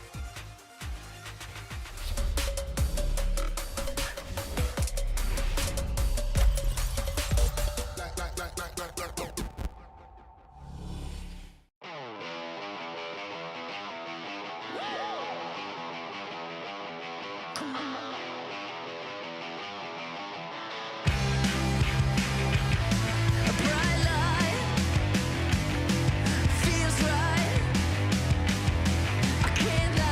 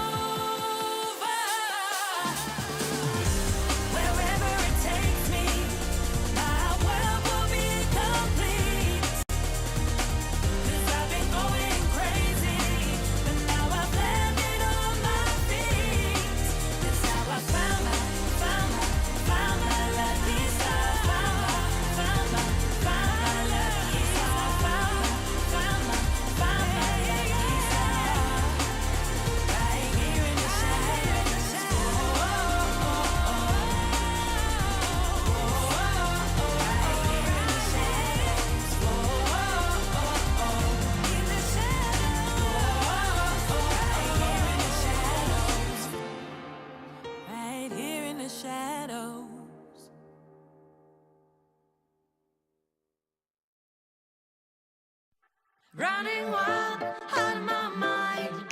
Hold my breath, cause I'm ready to make a move. Got nothing to lose. Watch me shake up the ground.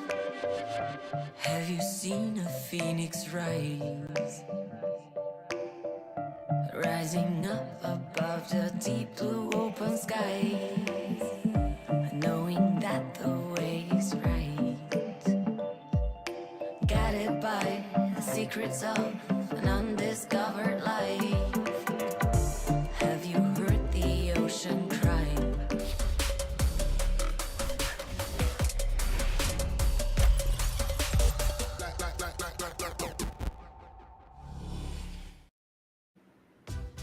Welcome back to the WCSPH, where our predictions just continue to be thrown out the window.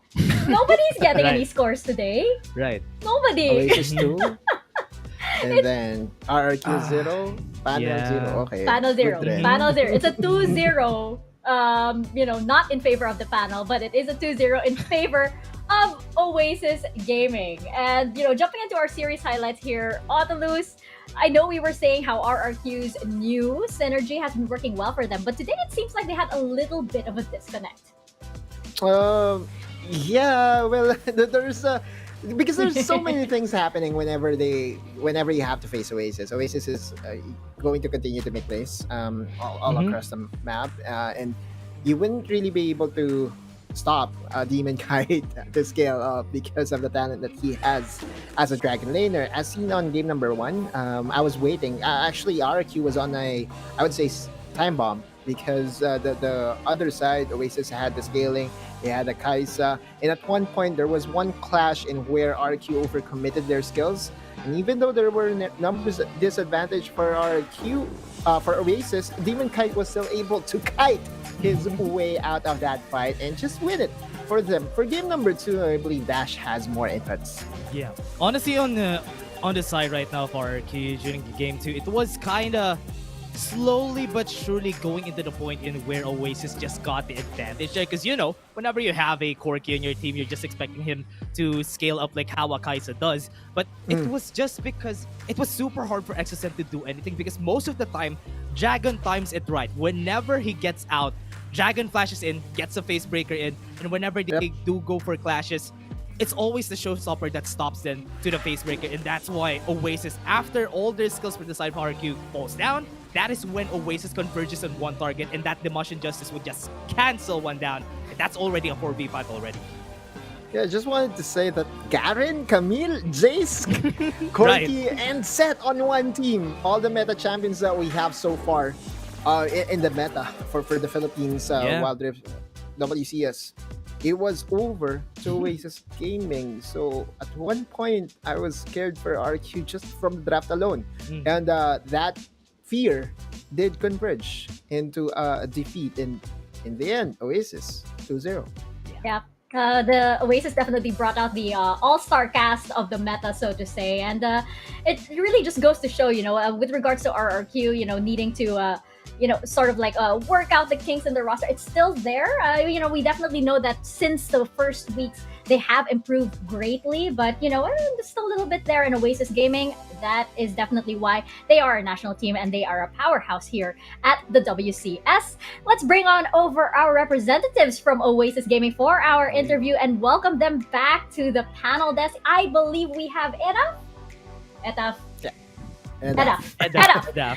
Hello. from Oasis Gaming. Hello, welcome to the panel and congratulations on your win. I have a bit of a funny question for you guys because I heard this sort of going on sa watch party, sa PPGL watch party, and this was a topic of discussion.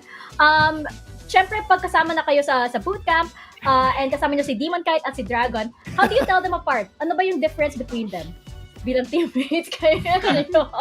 Yung sa umpisa po, nung una ko po sila nakita, nalilito rin po ako kasi magkamukha po. Pero ngayon po, pinagkaiba po nila yung hikaw po talaga. Si Golden po, Ikaw din. dalawa po yung sa kaliwa. Tapos kay Dragon po, kabila. Hanggang nakabisado na lang po namin. Pero paano kung wala? Paano kung Kung tinanggal wala nila? po, parang Di ko po alam, parang hirap po ata eh. Pero pag ano po, pag nakasama na po namin, kahit po nakataligod, kilala na po namin ngayon. Oh, Sanay na wow. po ako. Goes to show the bonding indeed of the team. Dash, I'm gonna give it to you first. If you have any questions for Ida. Yeah, actually, pero natawa lang ako dun sa kanina. Pero still, again, on the side right now of Oasis, no? Kasi you have won 2 days already. So parang you're building up to that momentum. Nandun na ba kayo sa point na eto na yung comeback nyo sa second round robin? What do you think? Yung ano po, simula po kasi nung natalo po kami ng 0-3 last week. Talaga po nag-isip-isip po kami, tapos nagpahinga po kami, tapos nag-grind po kami ng malala. Tapos papaita po namin na deserve po namin na maging top spot po dito sa WCS. Kaya yun po yung ginagawa namin ngayon. Ayun po. Thank you. Fantastic. Otolus. Eda, same question as yesterday. Kasi eto na naman, nagkaroon na naman ng mini reunion. Ang nakakatapat nyo naman sa kabila ay si Devil J. Naalaska nyo ba? Nagkaroon ba kayo ng konting banter before the game? Lagi po kami may asaran po sa group chat po namin ng mga all teammates ko po sa DR Esports. Lagi po kami nag-aasaran po doon kasi magkakaiwalay na po kami ng team eh. Pero magkakaibigan naman po kami. Mga palaasar lang po. Exactly. Rivalries in the game pero friends in real life. Expected nothing less. Parang Eda, congratulations on that win. That was very, very solid. Mika. Yes, indeed. Idaf, do you have any shoutouts that you'd like to give or maybe messages to all of the fans of Oasis Gaming? Shoutout po ako. Shoutout po sa sa boss po namin. Kay Boss Sara po. Sa pagkukup po sa amin dati. Kasi wala po kaming org dati talaga eh. Shoutout po, salamat po sa pagkukup sa amin dito sa Oasis. Di po namin kayo bibigoyin po. Tapos shoutout po sa sa girlfriend ko po sa bahay, saka po sa baby ko. Nanonood po sila ngayon. Mas number 1 supporter ko po eh. Salamat sa suporta. Ayun lang po. Thank you so much, Ida. Congratulations again on your win, and we look forward to seeing Oasis conquer once again in the rest of your games. Thank you po. I had to ask that question. I had to ask that question. This time it's the same Oh no, team. did you? RRQ tagged me. Oh no. The crying meme face. Let's go. No. Oh no. Well, at least you have a jersey. And the jersey's really good. It's still there. Hey. There you go. There you go. Hey. Not going anywhere. Hey, Oasis, let's go. You know what to do. Well, of course, our next teams and our next series know what to do as well. It is going to be Sunsparks versus Grindsky. Now, Professor Otolus, we do know, of course, that Sunsparks, they have been struggling still. But they've switched things around for week 3, fielding in MGen. So how do you think it's going to affect the series? I love it. When we talk about MGen, it's actually, you know what? I'm actually I actually want Arjuk more, just because of the familiarity concept with the 3 players on the other side. Right. But I would understand the case of fielding in MGen. They needed a big difference, and I feel the playstyle of MGen and Arjuk is that. The difference that they need. MGen is more of a damage dealer, but still being able to peel for Consi. And Consi and MGen goes way, way back. When we talk about this duo, I think they've been a duo partner for over a year. Something that RRQ. Remember, I was asking Marky yesterday. He had a lot of supports. So yeah, if there's one thing to do for Sunsparks, that is to bank on the synergy that they already have in the bot lane so that they can open up the map for their star player in the mid lane. And that's going to be his, right? We have a mid lane mania happening right now today, Saturday. The numbers is not showing, but definitely the impact is there. He's still going to play the split pusher. I just hope that today we will have Ace on a utility champion, because I believe that's what Sunsparks is. Do not, I would advise them to not really go away from their identity, because that was one that was what won them the game against Team Secret. So Hmm. yeah, I want them to double down on the Nuno and Willem composition, because why not? Yeah. Yeah, why not indeed? And hopefully they are listening to Otulus's advice over here. There But you of go. course, on the other side, they will be up against Grindsky Esports. Now, Dash, the console buff has ended, Yep. it seems. It seems. But does this mean they need a new outing for a new buff? No, I'm kidding. Yeah, In all seriousness, Grindsky has been doing good and definitely impressing and surprising and calling out the panel. And I think they really need another console buff if they want to reset what happened during this week. But still, maybe they can still turn this thing around. They just lost yesterday, but still, they might turn things around right now. Grindsky has been outperforming their past selves and were able to answer their past shortcomings, which I like. I've always been very critical of these teams because they are a very early game team. They're a very momentum-based team that if you take them down in the early game, they're just gonna fall. But now, at least, they know how to answer the shortcomings. They know how to end games now. They know how to play the late game. They have better mindset compared to what they were before. They were slowly building their champion, and I love the experiments that they've been doing with the Japs during the past week and are not afraid to push through with them. I remember Tonte having the Z in the top lane, so that was really cool to see, and they were able to make that effective. So far, they have defeated a lot of teams, and which is the reason why I brought a one-way ticket to the Grindsky hype train. So yes, and Wait, somewhat. are you not dropping anytime soon? So you can't hop out. Yeah. Yeah, it's a one-way ticket, so I can't help out. Bye, Dash. So but now with this, we can very much highlight one of the players in the team here. We have Bambi, has a great pool of champs in the mid lane, but is known to be a beast with Ari. Everybody has been respecting the Ari coming in from Bambi, and he knows how to play with a lot of bruisers in mid, usually with the Garen, with the Fiora, and has a big notch in the belt of GS. He has like a champion ocean right now. Yes, this is gonna be him. He has the Diana, he has the Fiora to work with, and yeah, Bambi so far has been really solid.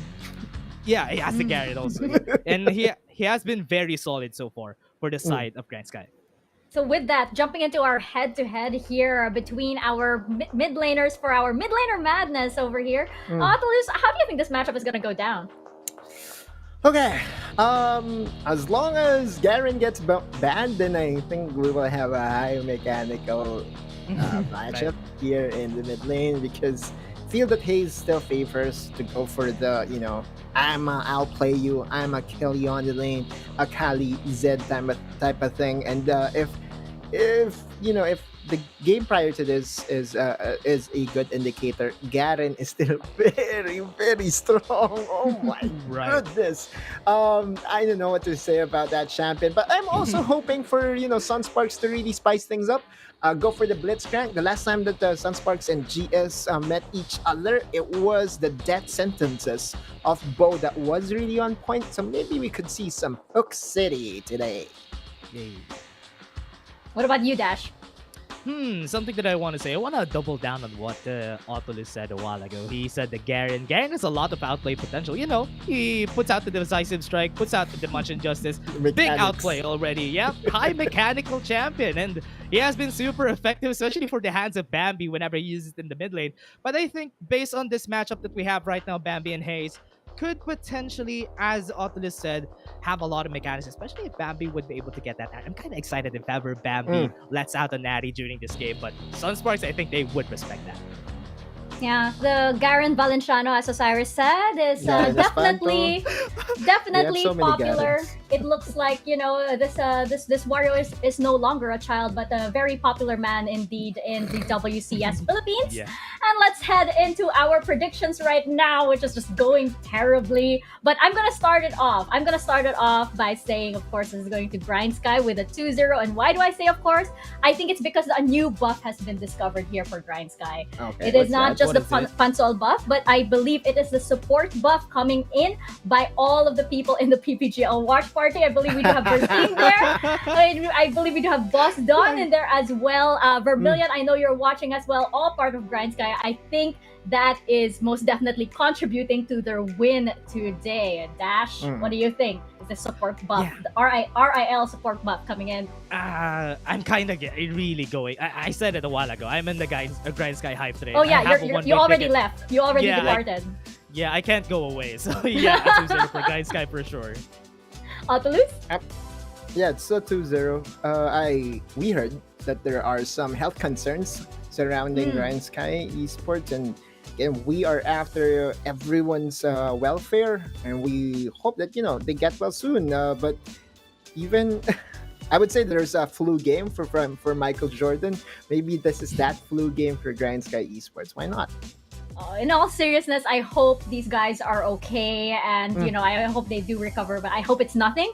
Of course, it's no joke at all to have your health in danger during these times, and we do hope that these players do get better. But mad respect to them for still showing up today and ready to play, of course, and ready to enter the Rift. So I hope, of course, that they will get rested after this game. No matter what the outcome, I think that's the most important part, and I think that's also why the whole support system is there as well to make sure that these players are okay. We know that the team, of course, takes good care of them. On the side of Sunsparks as well, also I hope these players are also doing okay and also taking good care of their health. But we also do hope, of course, that they do get a W for today, because we do know that Sunsparks has been a little bit in dire need of that W, and in dire need, they have picked up some momentum, but they are in that danger zone as we get closer and closer to our playoffs. Panel predictions, consolidated, but not exactly on point today.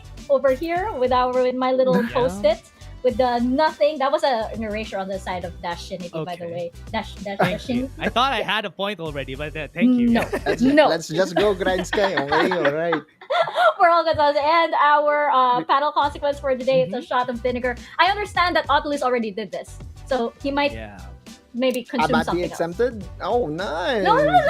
Let's talk about it. Let's talk about it, because I feel like we still have to do something for the post show. But of course, before the post show, we have to jump into our third series. It's Sunsparks versus Grindsky Esports. Casters, take us into the Rift.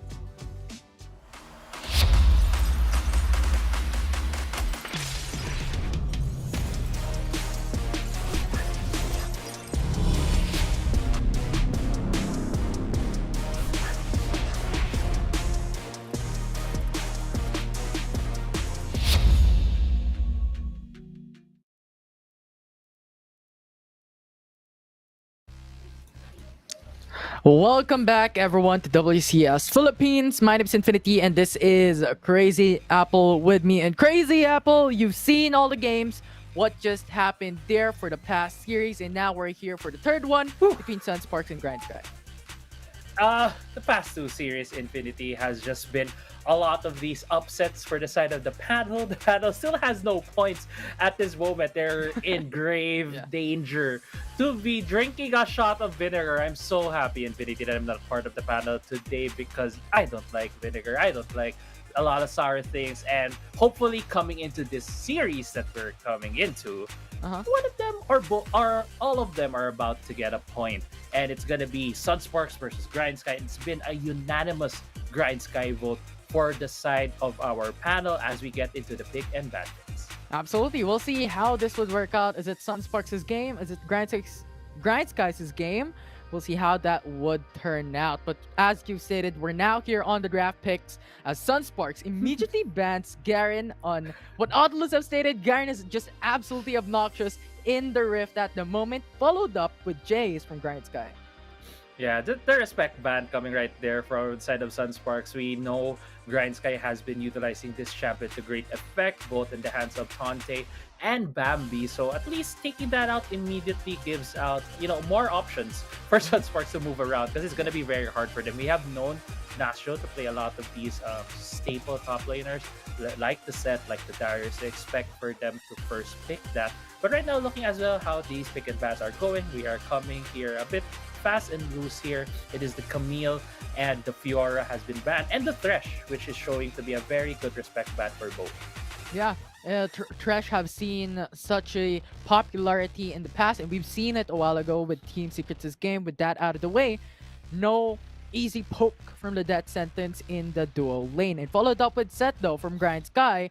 Now this leaves a lot open. Gaio is open, Morgana is open. These champions are high priority picks at the moment. What would Sunsparks do for their first pick? Yeah, that would be very curious. And they have locked in the Lulu. Vayne is still very much open, and Consi has been one of our more marksman heavy picks in terms of what he's been picking in that dragon lane role. So we'll see if it's gonna be the Vayne later on in their pick. So we'll also see what's gonna be the answer from Grindsky, because as you mentioned, a lot of champions are still open. Morgana, Galio, and I do think Galio would be a good take right here, although the Gragas has been the first take for the side of Grindsky. Gragas is a very flexible champion, can go to the mid lane, go to the top lane, can go to the jungle, can go support, can even go to a dragon later at this point Infinity, because Senna is still open for the taking. Yeah, and if ever Grindsky denies the Vayne, you also have Kai'San as an option for Sunsparks. So either way, I don't think this is going to be the situation from Grindsky, as we've seen the first two priority picks as Gragas and Riven being locked in, and now Sunsparks can opt to go for maybe a Vayne, maybe a Kai'Sa, or rather go for a Renekton or Darius, as it is also open for Sunsparks to pick up. Now, what would that be for them? As Vayne would be locked in, as we've expected, as Sunsparks has the Lulu first pick. What would the third pick be? Yeah, right now they already have their bot lane set up, their dragon lane, so it's most likely gonna be a flex or maybe a jungle, at least to be secured on the hands of Ace. He could double down with the Nunu pick, but instead they have prioritized a top laner, or rather a Baron laner pick for Nastro on that Darius, which we very much expected early on in this pick and ban phase, because that has been just the staple picks for Nastro. Now the onus on this last pick is going to be on Grindsky. Which do they lock down for their side so they could prioritize the bans for Sunsparks? Will it be the mid lane, or maybe another flex pick on that support position, which is gonna be the Rakan in the hands of both? Yeah, and I think that's just fair, because you already have the support coming in from Sunsparks, just match it up. And now this hides the duo lane up against Sunsparks. What would be the matchup that we will see on the Dragon lane is now the question for Sunsparks. You have to ban away maybe the Ziggs, maybe the Morgana. A lot of options here for Sunsparks to ban away, but Grindsky would be having that first ban in the second phase with Zed now placed away. Zed placed away, taking it out of the hands of Haze. As you mentioned, there's a lot of bans as well that Sunsparks could think about, because Tactical has essentially grown throughout the WCS. We have looked at Tactical before as playing more of a supporting role for the team, leaving it in the hands of Chianis and Bambi to take more of the carry side for Grindsky, with both making a lot of plays. But since last week 2, Tactical has shown to be very proficient on 2 specific champions that I was just wanted to talk about. So Sunsparks already banned them, which is the Corki and the Orianna. Corki being the champion that Tactical got that pentakill with, and Orianna on Tactical just having a lot of these great shockwaves. But still, as you also mentioned, Infinity, Ziggs is still open. Could be the pick right here for Grindsky. Although they already have Gragas, so we'll see what that dual lane would look like, as Zyra Khan will be locked in. So expectedly, we have Gragas, who's going to be the jungle, maybe the top lane. There are a lot of flexible picks here coming in from Grindsky Esports. Now, for Sunsparks, fourth pick, they still have a missing mid laner, and they still have a missing jungle. What would that be? Well, at this point in time, Ace has been playing a lot of these more supportive champions, so we might expect a Nunu to complement this Vayne, because Sunsparks has effectively played a lot of these protect the Consi compositions. And yeah, it is gonna be the Nunu to deny a lot of that engage coming from Grindsky, because when Nunu utilizes his ultimate, it's this huge slow field that's really hard for champions like Gragas or Riven to run towards too. So it's gonna give a lot as well attack speed for Consi, and they have rounded out their composition with that Lucian in the mid lane, most probably going to the hands of Haze, which gives them some strength in the mid lane in the early parts of the game. If Grindsky does not pick a champion that can go toe-to-toe against Illusion, with Corki out of the picture, it doesn't seem so. It looks like Grindsky is gonna round out their composition with the Kha'Zix for Chianis. Now, the problem that I'm seeing right now for Sunsparks' draft is they're all AD. There's no AP. So, Grindsky can just go and build some armor-plated boots, and maybe some armor resistance up against Sunsparks. And yes, we know that Vayne has true damage, so it doesn't really matter when it comes to the mid game, late game. But we're talking about the early game. You still have that defensive capabilities that armor resistance can provide. But with Grindsky having the locked in onto Kha'Zix as their jungler, what is the significance of this in the draft of Grindsky? Crazy Apple. Thing is, Infinity with the Kha'Zix pick, it's a comfort pick for Chianis at this point. We have seen Chianis really snowball off of this pick, and it provides a lot of that early game damage for the side of Grindsky. The thing that we've seen on Xayah Rakan is that Xayah is not the typical champion that deals a lot of damage early on. She needs a lot of setup. She needs to set up her feathers and needs a lot of items to be able to throw that damage. As compared to a Lulu Vayne, Lulu's just gonna buff up this Vayne, and Vayne's gonna throw her true damage on the members of Grindsky. Your point earlier on the armor builds for Grindsky, yes, definitely.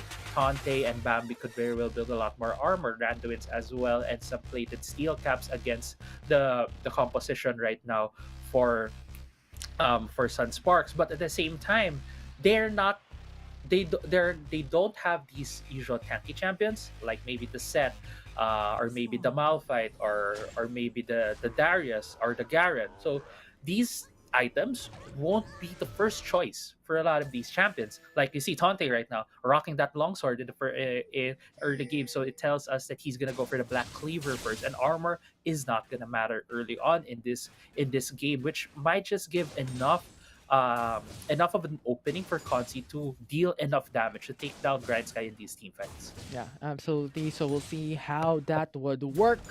And now, welcome everyone to the game number 1 between Sunsparks and Grindsky.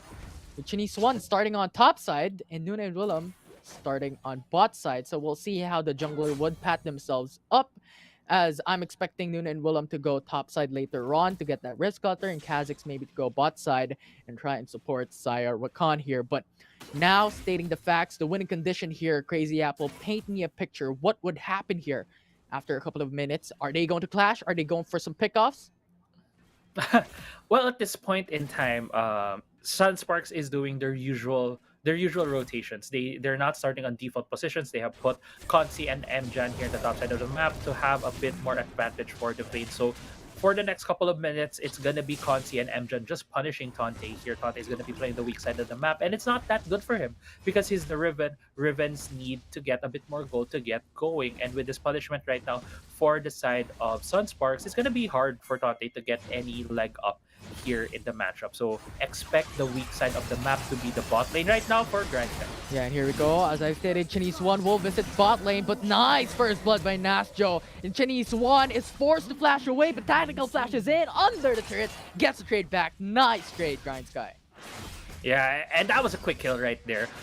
Great job on Nasjo getting the first blood, but another tower dive, I believe, in the top side of the map. Not sure how that's going. Haze, though, getting on tactical. Ooh. And now that is the response that Sunsparks needs as they get the kill onto the ADC, and Chinese One is burned. That will be the double for Haze. Great answer from Sunsparks right there. I was just about to say that the strong side of the map for Sunsparks is the top side of the map because they have more members there. They have Consi and Mjan as compared to Tante only being the sole guy in the top side of the map. But Nasjo showing up here. He was dove by 3 members of Grindsky, and he took first blood. He took full advantage of having that flash and barrier, the defensive setup on his summoner spells, but it looks like Grindsky is still wanting to make plays. The Rift Scuttle right now is being secured by Chianese, but going back to the series of plays right there, Haze was able to go to the bot side. Consi though stunning Tante right here. Not going to be a fight, but yeah. Ace was able to go to the bot side. Grindsky staying too long, overextending themselves in the dragon lane, was able to get a double kill right now. 3-1 in kills in favor of Sunsparks as we approach the first couple of objectives. And this is the problem that we have when it comes to a long range versus melee matchup. Similar to top side, an advantage for Sunsparks, they have the priority lane in that lane. And now for GS, they have the prio bot lane.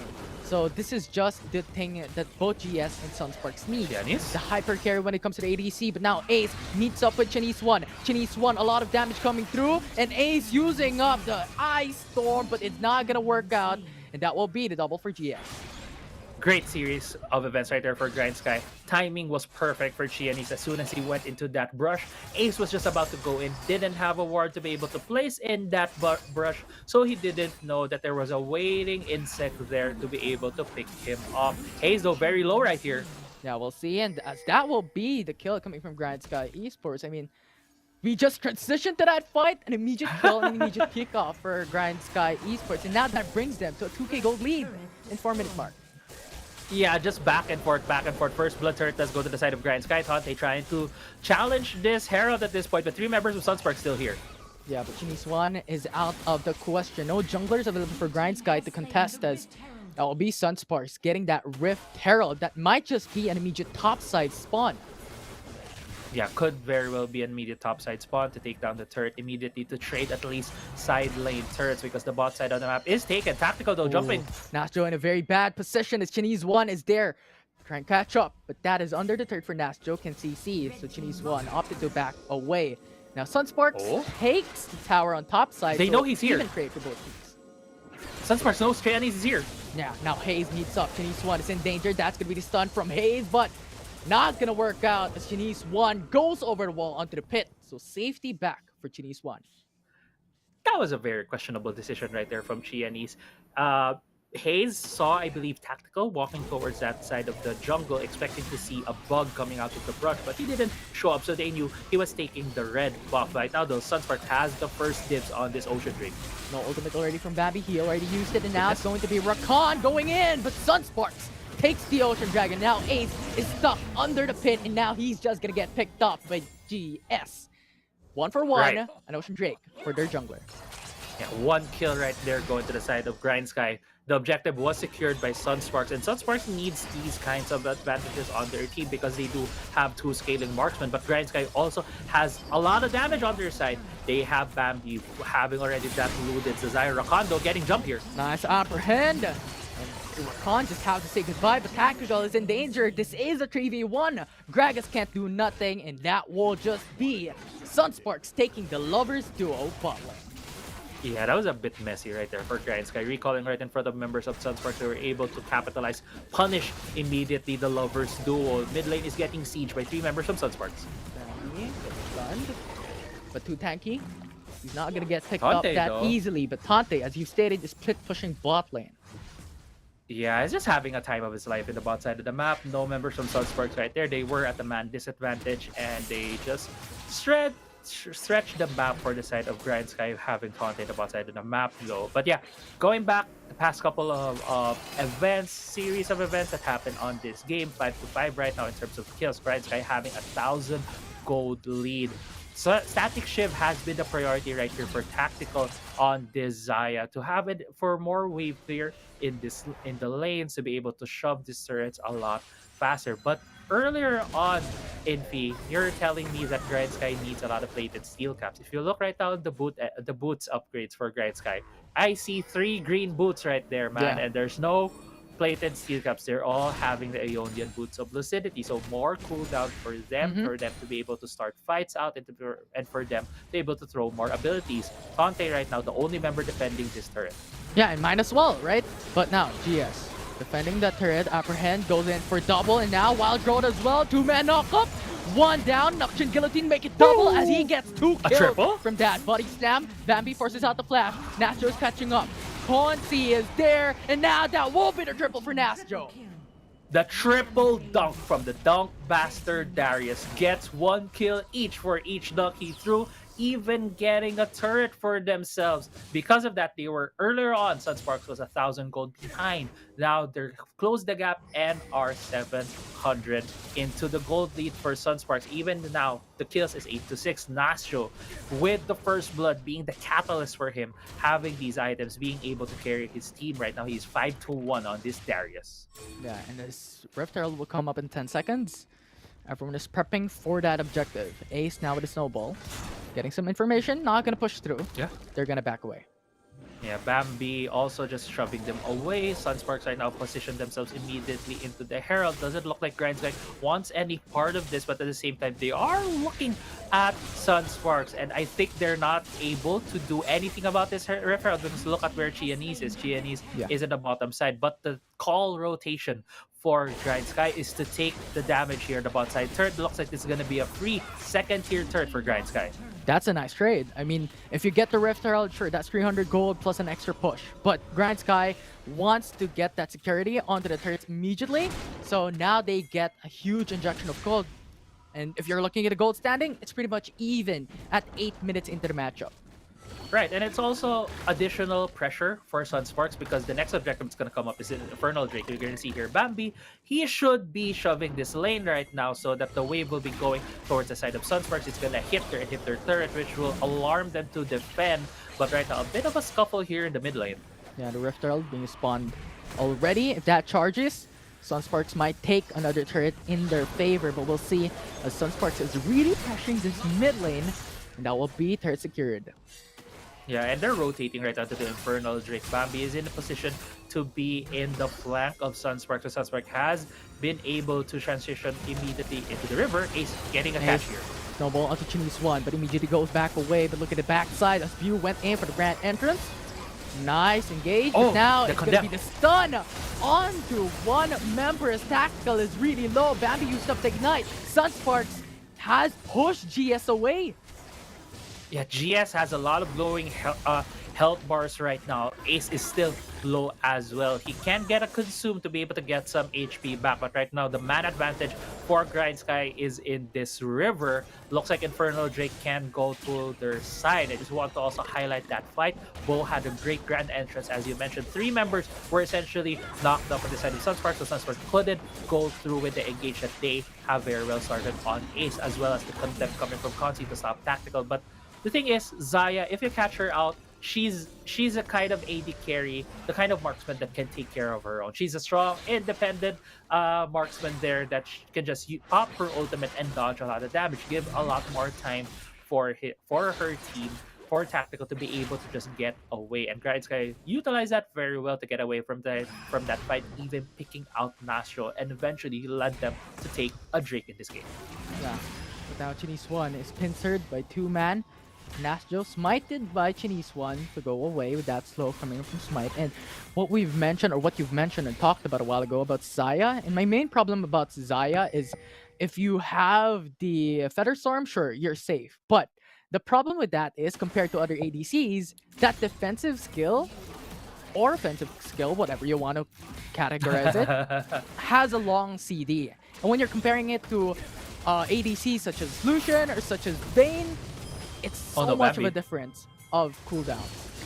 Yeah, 3 members of Sunsparks about to get Bambi here. Bambi bodies down, a lot of damage onto Amgen, followed up with the ultimate, but not going to be enough to put him back to safety. Now Sunsparks gets a free kill. Yeah, but on the other side of the map, though, they've also got another pick. Qianese one was able to get that kill. Bo running away.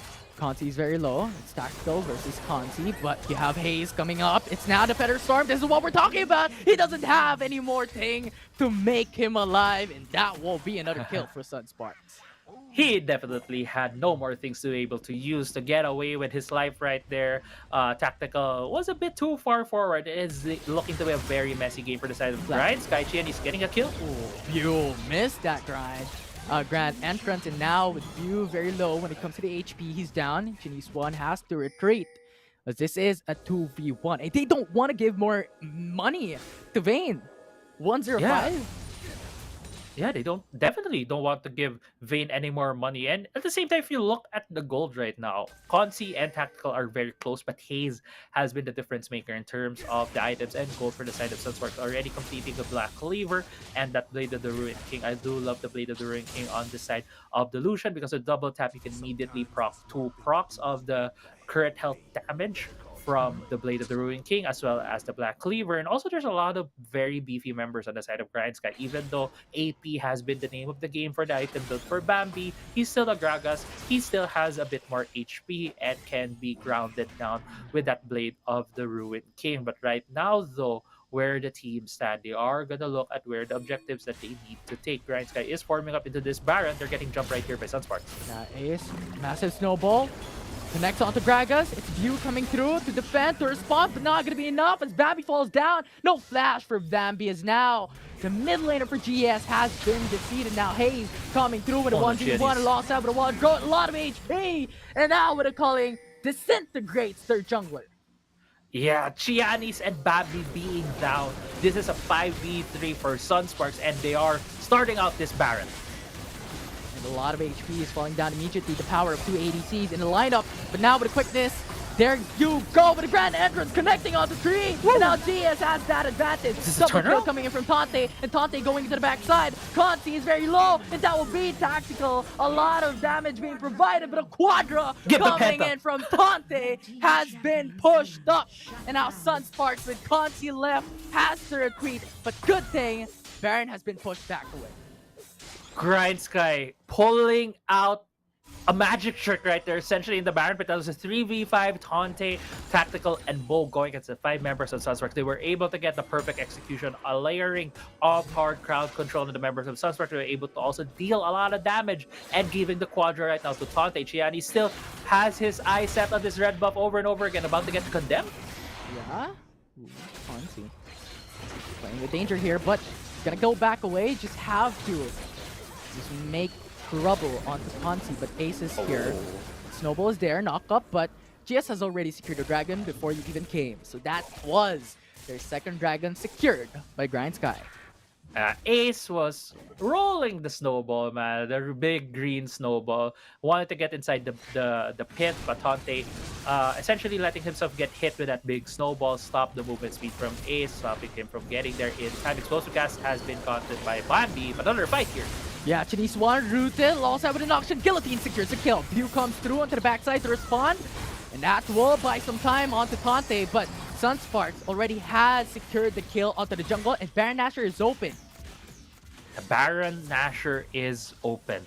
15 minutes into the game, Infinity. What were the win conditions?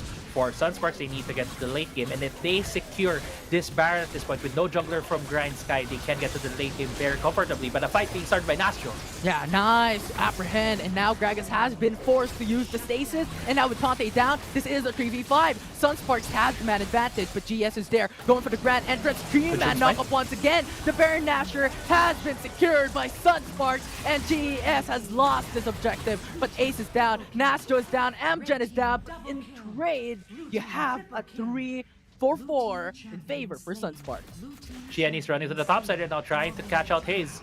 Now, he's going for it. The jump is there. Hayes is very low, but Baron Nashor minion. Yeah, it was a savior right there. And Baron Nashor has indeed been secured by Sunsparks. And we look at the replay right here. Nashor started off the fight, stopping Bambi essentially from doing anything right here. He couldn't throw an explosive cast earlier on to separate the members of Sunsparks. Sunsparks still being able to fight as a unit. And Grindsky, on the other, has been going in one by one. And it just gave enough space for Conti to be able to take the duels 1v1 as the Vayne and to be able to kill the members of Grindsky in that Baron. Now, we're about to approach 17 minutes. The gold is so close between the two teams, but the thing is, Sunspark did get the Baron. They're able to shove the side lanes. They're able right now to put their pressure on the map. And Conti, we'll keep talking about this guy as a late game weapon for Sunsparks. He is currently 6-0-7, about to complete his last item on that Vayne. Yeah. And even if the gold standing is pretty much even, Nastro is gonna get picked up. Grand entrance, knockoff is there. No. Now GES is collapsing onto the mid lane, but Sunsparks is there to counter engage. Conti gets a double, and now he's free hitting the front lines. And this is what you don't want Quadra to battle against Give him a the penta. Vayne. That will be the penta if ever they get Bambi, but no. He gets the cancel, the flash has been used. Now Sunsparks is pushing the mid lane. I'm sorry, Infinity. It's just, we've seen two Quadras this game, and I just want to see the Penta, but it looks like it's gonna be the win for Sunsparks. Yeah, Bambi is very low once again. A lot of damage coming through from the two ADCs. And now mid lane inhibitor turret is down. Mid lane, and the Nexus is open right now for the taken for Sunsparks. Snowball knock up onto Bambi. That will be the kill going to the side of Hayes. And now Sunsparks wins game 1 against Grindsky. Sunsparks, defying all expectations from the panel, has won the first game of the series. I believe the panel has voted 2-0 in the favor of Grindsky, but Sunsparks showing up here when they're able to play the Consi, defend the Consi, protect the Consi, they're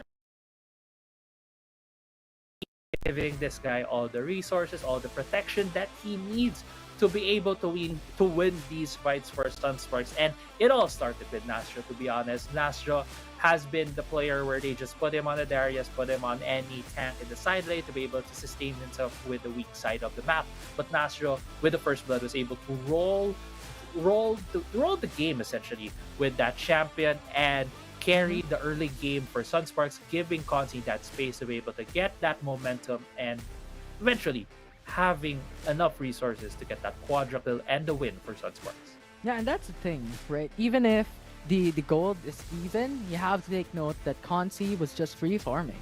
He doesn't have any deaths. He has a lot of kills. At that 15-minute mark, he already has 4 core item power spikes. So what else do you want? What else do you need? That is your winning condition, and they have double ADCs to just completely melt the objectives. Like Baron Nashor, the Dragon, it doesn't matter, right?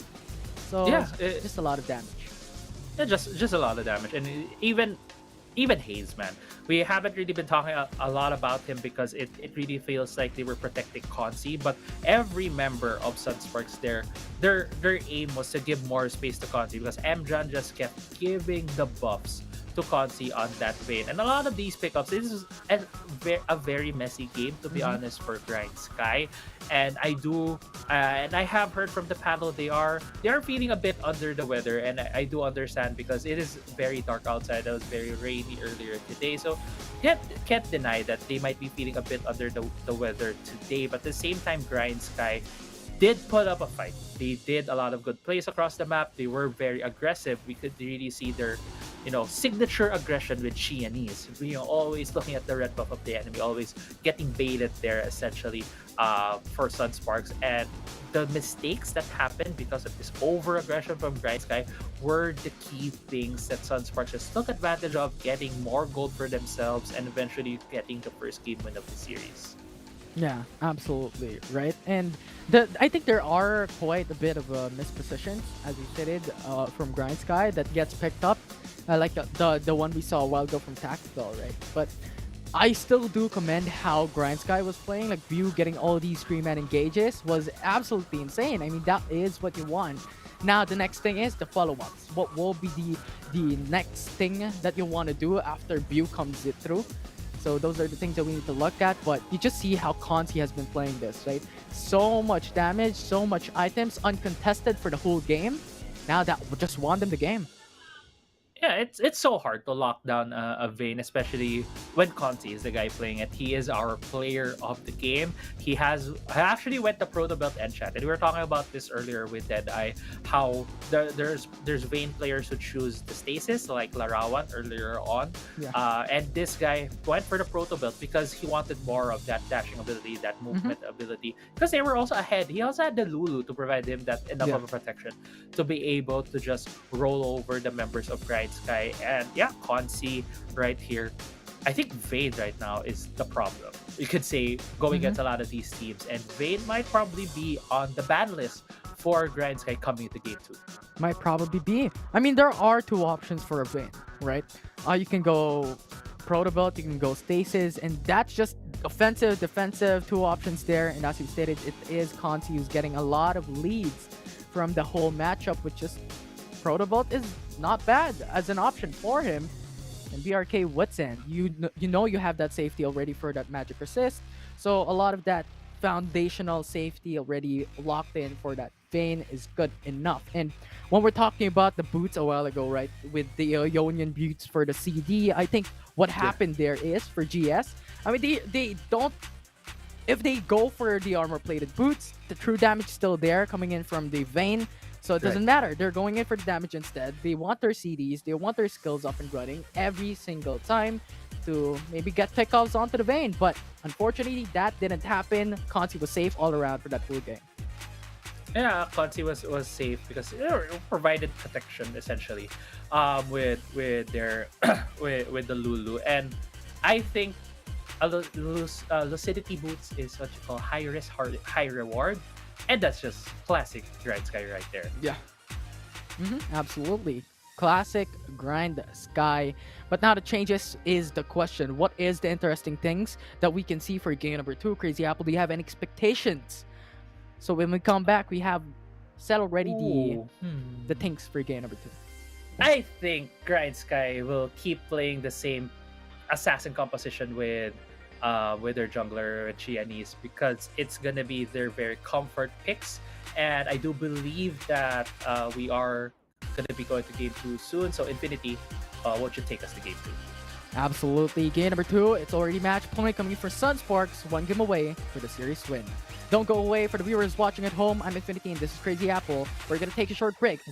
When we come back, it's game 2.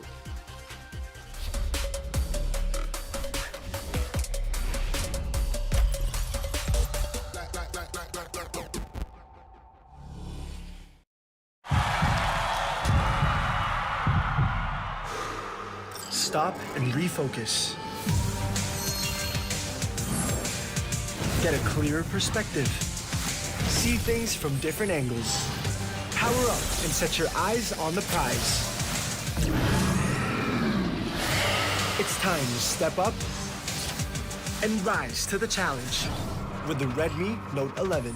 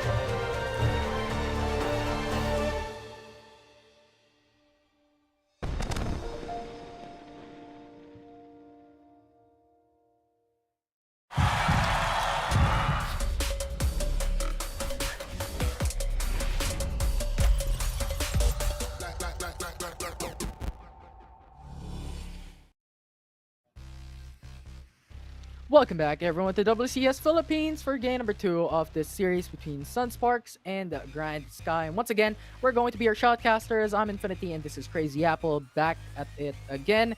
And Crazy Apple, you set some bit of an expectations there from game number 1 before we came to a break. Now, I want you to set an expectations once again. What will be the bans? What will be the picks? Are there going to be changes?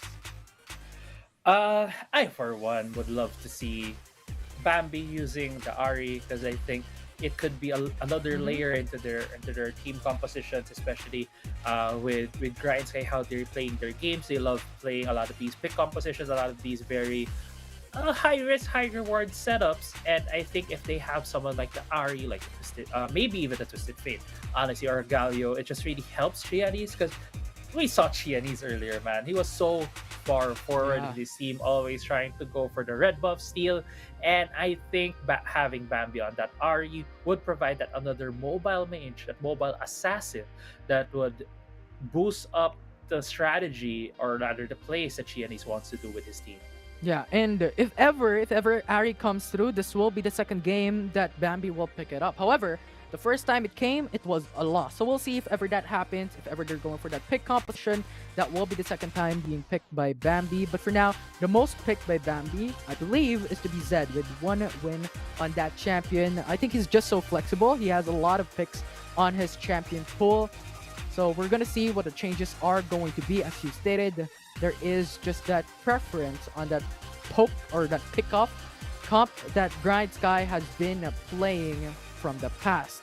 And now, is Vayne still going to be open? Is Lulu going to be open? What's going to happen here for Sunsparks? The thing is, if they leave the Vayne and the Lulu open, if Grindsky leaves that open for Sunsparks, I think for one Infinity, we're gonna see the panel get a shot of vinegar later today because the chances are growing more and more. And I know the next series after this is gonna be CE versus FLA. It's another one-sided vote, well, most probably for the panel. What we saw today from Sunsparks being a bit of the underdog coming to this series against Grindsky, and if they pull off this 2-0, I think CE would want to carry over the underdog momentum that we're having today in week 3 and the start of the second round robin. But here we go. We are now in the draft, and immediately you have that respect onto the Vayne. Put it away. We don't want to fight against it. So now Grindsky has banned it, and now we can't see the Lulu Vayne come up for Sunsparks. Now the question is, Crazy Apple, what would be the answer here by Sunsparks? Well, it's gonna be a lot of bans against Chianese. We saw earlier they have banned a lot of some of the most usual picks coming from Grindsky, which is they have banned out that Fiora. I do expect another Garen ban from Sunsparks if they really want to take away that champion away. I think is if you take away the Vayne from Sunsparks, one champion that I think would be highly contested in this pick and ban phase would be Corki, because both Tactical and Consi have shown that they use these champions very effectively. So do expect, if it's not in the ban list, it's gonna be in the first round of picks for one of these teams. We'll see if that will come through fruition in this game number 2, as GS has a lot at stakes, rather, as there is only one game away for Sunsparks to take this full series away. So we'll see how that would turn out. But Tresh, once again, a respect ban onto Bew, so it is placed aside.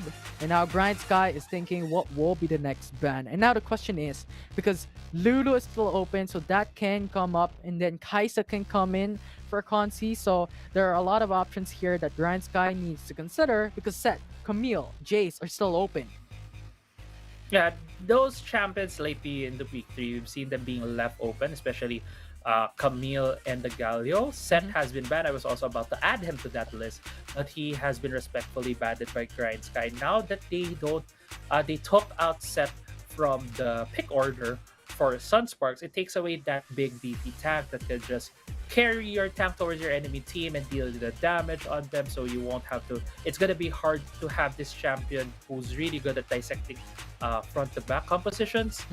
So I think when you ban out the set as Grindsky, you have to think about maybe they also want to pick a semi front to back composition, or maybe a singular tank composition that could very well be on the cards right now for Grindsky. Yeah, and with Garen being left up in trade for a Vayne ban to the side of for Grindsky, now it has been picked by the side of Sunsparks. And now Yumi is still open as well. If you put Garen and Yumi together, absolute insane combo, but Lulu will be locked in instead. This is what we're talking about a while ago. If Vayne is banned, you still have that Kaisa option for the side of Sunsparks. The Kaisa option, we saw that earlier today on the hands of Demon Kite. The Kaisa and the Lulu was shown to great effect as just helping out the Kaisa to kite out more with that pick of the Lulu. But as we were talking about before we got into the pick phase, this Corki will be the champion that I think would be very much in contention, has already been picked on the side of Grindsky, even putting in that Darius. We're just going to see a bit of a wet noodle fight at the top side of the map. Yeah, I mean, these two champions are really, really strong defensively, so that's going to be a hard champion or hard lane to burst out of. But Sunsparks going with the same jungler that they have used from game number 1, locked in once again. They might just go for a hyper carry composition here, because this is traditionally what we see. Because Willem doesn't really have the strongest damage. He's more on Bruiser, he's more on getting all the aggros, and he's getting all that tank in for the side of Sunsparks alongside with Garen. So a hard front line to fight against. Now we're on the second phase bans here, Crazy Apple. What are some bans that we need to see here against Grindsky? Well, for the side of Grindsky, yeah, they're going to ban out a lot of champions from Bo, so they're going to take out that Rakan. But the thing is, at this point, if I'm Grindsky, I'm just going to ban all of the hyper carry marksman at this point, because the lock-in with that Dudu, yeah, the lock-in with the Dudu is very, very telling for Sunsparks. I think they could have left the Nunu open until the second part of the picks for their side, since they're going to be the first pick on their team. So I think that Grindsky's just going to ban a lot of the hyper carry champs at this point. Yeah. For Sunsparks, though, we have to wait and see. It's going to be the Galio ban for Sunsparks. Ziggs is open.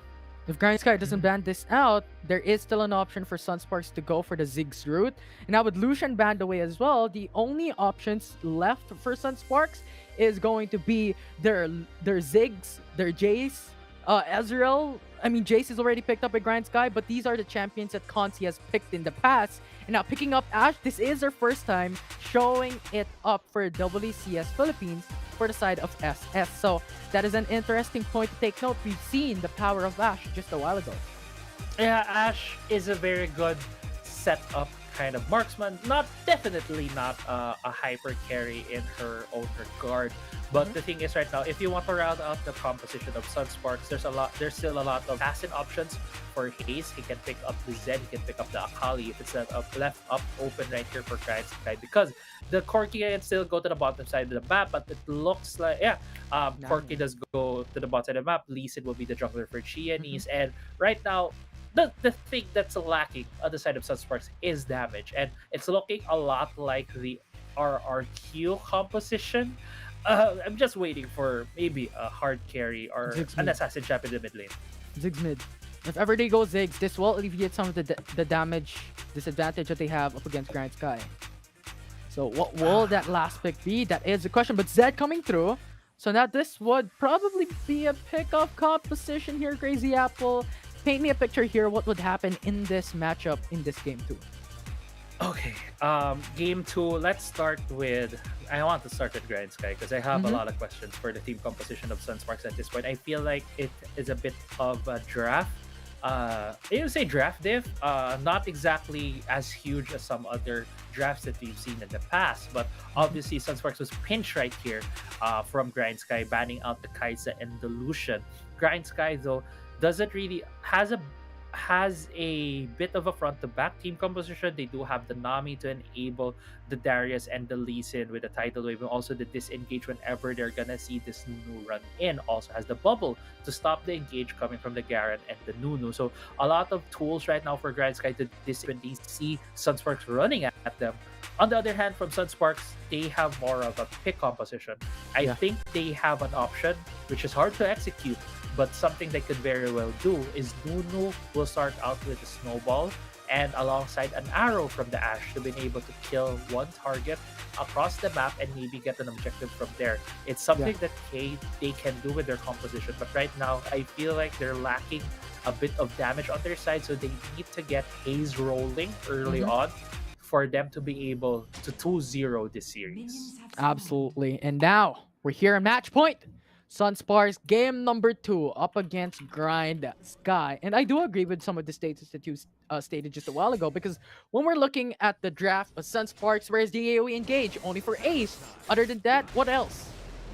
What else? Yeah, exactly. What else? There's no huge engage cover for Sunsparks, and I feel it's a very different way of playing because they usually protect Consi in these compositions, but now it looks like a lot of the onus is going to be on Haze, and Grindsky being very creative right now with their jungle pathing. Qeon is essentially starting the red buff side jungle of Sunsparks.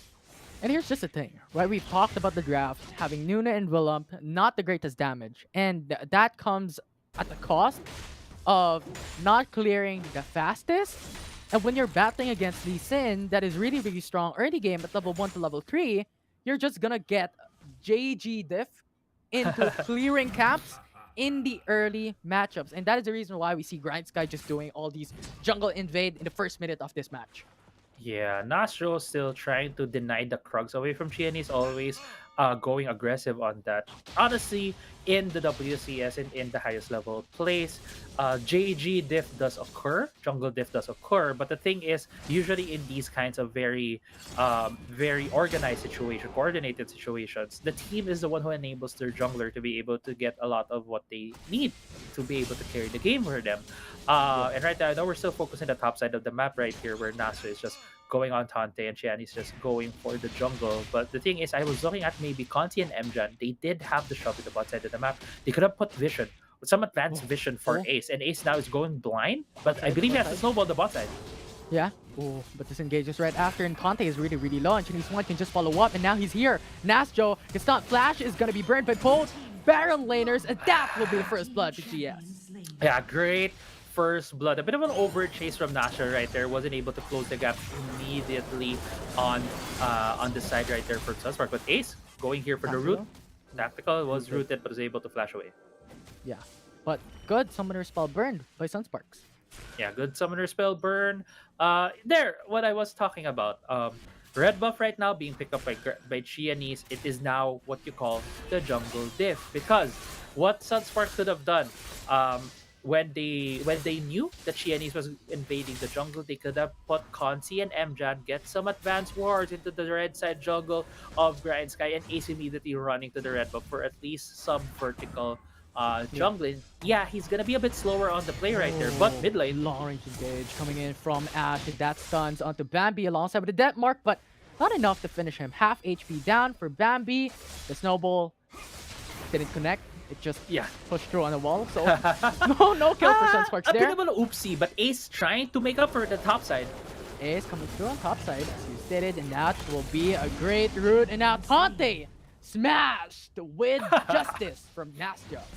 Nastro just throwing out a big sword on top on the head of Tante right there. At least evening up that top lane matchup. Nastro was very far behind. He was not only behind in gold but also in experience. But because of that gap, has given him this opportunity right now to go for a back, maybe pick up a boots alongside the Kindle gem ending, because I don't think he has enough gold yet to be able to get that black cleaver. Right now you see him running from the base because they are thinking about the next objective that's gonna come out in 15 seconds at the 4-minute mark. A lot of the members right now going back, although mid lane. Oh, nice hit from Chinese One.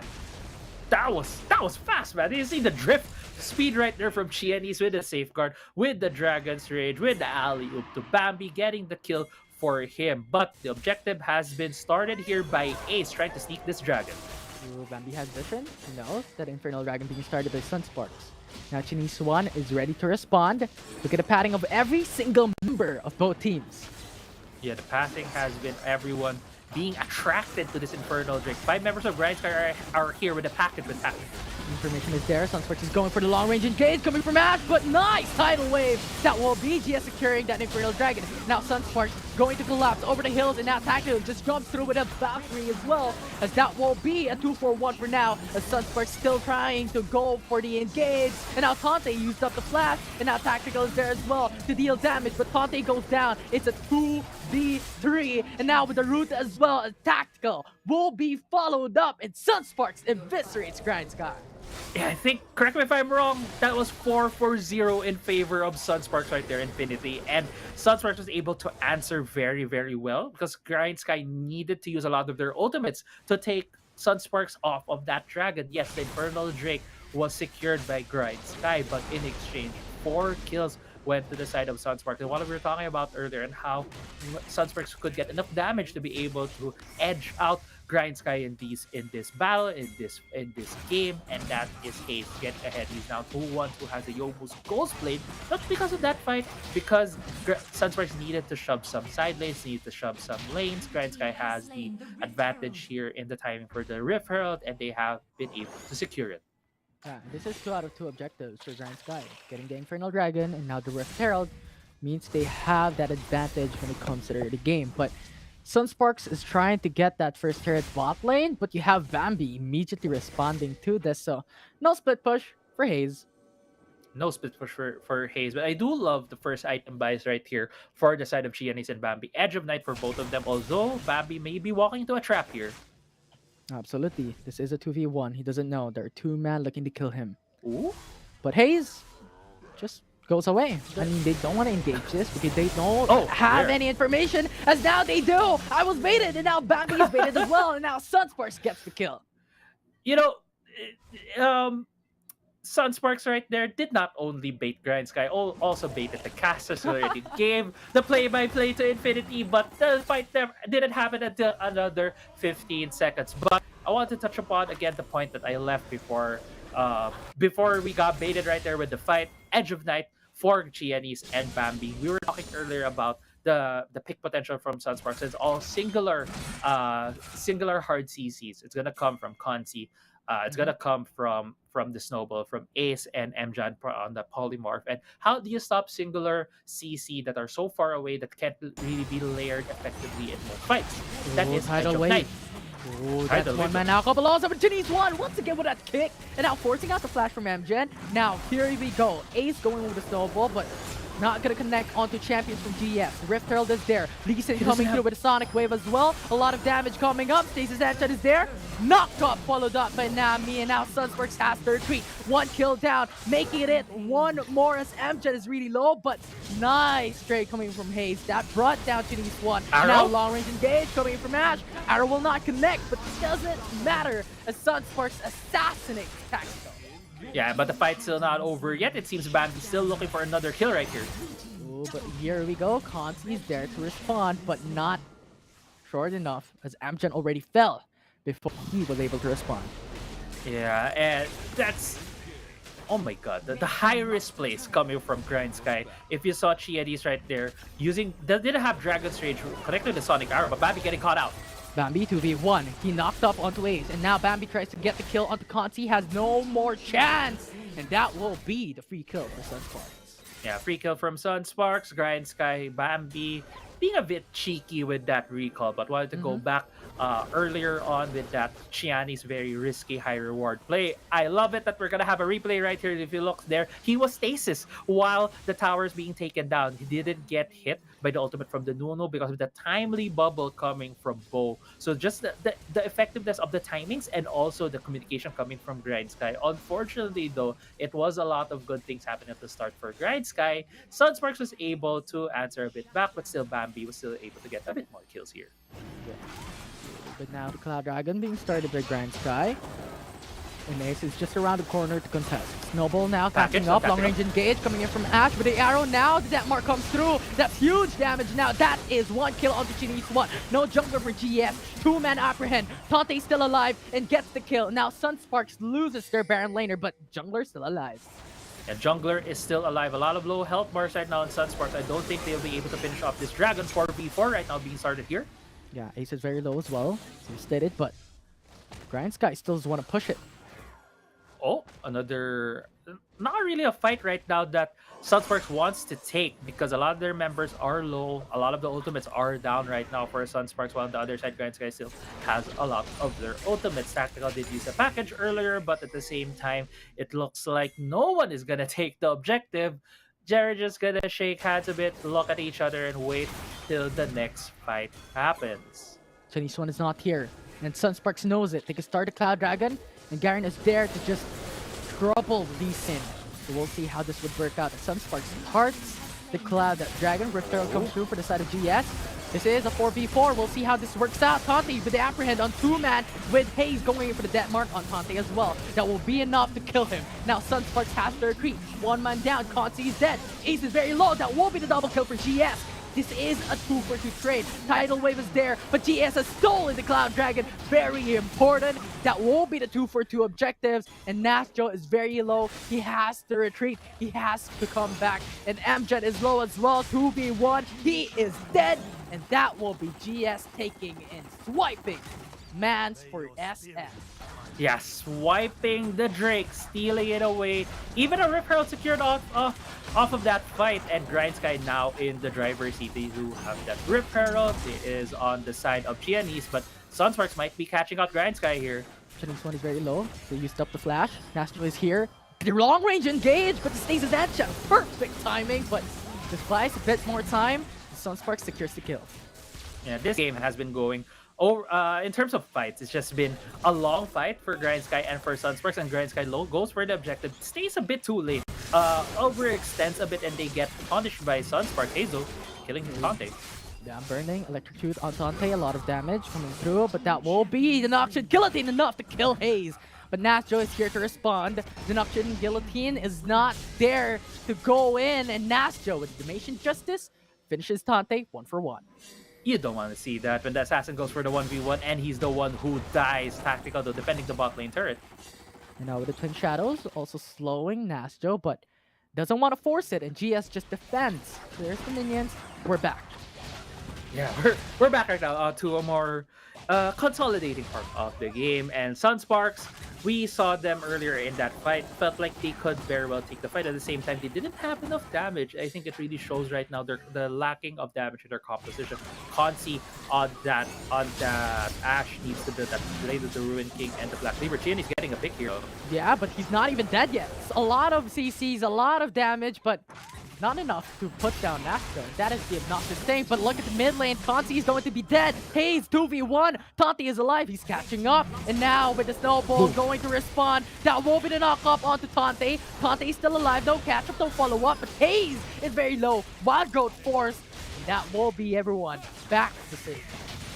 Everyone back to safety, and Except it's Consi, gonna though. be a 4v5 right. Consi is down. He also built a proto-built enchant. It's very interesting on the Ashe. I'm not sure if that's the most ideal enchant right now on him, especially with Grindsky being ahead in this game, with Xiaomi's always starting out these fights. Baron is about to be up in a couple of seconds. Let's take stock of where the objectives are at. 4 towers right now have fallen for the side of Sunsparks, while the gold is very much on the side of Grindsky at 6,000 gold ahead for them. Looking at the items, Edge of Night right now and Black Cleaver both on the side for the Lee Sin and the Jace. So we're really gonna see right here both of a lot, actually, 4 Black Cleavers on the side of Grindsky.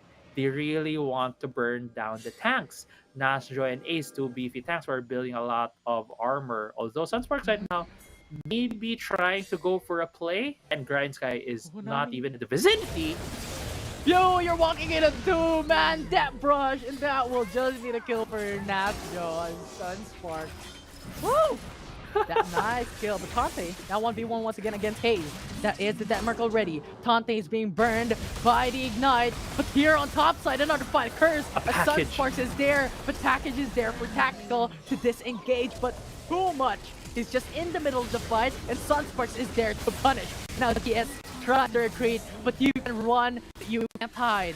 Now Sunsparks takes the double.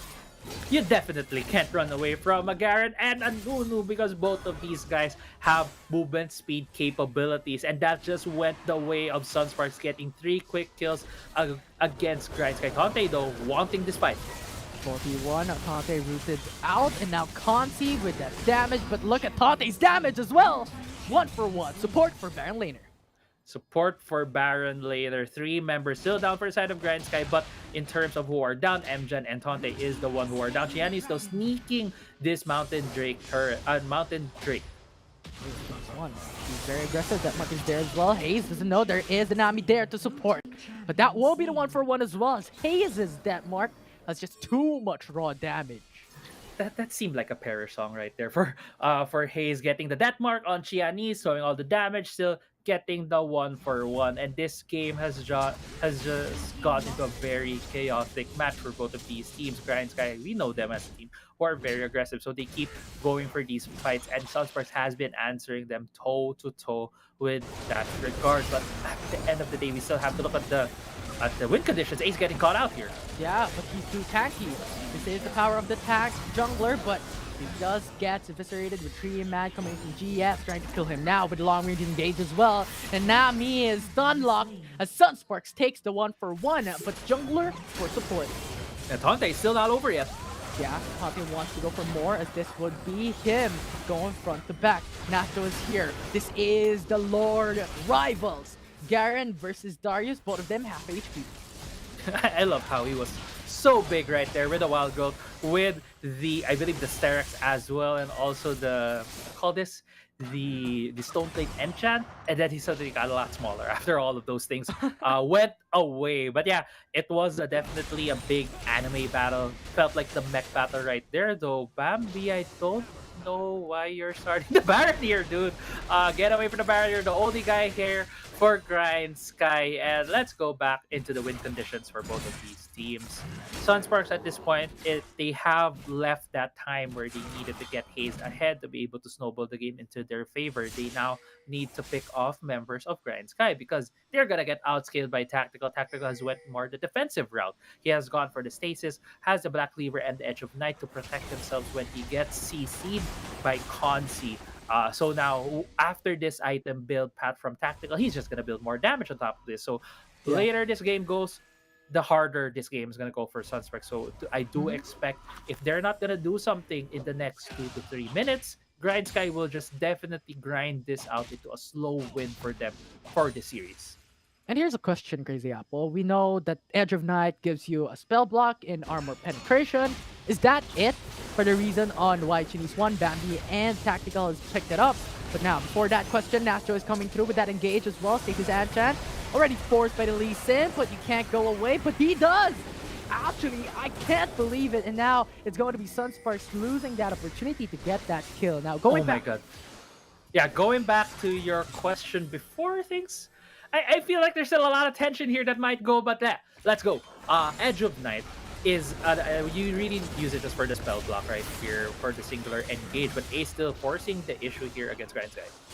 Defensive item it is. They want to play very safe against Sunsparks with a lot of CCs from Ace, from Consi, from Enjan. So we'll see if that takes effect here, as there is a lot of tension onto the Baron Nashor, and there is information from Sunsparks. And for the side of Grindsky, they have the dominance onto the Riven. Yeah, right now it just feels like Grindsky is buying a lot of time. They need to buy time for Tactical to get more items that he needs to get. He's probably going to pick up the Infinity Edge next. They also have 3 Drakes in terms of the scaling objectives that Grindsky has. They have everything that they want to. It looks like it's going to be an armor penetration item though on the side of Tactical with the Last Whisper. It might be a Cerebrum on his side to provide a bit more slow to stop this Garen from just running them over. So not gonna be the full damage yet for the side of Grindsky because a lot of them are already dealing damage on their team. So it's gonna be right now on Sunsparks really trying to make a play, trying to get a pick off, from Grindsky. Yeah, Grindsky knows they're going front to back. They need penetration and they have it all. We'll see how Sunsparks responds to this one, as the Elder Dragon is now alive and Grindsky has the control of the river bot side. Yeah, but now Grindsky needs to do a bit of cleanup, needs to do a bit of maintenance here on the bot side of the map. There is a huge wave that they just have cleared. They did have the control over the dragon, but since they didn't control the side lane, they needed to go back to it. Now it allows Sunsparks to creep themselves into the pit. Hayes still pushing the bot side of the map, so right now it is really a battle of side lanes. The macro decisions from this team. Patrick is about to time out. Hayes though catching out Xiaomi here. And now Ace kicked by the Lee Sin. No follow-up, but half HP already for Ace. That is a huge HP advantage for the junglers, especially with the Ocean Elder Dragon alive. Yeah, and Sunsparks just really needs to look for a pick, but I don't think they can get any more picks. We're about to hit 20 minutes into the game. Grindsky is already starting this Ocean Drake right here. National getting pulled. Yeah, God King Darius is here on the front lines, but here we go. Nastro's still gonna be safe. This is the obnoxious thing about a Garen in the lineup. So hard to Hayes getting beat, the but pick-up. Hayes! Nice assassination onto the jungler for Grindsky. Now that's number advantage for Sunsparks, and they're going up the hill. Ace with a knock-off onto Bew, and now Bew can't do nothing. Flashes over the wall, that is 2 flashes burned, and now Sunsparks has to collapse, and Tactical Tate is down. Sunsparks going through, and that will just be the great punish from Sunsparks. That is the catalyst that Sunsparks need to be able to win this game. There's only Bambi and Bo left, and they're getting tower dived by 2 tanky members. A triple kill for this Nuno. We never would have expected that. But at the same time, 3 members of Sunsparks did fall down. Bambi is running to the mid lane, and the bot side turret here, the inhibitor turret could be grabbed by Sunsparks. It's done. It's done. I mean, you're seeing Bambi going for the recall. He doesn't have any HP. When you're betting against Ace with that HP amount and Nastro with that HP as well, alongside with that passive, you really can't just defend in a 1v2 situation. So we'll see how that would work. So inhibitor turret down for Sunsparks, getting that bot lane turret. Can they run away with this? We'll see as Bambi actually initiates once again. Lee Sin comes through with that ultimate alongside with the Sonic Wave, but that spell shield, we'll see how that will work. It's not a spell TP? shield, but TP for Ace? defensive capabilities, but she needs one. That arrow will not connect. GA will be popped. He's gonna Hayes die here. and Ace going through with Oh, the wait! root, but woo! Edge of Night. The fancy feat from Qeon is this guy has been playing super risky, has always been at the brink of death, and sometimes it does fall through. That does approach him successfully, but that does not get him there, although no jungler right now for Grindsky while the fight starts in the Drake. But Tante too tanky.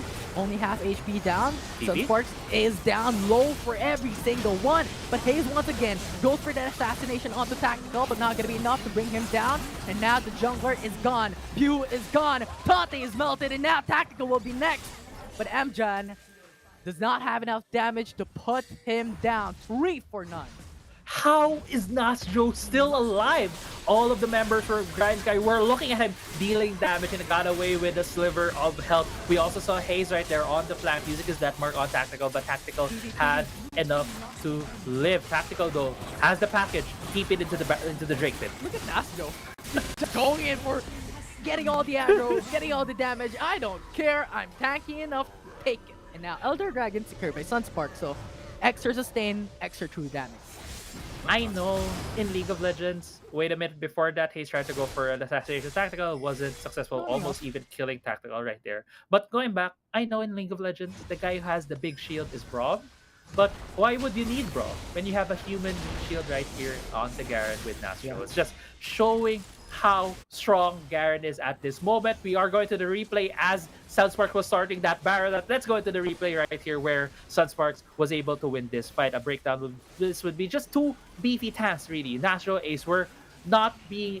They weren't killed because Grindsky didn't have enough damage yet. I think Tactical would need more damage. But the fight here... Tidal Wave going for the disengage, but GS doesn't have any follow-up, so Sunsparks is still dominating their own jungler, so that will just be just a little fight with HP trades But out the mid of lane, though. that jungle, and as you've stated, the mid lane pushing towards Sunsparks' base.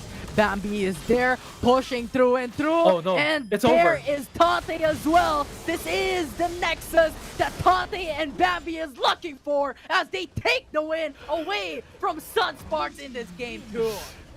Oh my god, Infinity. I don't know how that happened. We didn't see when the mid lane inhibitor turret went down, but it did fall down. And Grindsky with a bit of a backdoor play right there. Does it seem like they're all that happy yet with game 2? We still have another game because this is a best of 3 series for them to be able to cash in that win of this series. But man, Grindsky really grinding their way into that win. It was very long fallout battle for them. The win condition didn't really matter in the end because we thought it was gonna be this Corky just going out of his mind, but the Garen and the Nunu proved to be too tanky for them. They weren't able to deal enough damage to burn them down, and they chose not to fight it. They just went for the map control, went for shoving the mid lane while Sunsparks was busy on the side of the Baron. They were able to go for the backdoor, destroying the nexus of Sunsparks. Just big brain from Grindsky. We have the inhibitor turret mid lane. We have the wave prioritized on our end. We're just gonna finish this game. No need to fight this. Baron Nashor? What's Baron Nashor when you have the Nexus base open? Yeah, that is the objective of League of Legends. You destroy structures. We don't care about kills. We don't. They do care about kills, but they don't care about the big worm in the pit. It's purple. We don't need the purple guy. We need the red, big glowing crystal on the other side of the map, and that's what they took down for the side of Grindsky. And even though we're the casters here and I'm the analyst, and I have to break down what happened in that game. It's just really chaotic things happening for both of these teams. Sunsparks have always had that. It didn't feel like it's just a 5v5 for them. It felt like a 5v6, and the 6-man for Grindsky is Sunsparks having a lack of damage. They don't have enough damage to finalize a lot of these kills against Grindsky. They do have a lot of tankiness on Nastro and Ace, which really felt like these two huge walls that Grindsky needed to go against. And it just became this battle of attrition for both of these teams. And Grindsky, in the end, was able to win out that battle of attrition by looking at not the tankiest members, but looking at the structures that were still on the base. And the point is, you have a lot of tanks with Sunsparks, lacking of damage, and Grindsky just went in for armor penetration.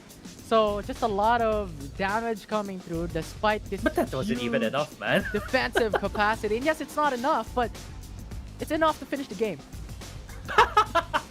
I mean, armor penetration now Infinity goes through structures. I mean, that is pretty big brain right there. If you think about it, if it can go through armor, thick shields, thick steel plates, it could very well go onto concrete. Yeah, have the super minions. And yeah, I mean, this game, it's just very chaotic.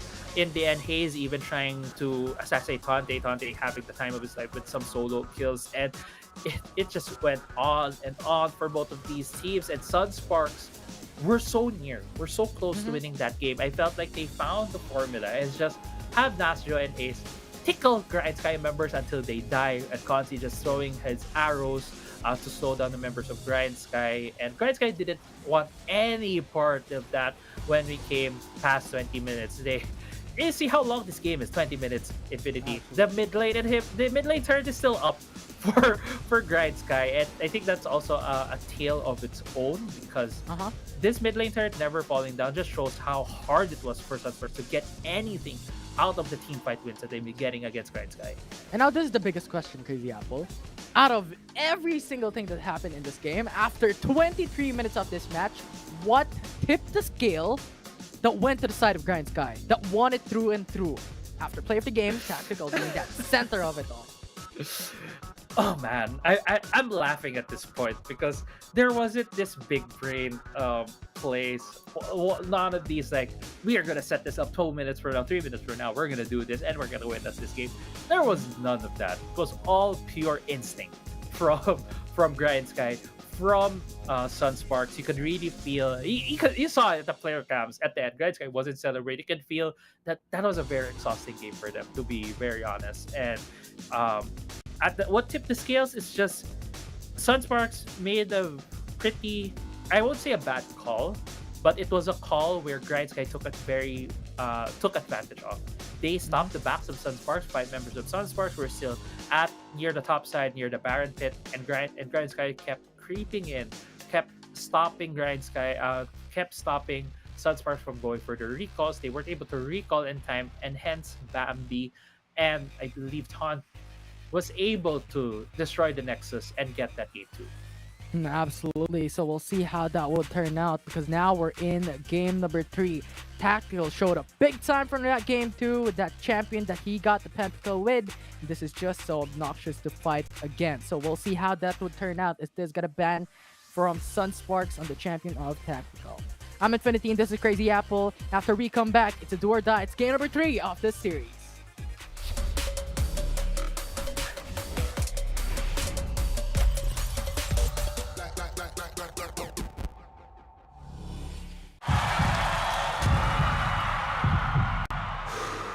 Stop and refocus. Get a clearer perspective. See things from different angles. Power up and set your eyes on the prize. It's time to step up and rise to the challenge with the Redmi Note 11.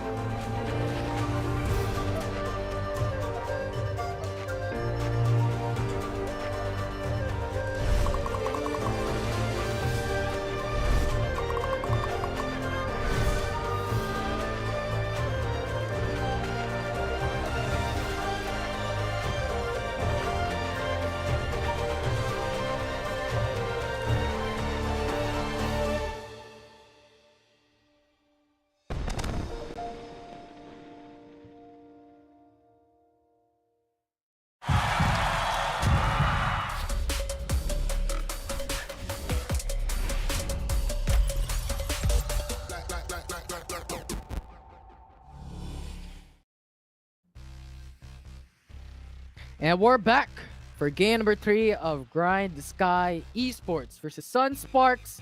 That was an absolute smash and big brain move from Grindsky from that game number 2. But now we're here. Now Sunsparks is gonna have to do something, and Grindsky can do a reverse sweep here if they want to take the series. I'm Infinity and this is Crazy Apple, and we're back for this game number 3, the do or die for this series. Man, do or die. This match point for both of these teams, and man, the game 2 was just this very grindy game, and it's kind of fitting that Grindsky was the team who won because they really grinded their way towards the victory right there. Needed to try and take down 2 big tanks, which was the Nunu and the Garen, which was a thorn on their side in the past couple of fights in that game 2. But yeah, as you mentioned, a smashing big brain play for the side of Grindsky. Instead of dealing with the 2 tanks, let's not deal with them. Let's just destroy the base, because that's the main objective of Wildrift. And I think that's also a lesson to a lot of our viewers out there.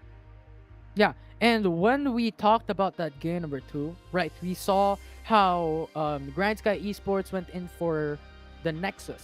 They don't care about the Baron, they don't care about those fights, and that is coming at a cost from Sunsparks. They don't have any champion that can clear the wave easy. What do they have? They have Haze with Zed. They have Ashe. They have Lulu. They have Garen. Which of these champions can clear the wave? No one, right? So that was the problem that Grindsky Esports was able to, have that sneak in. You can defeat Sunsparks, you can take the win, take this to game 3. Yeah, and right now it's game 3. It's anyone's game at this point. We've seen how close these two teams are matched together against each other in today's series. And I think one of the things that we need to see from Sunsparks is maybe have a bit more damage in their composition, because I felt like they were making some good plays and they just couldn't finish it off on a higher note, because they didn't have enough damage. So they were essentially grounded to slowly to a pulp by Grindsky in a lot of those fights. Well, Grindsky also itemized not exactly where you think some of these champions would go. They went a lot of Edge of Night to really stave away from the arrows coming from the Ash. They also built a lot of Black Cleavers to take away the armor that was being stacked upon by the members of Sunspark. So we're gonna see what are the adjustments right here. Hopefully we're gonna see a bit more, more damage coming up from both of these teams. Yeah, both teams has to perform at their very best for this game number 3 on the series. And now we're swiftly going through the bans here with Fiora, Teresh, and shoutouts to Vayne, banned away from both GS and SS. Yeah, Consi is really the guy I think you really want to take away this champion from if you're on the side of Grindsky.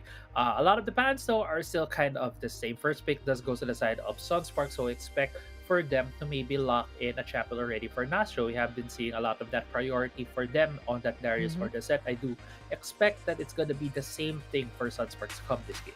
Yeah, Ziggs is open, Set is open, Gragas is open for this game. So all of the champions here that are open for both teams at the moment. What will be the third ban here from Sunsparks is the question, but Darius being that priority as Tante performed greatly on this champion from game 2. Right. Tante was able to deflect a lot of the fights right there, was able to get a couple of good kills earlier on that champion. I don't say that Nastro was also the guy doing a lot of good things on the Darius during our first game. Right now, the Grindsky may be looking at the set ban. I think they have banned set the past 2 games to take it away from Nastro, to take away that champion that could do these just throw the taps on the other team. But it is a bit of a adjustment on the side of Grindsky. They have banned out that chase. Yeah, Set is open for Sunsparks. They could prioritize this. This is also the champion that is the most picked by Nastro in the past, alongside with Darius. And yes, it doesn't have the greatest of win rates, but still a champion that is comfortable for Nastro. We'll see what the first pick will be. If they can give this comfortable champion onto Nastro, that would be fantastic. And now they did lock onto Set. Now Grindsky, you have Galio, you have Lulu that is open once again. Yeah, they have Lulu, they have Galio. There also has the Gragas, which have seen a lot of priority in today's games. A lot of Gragas mids we have seen today, but it's gonna be tried and tested. The meat shield, the human shield. It's gonna be that Garen for Grindsky. Yeah, and Yuumi has been seeing a decline in priority picks here, as Lulu has been locked in by Grindsky instead. Now, Sunsparks can match up with the support and mirror this lane. They could pick up Rakan, it's still open. Galio is still open, especially with having Set already in your draft. That is a great pick to have, but Nuna and Willop once again being prioritized here by Ace. I hope they're gonna pick a marksman already on this first phase of the pick and ban, because it's just gonna look like the pick and ban Or that we Ziggs. saw earlier, or Ziggs. Thing is though, yeah, Ziggs would be good. At least there's a lot of damage, but you already showed your hand picking this Nunu. A lot of people will be thinking that they're gonna pick a marksman, and yes, luckily they have picked already that Corki, which already meshes very well with Sunspark's composition. Now they are not tied down to Mark's AP carries in the bot lane. There are still a lot of AD champions open for the taking for Sunsparks. And now here's the thing. The 3 picks of Sunsparks is the most picked champions for their respective role.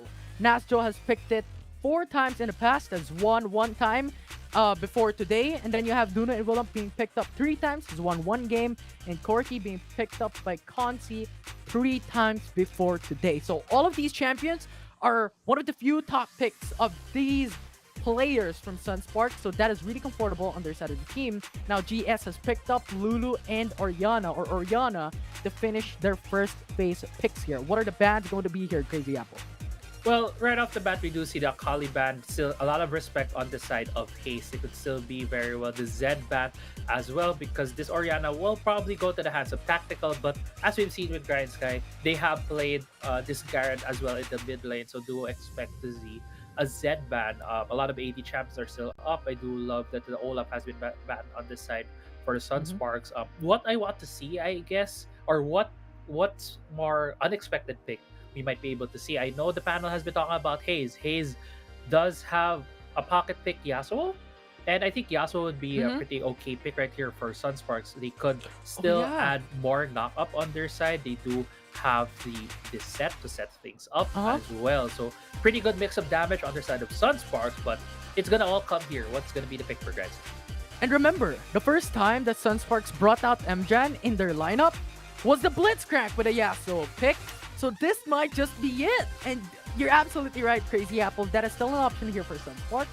And Grindsky hasn't banned it, so it can still come through, especially with Sunsparks having the 4th and 5th pick immediately after this 4th pick by Grindsky.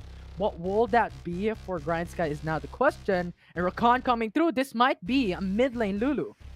Yeah, it's gonna be a mid lane Lulu. It could be a mid lane Lulu Oriana right now for Grindsky. Yeah, Oriana on the hands of Tactical. He has used this, I believe, in week 2. Had a lot of good shockwaves, so a lot of magic damage right now on the side of Grindsky. So we have to see them pick a jungle champion on the hands of Xiaomi that could very much carry the game for them. Unfortunately, I don't think we're gonna see the Yasuo. Very sorry about putting the getting your expectations up to infinity, but I would have loved to see it as well. And thank you so much, Sunsparks. We're not gonna have wet noodle fights. We're not gonna have too many tanks on the field because they're just locked in both the Lux and the Lucian. Yeah, we saw the problem a while ago from game number 3. You lack damage, and now they have Lucian, they have Lux, they have Corki, they have Set that could deal damage as well if ever the gap is huge on the Baron lane. So Sunsparks alleviate the damage lack here in this game number 3. But Shyvana, we're seeing this for the first time in WCS. Tundra, are you the guy playing? Anyway, that was rehearsals. Yeah, this is the first time I believe we're seeing Shyvana. I believe it was also called out by Otus as one of the more unexpected picks that he would want to see in the WCS. And Shyvana is going to be very curious here because what Grindsky needed was a bit more attack damage on their composition. And Shyvana does deal a lot of damage, can get to that point, as well as if you're babysitting her alongside that Lulu, it's going to allow her to close the gap even faster. The thing is, she's not that traditional kind of carry that we see often. That's why we haven't seen her often here in the WCS. So it's going to be very curious to how Grindsky will be feeding a lot of their resources towards the Shyvana. Yeah, but here's a general consensus about Shyvana. If Shyvana doesn't get any dragon, he's just a massive minion walking around for his team. So we'll see how this would work out for GS. Yeah, I mean, but I think the past 2 games, we have seen Grindsky having a lot more priority over the dragon. They have shown that they are really prioritizing control over that objective. And Xiaomi, man, this guy always goes in. And what does he have with him? He has a Lulu, has an Oriana, has a Rakan, even has a Garen that can go in with him. So I would expect to see Grindsky just always going towards the back of Xiaomi, and Xiaomi is just always jumping into the members of Sunsparks. Well done there, handle. Let's go to the win conditions on Sunsparks. Sunsparks does have a double marksman composition with Haze and Consi, so do expect a lot of scaling on their side later on. I also do expect Black Cleaver to be the priority item for Consi and for Haze, since they do see that there is a Garen on the other side along that rock con. So might be the first couple of item picks. This Lux though is on that support position. So we're just gonna see MJan more of this pick oriented champion as he plays out the Lux here in the Dragon. Yeah, and Wildrift is basically joining the hype train. You have a Shyvana, we're gonna put the first dragon for Infernal Dragon. So Might as well. That's true damage if Chinese one takes it. So that is very important to take note. So hyper priority here for both teams at the 4-minute mark. But nevertheless, welcome everyone to game number 3 of the series between Sunsparks and Grindsky. One game away for taking the series. And if our viewers are just joining us for this game, it has been a very long series, guys, especially for a Wildrift game. We are getting to the third game of this series where it's very close between Sunsparks and Grindsky. The panel has been very unanimous with their votes. A 2-0 for Grindsky, and Sunsparks immediately said no in game 1, getting the first win of the game. We do have a very weird draft coming in for Grindsky, but at the same time, though, looking at the first objectives, as you mentioned earlier, one thing that we need to look out for Sunsparks is they do have that Lux. And what the Lux is able to do when she's able to set up, she's able to use her light binding to get these picks. Sunsparks could follow it up with damage from Haze as well as the Showstopper from Nastro. So we're gonna look at that. But Ace, though, might be fancying a tower dive in the top side. They already did. I mean, that is the option that they have, right? They know that Chinese one is having a priority on bot side because that is where the dragon is. That is where the important objective is for a team that has Shyvana on it. So they could just pressure in top side. They could punish Tante. So we'll see how that goes. But that engage was unsuccessful. But nevertheless, no one died for the side of Sunsparks nor GS. So still a standard early game here for both teams. Yeah, standard early game and a bit of the current back timings as is. Grindsky already went for their backs, already went for a couple of components on their side. On the other hand, you see Conti is still a bit late to his back alongside Haze. So it's a difference in priority. I do see right now where Grindsky is going for this because what you want to do when you hit the 4-minute mark, you want your members to have already gotten their first items, to have shoved the waves so that you can have control over this dragon pit. So they have gone for the earlier recalls to have a bit more items to have the earlier shove. Now it falls onto the hands of Sunsparks. How are they gonna counter this play coming from Grindsky? Because as you mentioned, the dragon is gonna be very, very important for Grindsky, and already Xiaomi has hit level 6 on his champion. He's looking to get that Blade of the Ruined King, which will enable Grindsky to just burn through the Drake when it comes up. Absolutely, and I want to give a huge shout out to the deep ward that Grindsky has placed a while ago into the bot side of the map. Like 3 vision wards onto the river, 3 vision wards onto the bot quadrant jungle. Absolutely insane. They really want this priority onto the Infernal Drake. And speaking of which, it's 15 seconds before it comes up. Yeah, but as you mentioned, there is a huge priority right on Infernal Drake. Who were the members already there? Sunsparks were already in the river, but there's only going for the recall now, which is very off timing. Package is about to come up, I think, but still, 4-minute mark already. Xiaomi is here, starting off this Drake. Yeah, immediate start coming from Grindsky. You have the snowball connecting onto Lulu. Not enough damage, no follow-up. Sunsparks is now going through it, and now GS takes the Infernal Dragon. Extra true damage onto Chinese one, and now Sunsparks has to retreat. And Grindsky, nice start. Yeah, great start right there for Grindsky because they really needed that. And they were still even able to get one more kill, getting, they didn't were able to get the kill, but they were able to deny Ace from taking that Drake. Although now, because ultimates were used for the side of Grindsky, the Herald looks to be a freebie for Sunsparks. I mean, they don't even have to go all in contest for the Rift Herald. What's important is the Infernal Dragon, which they already got, so might as well not just go for the Rift Herald and just pressure in lanes, get the priority onto the jungle, because later on, with that Infernal Dragon, those damage is gonna be insane from the jungler of DS. Yeah, but the answer right here from Sunsparks, since they did get the Herald, 4 members right now on the top side of the map, they have summoned the Herald. Shelly's gonna get that tackle there on the tower. I think they're gonna get the first tower of the game for Sunsparks. Yeah, Shelly took the tower first blood. But look at the mid lane. You have Tante and Chinese one going for the trade. Much more valuable for GS. Yeah, very valuable for them. Qion about to hit his ultimate. I don't think he can get out of here. He won't. He won't. But that would be the first blood going to the side of Sunsparks. A huge deficit immediately for GS, but nevertheless, we're talking about a 1k gold deficit here, and we're just in the 5 minutes of this match. Yeah, the 1,000 gold lead is really mostly on that first blood gold that Sunsparks just took. And if also look at the board right now, a lot of that gold is also on Haze, him being on that Lucian as compared to Bambi on that Lulu, more of a supportive champion. So chances are a lot of the pressure, a lot of the gold are gonna be more onto the hands of that Lucian. But yeah, taking stock of the situation, we are 6 minutes into the game. Only one kill on the board has happened, and this is very different from what we've been seeing the past couple of games, seeing as how aggressive Chianese is. But since Chianese is more of the scaling champion, more of the carry pants right now for Grindsky, he would really need to play a bit more safely, wait for his item power spikes to be able to take the fight for Grindsky. But since there is a huge priority on the Drakes, we do expect to see another team fight to happen when the next Drake comes up. Yeah, but that's gonna be minutes away from now, so Genius One is free to do whatever he wants, and I guess that's a priority on top side of the map. We're in.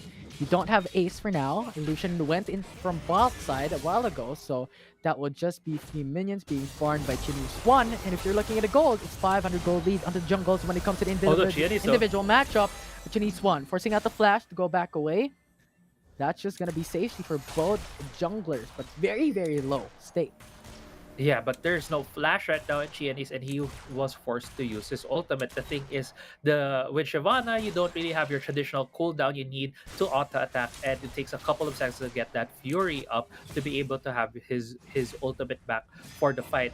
I do think it could come up when the next Drake comes up, but at the same time, it is one of those things right now, one of the tools that he doesn't have come the next dragon fight, especially if he does come in with the dragon form, does have the flash. Nastro could just throw him back into Grindsky with the showstopper right here from Nastro.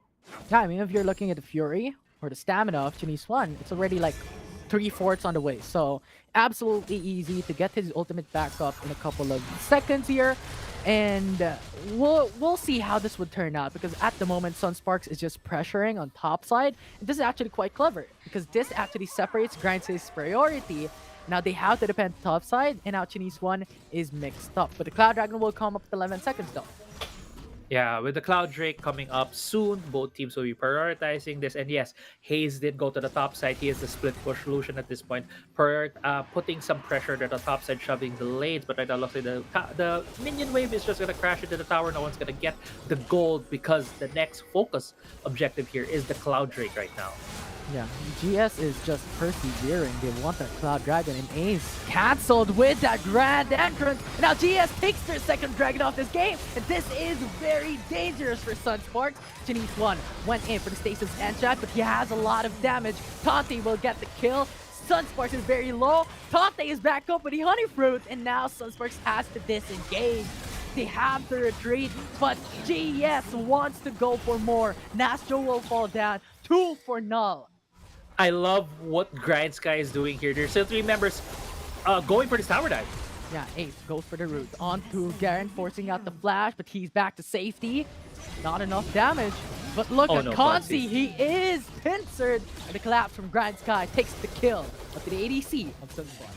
I want to commend the next level planning right there that came from Grindsky when they took the Drake and they knew they had clean kills. There were still 5 members of Grindsky. They immediately used their resources in different parts of the map. Shianis immediately went to the Herald Herald to take that objective, and right now is taking the top side turret, while Bambi shoved the mid lane to get some more control over there. Although, because of the fight on the bot side of the map, Grindsky needed to go back to base. Right now, the tower might fall here in the bot side. Yeah, Garen is here to defend, is here to rescue this turret. 168 HP though for the turret left, and now Haze is very low. Damation just is served, and that will be the double for Grindsky. And another battle here to Chianis. Yeah, Chinese One, a lot of damage. That true damage for the Infernal Drake just shreds Nastro out, and now Chinese One gets the kill.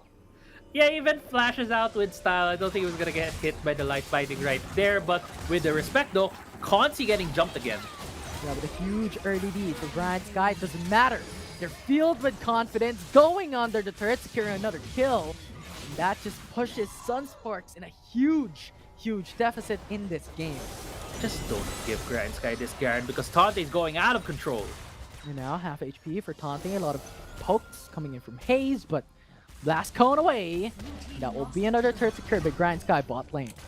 Yeah, let's take stock of where we are because I feel like none of these teams will be looking for a fight right here, even though Bambi is being very far forward. 7-1 the kills in favor of Grindsky, 3-2 to turrets, and they have taken the first 2 drakes of the game. As you mentioned, Infinity, they really need to take these drakes, and a lot of these fights have been happening there. A lot of the advantages that Grindsky took was because of the start of that fight. Sunsparks really wanted to go for the contest, but I believe it's just a lot of the damage already was done towards them. They couldn't, they weren't able to put more damage on the members of Grindsky because they were hiding essentially behind that Drake, and Grindsky was able to just force their way into taking more and more objectives. And Xiaomi at this point is just too confident taking this battle here.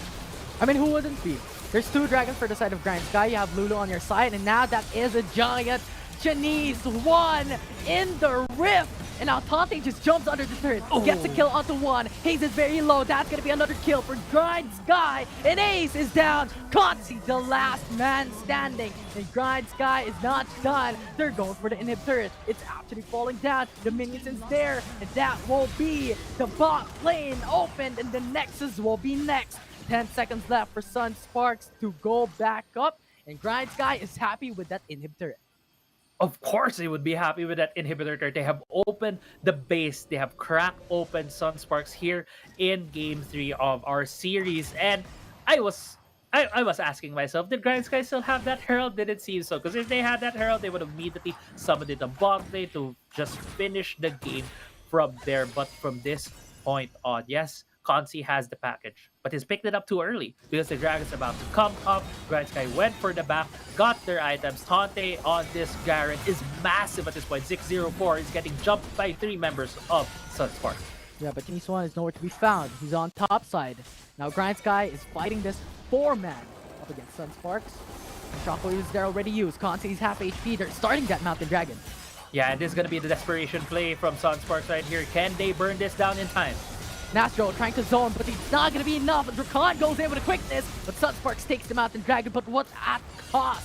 As Nastro will fall, Ace already has fallen down, and Grindsky is jumping for the flag, with Janice 1 going on the front lines, and Amjana is gone for the count, and once again, the lone wolf, Consi, will be left standing. 1, 2, 3. Chianese takes 3 kills right there. Yes, the Drake did not go for them. Tante still threatening Consi here with the dive. Doesn't care if there's 2 turrets in the way. Still trying to stop Consi from the early recall. And with that team fight win from Grindsky, they are transitioning it now into the Baron. Yeah, the Baron Nasher is just gonna get melted so quickly.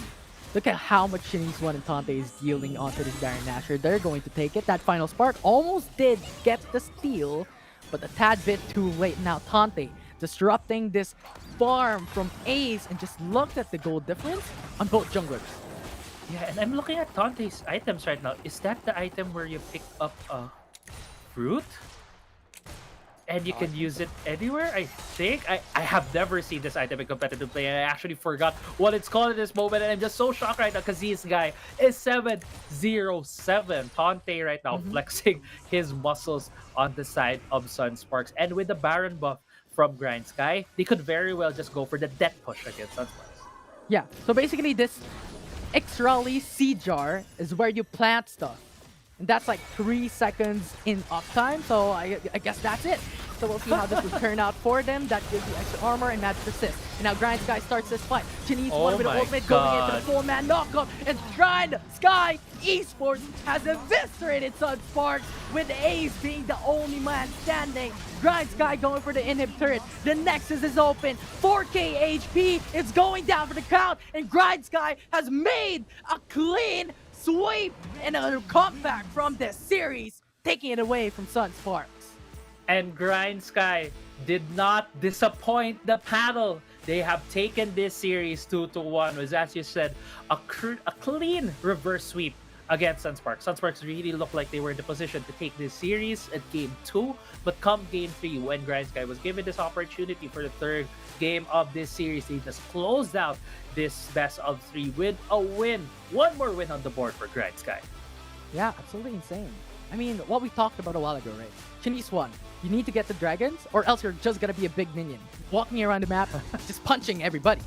But he got every single dragon. Except the mountain dragon, but it doesn't matter. You have the infernal dragon, which is the most important thing for Shyvana. That's extra true damage for you. Yeah, that's true damage, and you can really see as well how much damage Chianese was able to do after they took the first 2 drinks of the game. Yeah, and at this point in time, Grindsky also could say has good communications, has good decision making. A lot of growth could be seen from this team because I do remember week 1 when we were talking about Grindsky, we were talked about them as this coin flippy team, and if Chianese had a good breakfast, I woke up really well in the morning. That's when they win the games, and you could really see the difference now in our conversation with Grindsky. We don't talk about that much anymore because Grindsky has shown growth throughout the 3 weeks of the WCS. They have shown that they have a lot of carries on their team, a lot of strategies that they can pull off. And I think for me, if I was their coach, I would be very proud when they won that second Drake fight. They did not all go for the kill in the bot lane for the tower dive. Instead, they prioritized the long-term macro play, getting the Herald and getting the mid lane shove. And that just shows so much growth for this team. And the shockwave as well. Yeah, and Grindsky, man. I'm looking forward to more games with them and more of these picks coming from Chianese. Yeah, and even if they didn't get the Mountain Dragon, it doesn't matter. Look at the kills, right? Nastro down, Ace is down, Bew is only down for the side of Grindsky, but they already have Chinese one who is already so fed up, and he just goes for the flank kills on both. That's going to be easy money for them. And just look at the jungle gold difference on both the Shyvana and Ace. It's like double the amount. Yeah, and if you see the last fight right here, you can really see how ahead Chianese was. He got pulled in with a set, and he is like, "Thank you, guy. I'll just jump into 4 of your members, and 5 of you will be bathing in my fires from this Shyvana." And player of the game, no doubt, is gonna be Chianese on that Shyvana. Fire Dragon, man. I feel like Chinese one ate like a spicy, good food. And now he's thinking, let's go Shyvana. You know what? Let's just go for this dragon, get all the dragons of this game, and just obliterate Sunsparks for game 3. Now you're making me think of food. This is so unfair. This has been a 3-game series, and spicy food is just the food that I like, as we talked about before. But yeah, Chianese on this Shyvana, we did expect a bit of more funneling on their side because Bambi wasn't that Lulu, but that didn't really happen. It was more of a standard game for them. They just really take good note of the timings. You could really see as well how well practiced this composition was for Grindsky, because at the 4-minute mark on the dot, they were already at the Drake pit as compared to Sunsparks, who waited for a 5-man unit again to be together before they ran to that Drake. Yes, that was the best way for them to win because they needed to be a 5-man group, but could really see the timers were up to the second were on point for Grindsky. On point for Grindsky. Let's see how that would turn out as a win for them. Absolutely insane reverse sweep, as we've talked about a while ago, but this is not the end of today's WCS Philippines, as we have one more series left. I'm Infinity and this is Crazy Apple. We're gonna take a short break. Don't go away. When we come back, it's a panel discussing what happened in that series.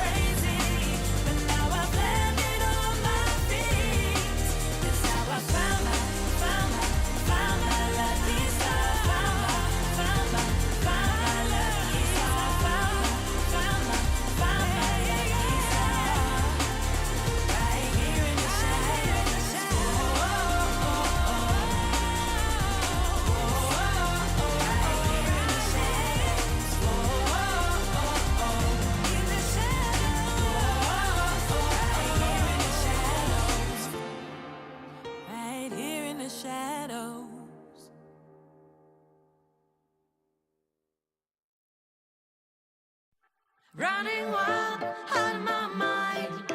Hold my breath, cause I'm ready to make a move. Got nothing to lose. Watch me shake out the ground.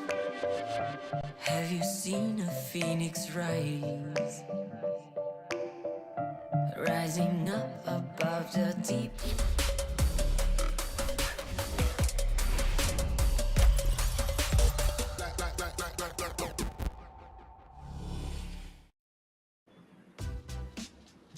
Welcome back to the WCSPH, where Grindsky takes the series versus Sunsparks 2-1, and the panel finally gets one on the board today. Well, kind That's a of yes. ish. We were like, Right. we'll take it. We'll take it. Still a close call though. Right. I know. I was like, but you know what? I don't want to predict anymore. I'm just so like, this is terrible. But what was not terrible at all was this series, of course, because this was a lot of fun, and I think it's also because of our casters that made it oh so fun to watch. But this was quite a hoot.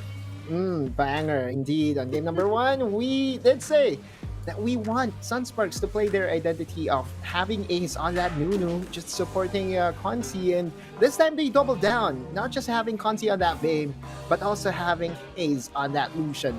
The very first few minutes of this game, he was actually the assassin Lucian, which I didn't expect. And this game here, Dash, this had 2 quadra kills, one with Tante, and this is actually the second quadra kill of Consi just going crazy with the mechanics. Yeah. I wish I had that.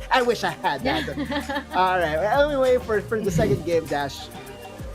Yeah, I could take it with the second game. Honestly, that second game, I thought that could have been Sunsparks closing the game. But it all came down to that one call from Grindsky. Also, taking over the wave clear in the mid lane when they were able to take the inhibitor turret in the mid lane.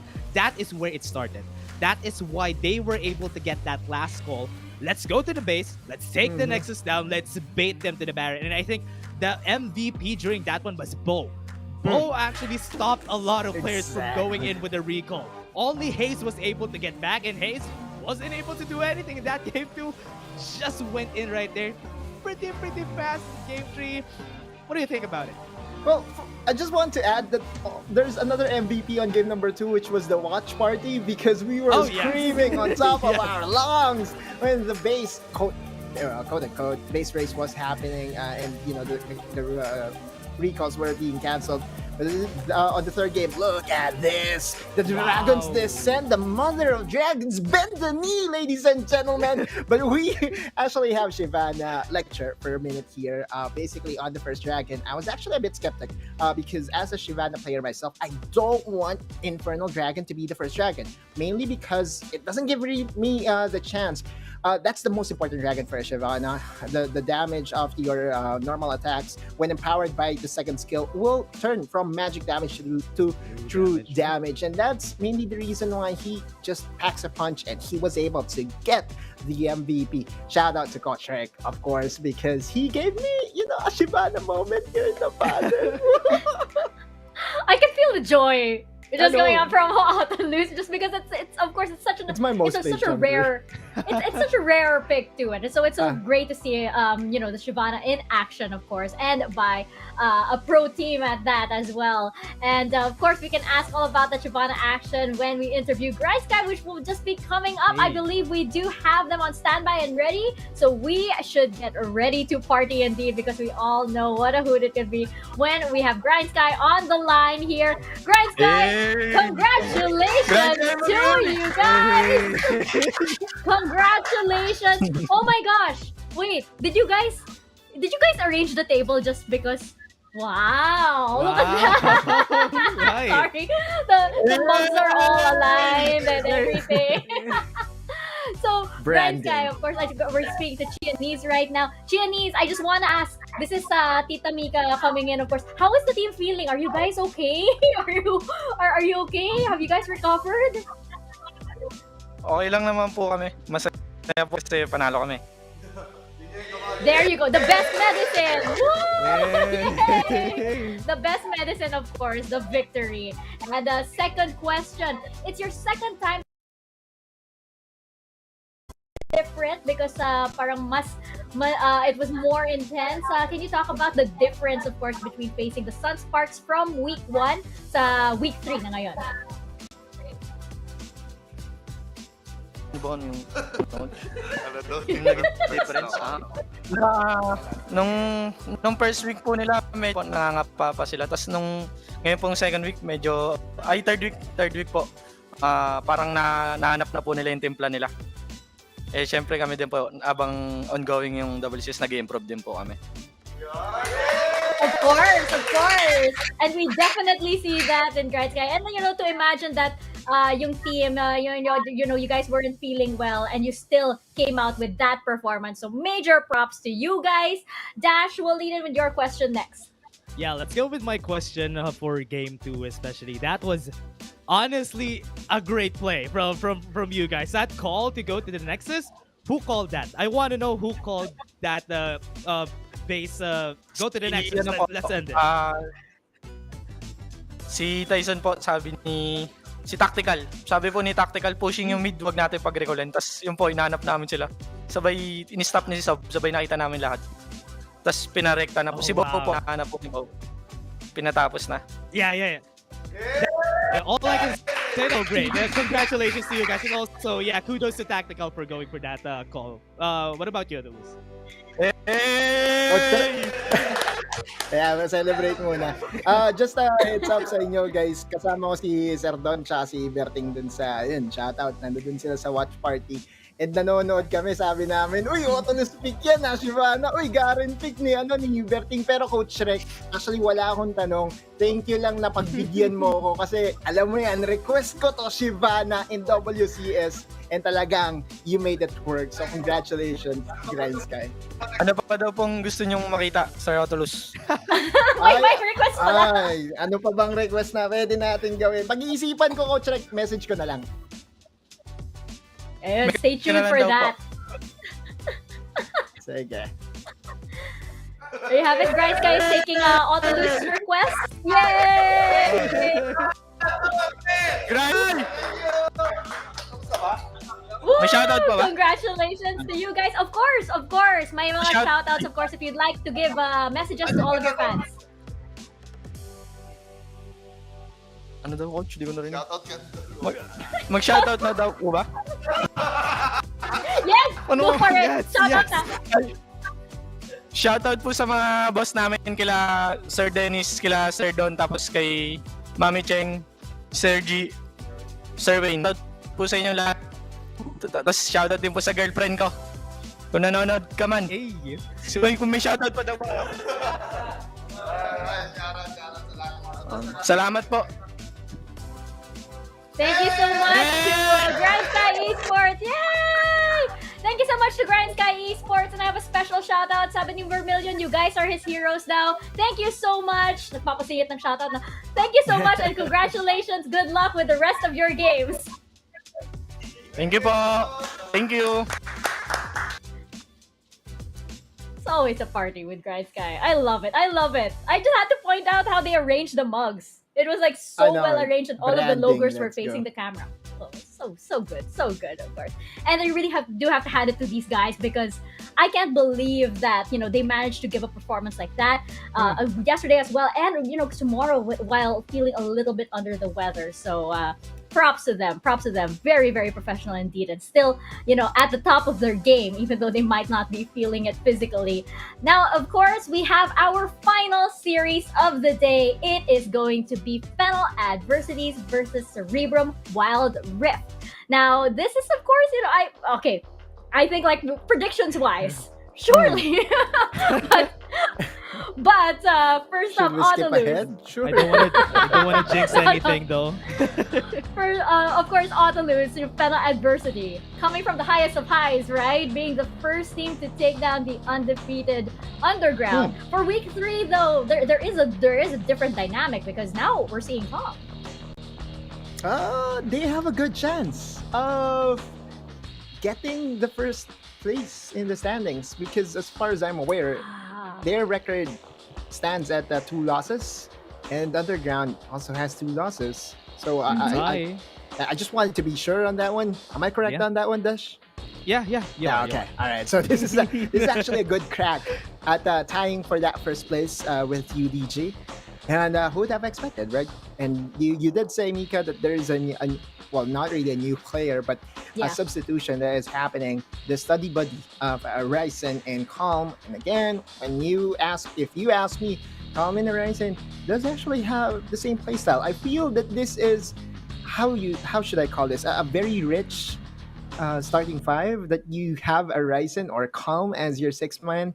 Man, that's just so unfair. But then again, let us focus on the mid lane. That's going to be Arise, because we have mid lane madness over today. And Arise, yesterday, he's very calm and collected during the interview. Feels like that he's the leader, or somehow, the calming force of the squad. And yeah, his play is no question to that. He's able to bring out the Garen, the Galio, but do not forget that his Zed yesterday was also very manly.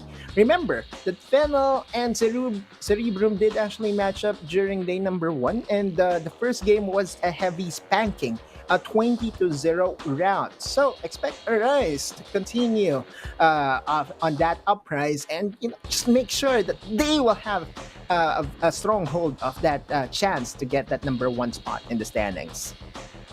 I just want to say, you all mentioned this on loose, like Arise always seems so calm.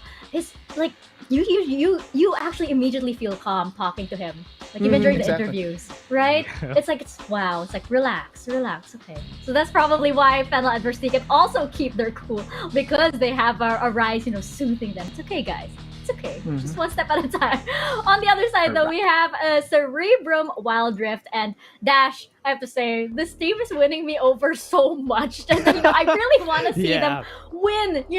Vote for them then. I love that. You know what? I'm already taking a shot of vinegar. Might as well, right? But I love how this team is like the epitome of UBU, just because they will focus on their game no matter the opponent. We have seen that sometimes that works, sometimes that doesn't. But there's just something about this team that you really want to root for them.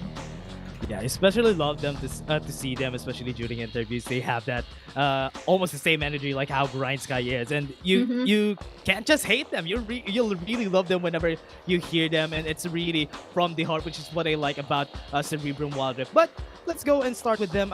They have always been very dependent on Zaupi being the carry, and so far it has worked in their favor. Yes, it is giving a lot of pressure onto Zaupi, but Zaupi said yesterday, okay lang, kaya niya daw gawin yun. But also, Ivali so far has put himself in a more laid-back position, which is something that I like. I've seen him play a lot of tanks. He played Lulu yesterday on the top side, so that is a lot of things. I think Ivalice has always been a good top laner, but now he's just going for the laid-back position, just going for enabling his team whenever he can. And one thing I think is the very great strength of this team is their capability to mature still.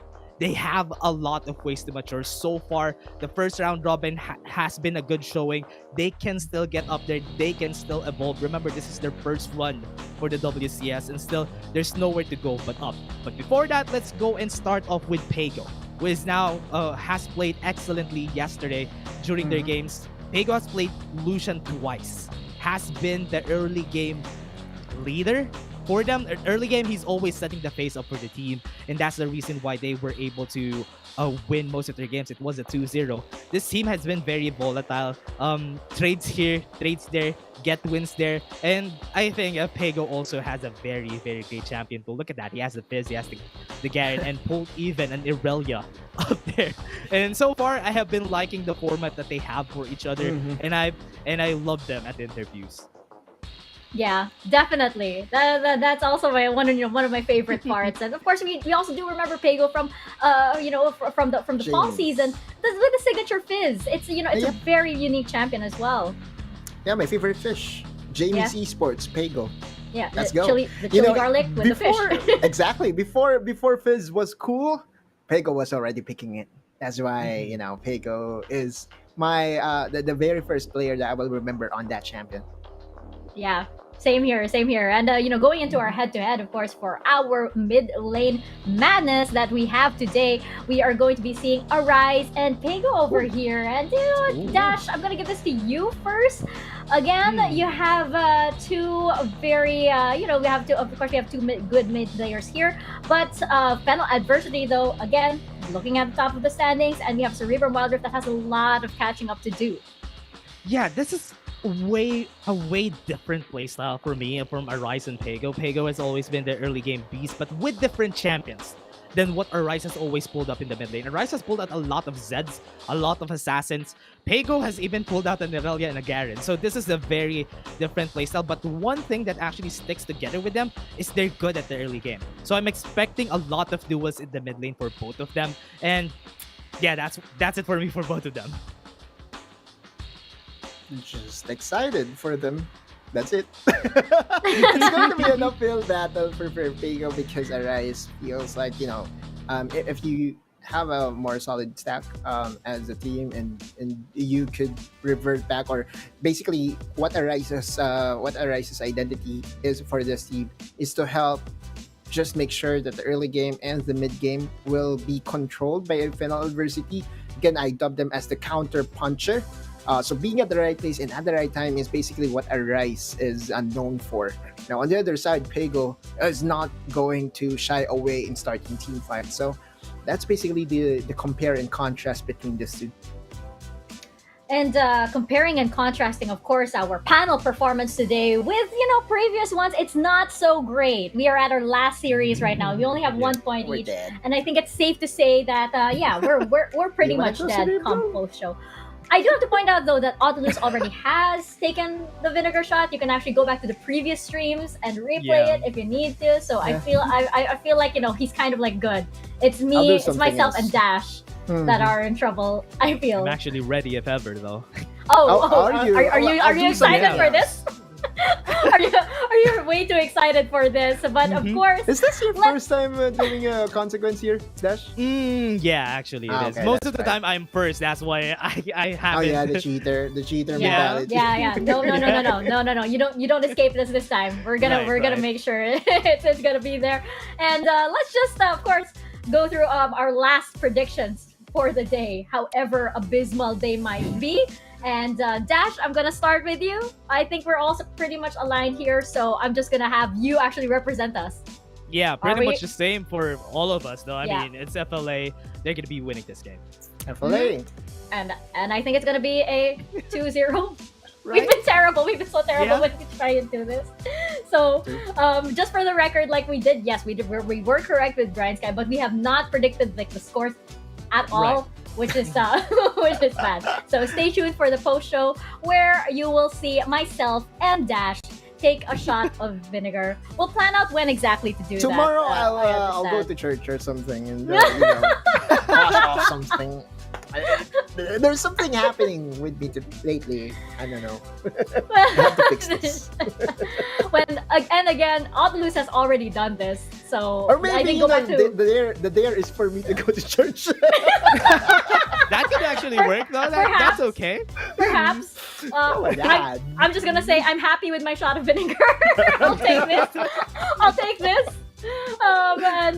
See you for the post show for that. But of course, we have Fennel Adversity and Cerebrum Wildrift. And I have to say, guys, before we throw it to the game, what I really do love as well about Cerebrum Wildrift is that it feels like the impossible can happen with them. I mean, we've seen some pretty amazing things that shouldn't normally happen in like Pro Wild Rift, or like very, very rare to happen in Pro Wild Rift happen when these guys enter the Rift. So I don't know what shenanigans we're prepared for, but it seems like, as well, like, you highlighted Evilist, for example, bringing out, some unusual top laner picks. So I am very, very prepared for that. Stay tuned to see what other stuff Cerebral Wildrift have planned against one of the big shots in the league, Fennel Adversity, coming right up in our last series. Casters, over to you guys.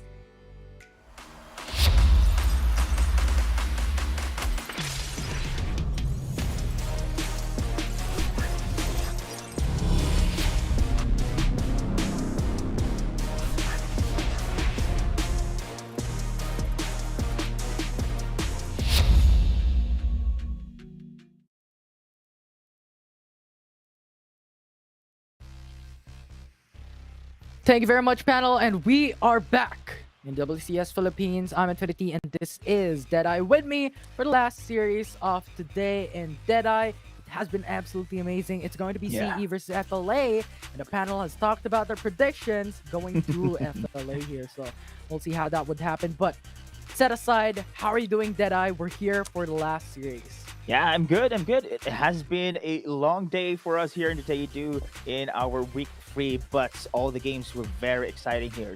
Speaking of excitement, of course, FLA is in a hot streak right now, Infinity, and they are going to face, of course, Cerebrum, Wildrift this time around. Big challenge once again for Cerebrum, but yes, as the panel have said, Cerebrum made few changes here at the start of our third week, and I do believe we are going to expect it on their side. But FLA, I think, pretty good, looking good with Com joining in. I think this is going to be the second official game here in the group stages, and let's see what is going to be going to happen rather in the Rift. Yeah, and Com has played 2 times, I believe, over the past few days. One of which is Darius, but that's a loss, and then they picked up a Kali, then that's a win. So those are the champions that Tom has picked up. We'll see if that will adjust throughout the next series, including this one. But now we're here into the draft, Deadeye. It's FLA versus CE for the game 1. All right, FLA and CE. What the similar thing about these two teams is they love to have those big team fights here. However, CE, we have seen them being aggressive in the early stage of the game. I think they just enable Zalpi on the jungle road to carry the game here. And Evilis, and as Dash has mentioned, is stepping down right now, filling in the role for that utility somehow. But let us see if that is going to continue here against FLA. On the other side, FLA showing flexibility as well. We have seen them for the first time, that assassin pick of comp against the side of Team UDG. But this time around, respect fans are in. They don't want to give Evilis Nasus still. And look at CE. They have seen Com on that Akali. They will take it down. And of course, the late game strategy, as always, coming in from FLA with that Bane down as well. Yeah, and you can't give any more respect on how Fennel Adversity is banning away these champions. We all know Ivolis Nasus is just marked for himself. Like when we talk about Nasus, it's Ivolis immediately. Oh yeah. And Ziggs is also a champion that How has picked up with 67% win rate. So how much Fennel Adversity is putting away from CE is actually quite huge here in the ban phase. But now with set being open for FLA, they're gonna lock it in immediately. Priorities for Fennel Adversity. Probably could be the first time we're about to see Com on the sets on the top side though. And CE secures again yet another Lulu. Will this be another Evilis Lulu we are going to expect here? And yeah, so far how champion picks consistently going to go for that AP carry. His locks, skill shots on the blind binding, always on point here. And we are going to expect Fleur to support this pick on his aggressive champions. We have seen him on the Leona on the previous series here. Could be possibly been locked in as well. The fresh, so many openings for Fleur here. The Rakan as well. But we haven't seen yet the carry champions being locked in for CE. And there you go. The Zed been locked in. I think this is also the comfort pick of Arise, denying Tego's Zed in that manner. Yeah, and I like how you touched up on the Thresh, because we all know Ivolis went Lulu top yesterday, right? Which was blowing my mind. You're putting Lulu on top side, but it actually kind of works. They won in that game. And now Lux for How has been the most played champion that he has played in the WCS Philippines. So I absolutely see that happening if ever CE wants to go for that option of Ivolis going to the top once again. But Jax being that last pick for the first phase draft here for Cerebrum Esports, and now we're in the second phase bans. Any expectations here, Deadeye? All right, so far we have seen CE right now going to go for the funnel strategy again for the Zag, their typical play style here. But on the second phase, haven't seen yet. Probably could be a Danny Morgana here, or in this, or a Rafi Morgana. But so far, no hard engagers yet. They need a proper setup here. Morgana could be enough, but I think they need that additional support there to set it up. Though, of Yeah. course, Arise on the Zed, probably to assassin comp once again for FLA here could be positive here, but they are going to ban though that Olaf as well as the Grace for the side of CE. Mostly jungle champions right now being taken down. FLA on the other side. There you go. Rakan is out. You have as well that Karen being taken out as well. And let us see this combo here on the right side.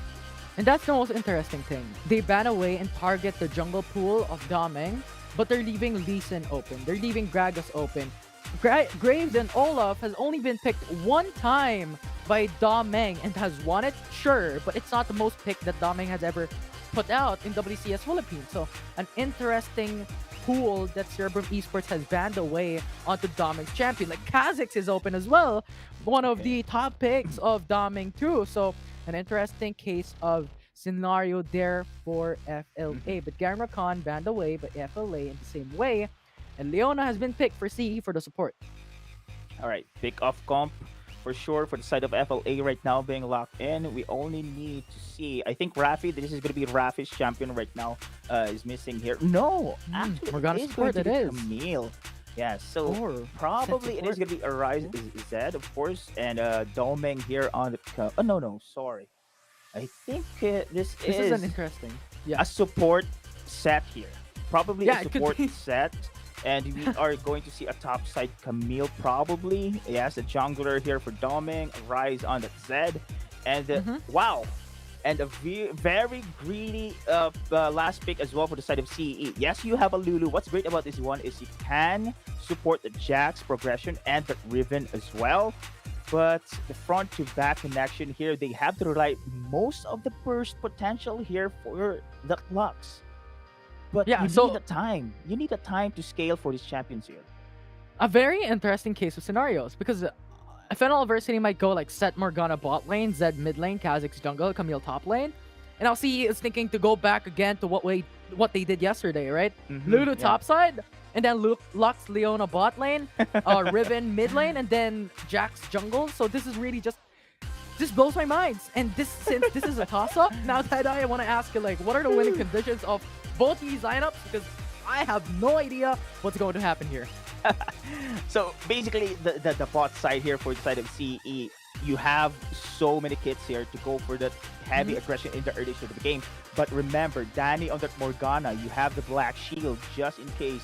You have been CC'd here with the Zenith Blade or like Binding here. You have as well Rafi on that set as well, which can go for that counter engage just in case if they are going to be initiated here in the early game. And what's great about this one is the Riven pick and the Jax pick from CE.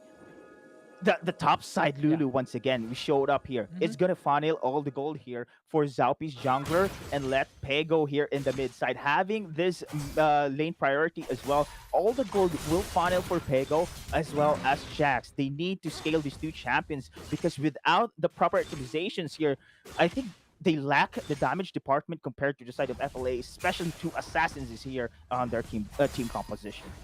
Yeah, and it's interesting you talked about the Riven being mid lane being interesting. But I feel like it's okay because you're going to have like a Zed Riven matchup. But I do understand, like Riven in mid lane is untraditional. And Pego has picked this up like 2 times in a row, has lost both of them. So I don't know whether to go and agree and disagree. But nevertheless, Pego went Riven. Yep. And now we're here in game number 1 of FLA versus This is going to be very interesting series indeed. And look at this one. Nice crowd control right now being pulled up coming in from Dan and Rafi. And this will continue, Infinity. Cerebrum here must have utilized that poking potential coming in from How on his Lux. I think they can do a brawl here, but in the mid side though. just the visits from Doming, just gonna say hi, and then Pego's just gonna walk away. Yeah, I think this will continue here. I think FLA should dictate the tempo in the early stage of the game. Again, they don't want that breathing space here for these two champions here, Jax and Riven specifically. And on the top side though, Evilis on the Lulu, I think he's doing great here. But when the level 5 will be online on the side of FLA, everything will turning around. But look at this one on the top side. Zelpy's here, baby, and now it's Oh. going to be Raph going through and getting that punch in. Now to disengage. Great move from FLA with a great response. Thomas safe. Exactly. I do love that rotations coming in from Rafi. And I think Yeah. he has that map awareness as well. But on the top side, he's going to be in danger. Speaking of danger here on the bot side, again, CE is utilizing their skill set here. And unfortunately, that rotations coming in from Pego did not happen. And CE must, of course, control this lane in order for them to have that breathing space for Zalpi as well as Pego.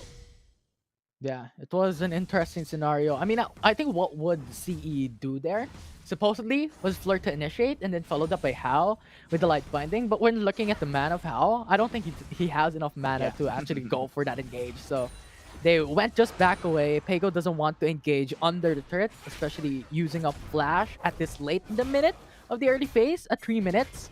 If you use it this early, you're not going to have that flash later on for the Cloud Dragon. So not going to go through. CE is playing very safe at the moment, which I think is more clever. And now, I want to ask you here, that I paint me a picture at a 4-minute mark, especially with Cloud Dragon and Rift Herald coming up.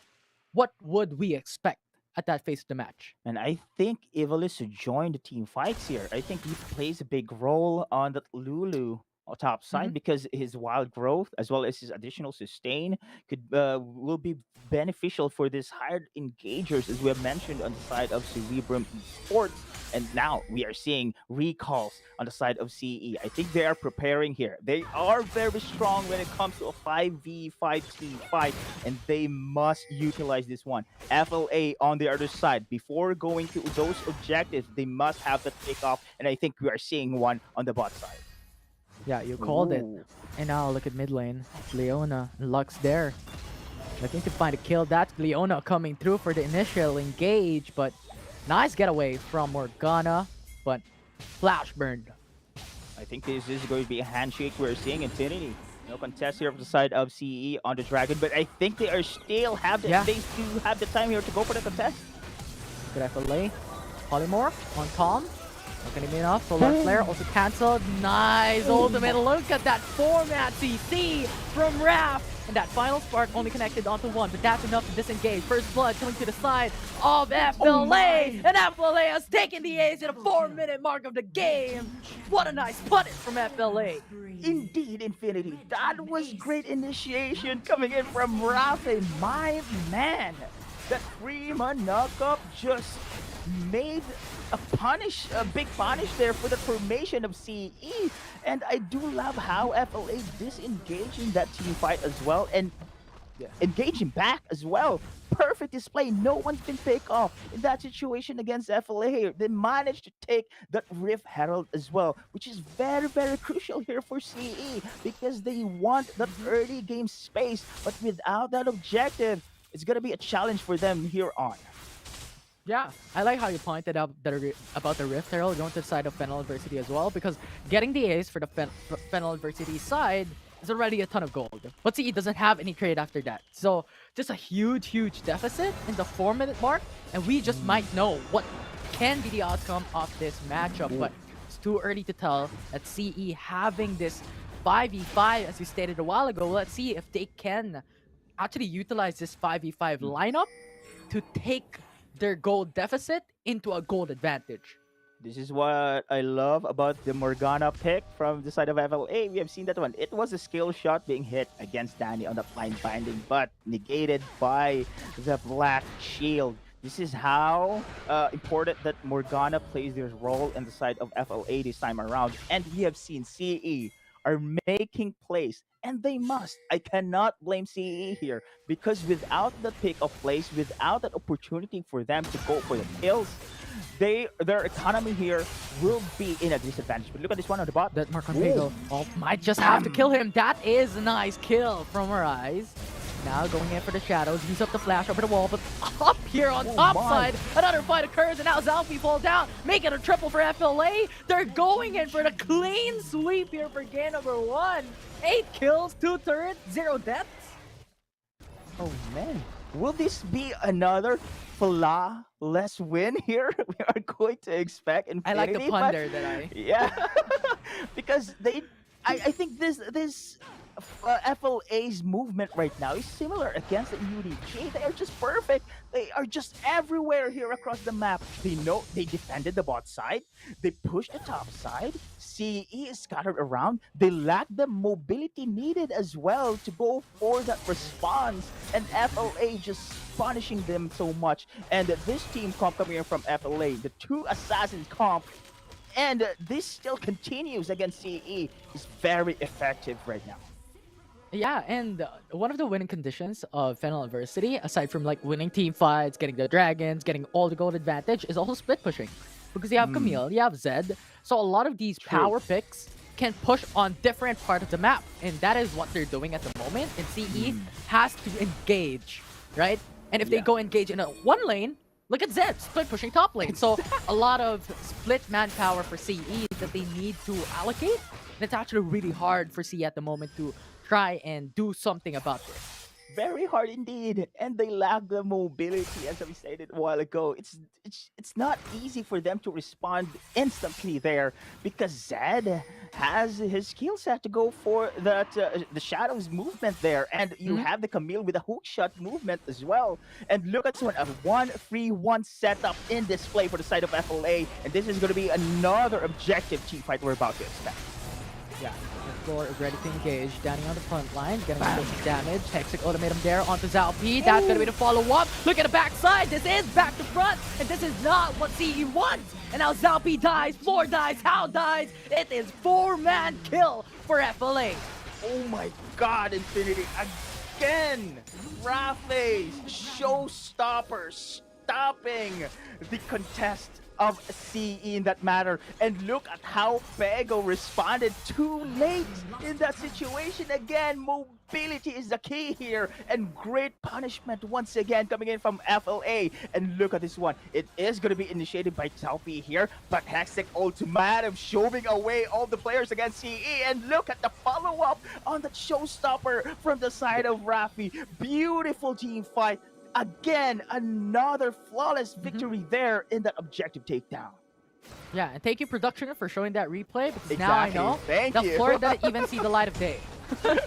Didn't even use his ultimate, wasn't even able to flash, because Raph was there to go and chain CC that that support champion from CE. So absolutely insane play there from FLA. And if Floor is down, pretty much every single champion of CE will falter down as well, because the only tank that they have is Floor.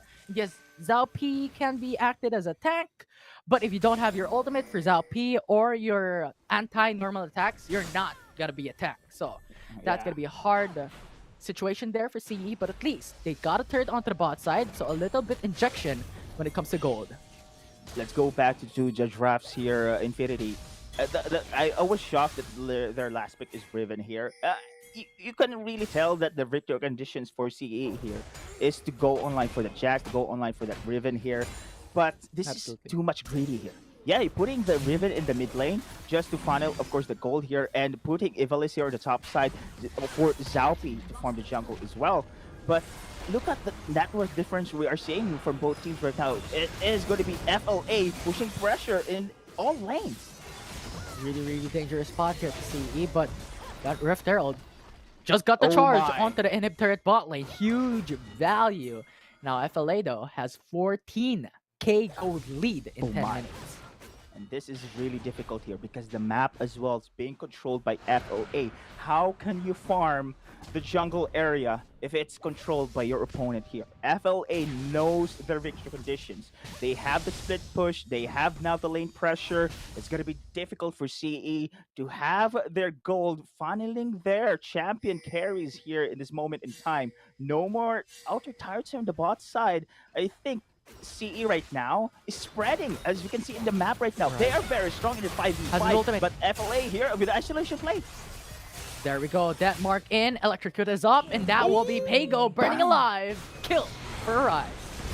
And this will continue in the middle lane. The action out being slowed. Raph went in for the ultimate. Nice 3-man CC. Final spark will not deal enough to kill Raph. And now CE has lost 3 members. Make it more, as now it's 4 forced to back away. It's Lulu forced to retreat. And Zed has his eyes on the prize. Inhibitor down bot lane. Oh my goodness, Raph, different monster here, but look at this one. It is still a sweet escape for a rise on the Zed, taking down the first inhibitor turret against the side of CE. And I think this is also the first time we are going to see Raph on the set support as well. Oh my goodness. Yeah. FLA right now showing here in the start of the 3rd week the flexibility, the change in their victory conditions, the change in their strategy, implementing it here. What a perfect timing for the start of our 2nd round robin. And look at this one again. How can you somehow not love that set? That set from set, if you know what I mean. Coming in from Rafe is just insane here. And this is going to be another on the top river. Insane. All Dragons comes in for FLA, but there we go. Arise almost got killed, and CE just might have that opportunity to get those goals coming in. But Calm is here to go in, and it's now Raph setting up the team once again. Now CE lost their jungler. Pago used the flash already. They're trying to retreat. It's FLA going in for the finish, as Pago will fall down, and Pago will be the last man standing for CE. Time and time again, FLA showing such finesse in their team fights here against CE. On that first series, again, that was the stomp. Autolus have mentioned it was a spanking at 20-0. This is also going to be the similar situation because it's going to be GG. Oh my goodness. Nice game from FLA. Almost a perfect win, but the third came through for CE and bot lane, so not that perfect, but nevertheless, those clean kills, no deaths, all dragons, all objectives to decide for Fennel adversity. Typical traditional playstyle of the Fennel team, as they are that controlled aggression team that we keep on talking about from the Icon series, and with that game 1 being that clean sweep from FLA here. Now, Deadeye, I want to ask the question on what does CE need to change for game number 2, now that we're waiting for that highlight to come through, that they need to change. Oh man, this is really difficult indeed for the side of CE because we have seen here their trend on their composition. They tried to experiment as well. Now, of course, Ivalice and the Luna on the top side, on the top lane there. It's funneling 2 heavy carry champions on the side of CE. I think this is just a too greedy lineup. I love their composition before. To be honest, on our first round robin, just concentrate on Zalpies on the carry jungler while doing heavy aggression coming in from Hao and Fleur on the bot side. But Ivalice also being the second carry here, while Ivalice being the utility in this moment in time against FLA's team fight. Aggression, as we have seen here, perfect display here. I think they need to go for Ivalice transition again from a utility role right now into a second carry in this game. Yeah, and we already know how the game would probably turn out from the first Rift Herald fight and the Ocean Dragon fight, where Fennel Adversity got 2 aces, or 1 ace, then 4 kills. Nevertheless, they got so much gold funneled through their whole team. And in 13 minutes of this game, what we're looking at right now is they have like 18k gold lead or 19k gold lead. Probably the biggest gold advantage that we've seen so far in WCS being to the side for Fennel Adversity. So that was what happened for this specific team. And of course, the player of the game, that setter, is set from Rafi. Oh, sure. 100%. Man, his sets from his sets does incredibly a show. A show. And I think this is a Rafi show we are seeing here in the game 1 against Cerebrum Esports Infinity. I do love his initiations there. This is the first time we've seen him on the set, and he does it beautifully here Flawless. against the side. Flawless indeed against the side of CE. Now I think in the side of Fennel University, I think no major changes should be implemented here on the side because they're just doing it very, very good. Implementing against UDG's pick off comp here, now here against the CE, doing pretty good as well. Why change if it's not broken, right? Yeah, since we have a bit more time, I'm gonna do some rapid questions here, Deadeye. Yes or no questions. Do you think in game 2 they should go for Ludo once again topside? Not anymore. Not anymore. Not Lux anymore. Leona on bot lane. Is that going to be Sure. sufficient enough Sure. to go for match and match? And that absolutely is. Right? We'll see how Paygo will do it. Because you have expected different champion in mid lane, but Riven came through. So do you think this would be the same strategy that Paygo is going to do in next game? Let's see, because CE loves to have that similar strategy time and time again and improve by means of their execution. If they go for that Lulu again on the top side, it's gonna be scary here because we know how FLA should execute once again their play style. Well, that's it. Rapid question, yes and no. Deadeye has answered it. We'll see if that comes through for game number 2. I'm Infinity and this is Deadeye. We're gonna take a short break, but when we come back, it's match point for Fennel University.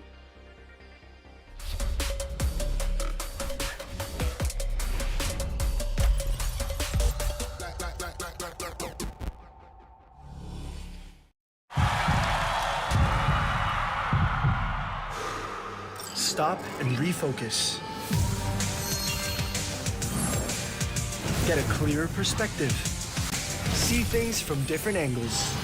Power up and set your eyes on the prize. It's time to step up and rise to the challenge with the Redmi Note 11.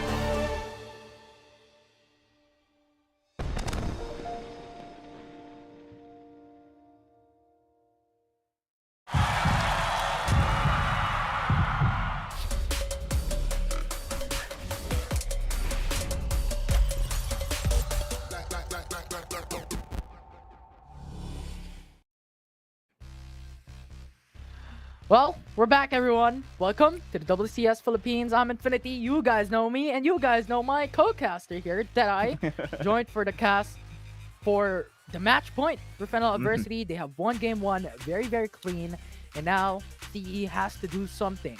Big changes, or minute changes, but different execution to win game two and bring this to game three. Yeah, Infinity, and I really expect, of course, that CE will stick to their guns, original guns for that matter, in the first series, because I think that was perfect for them. There's experimentation right now of having Evilis on the Lulu. They did have a window in this kind of team composition against the side of Sunsparks, but this time around against FLA. The composition from FLA is very different. Plus, their execution here is way different compared to the side of Sunsparks as well. And this will continue here. The pick off comp from FLA, I think they just managed to execute it very perfectly here against CE. And they know that CE loves to have that front-back composition. Mobility is really lacking in that aspect here. That's why the pressure on the side lanes, as we have seen, it's going to be the Zed here on the side, Camille on the other side.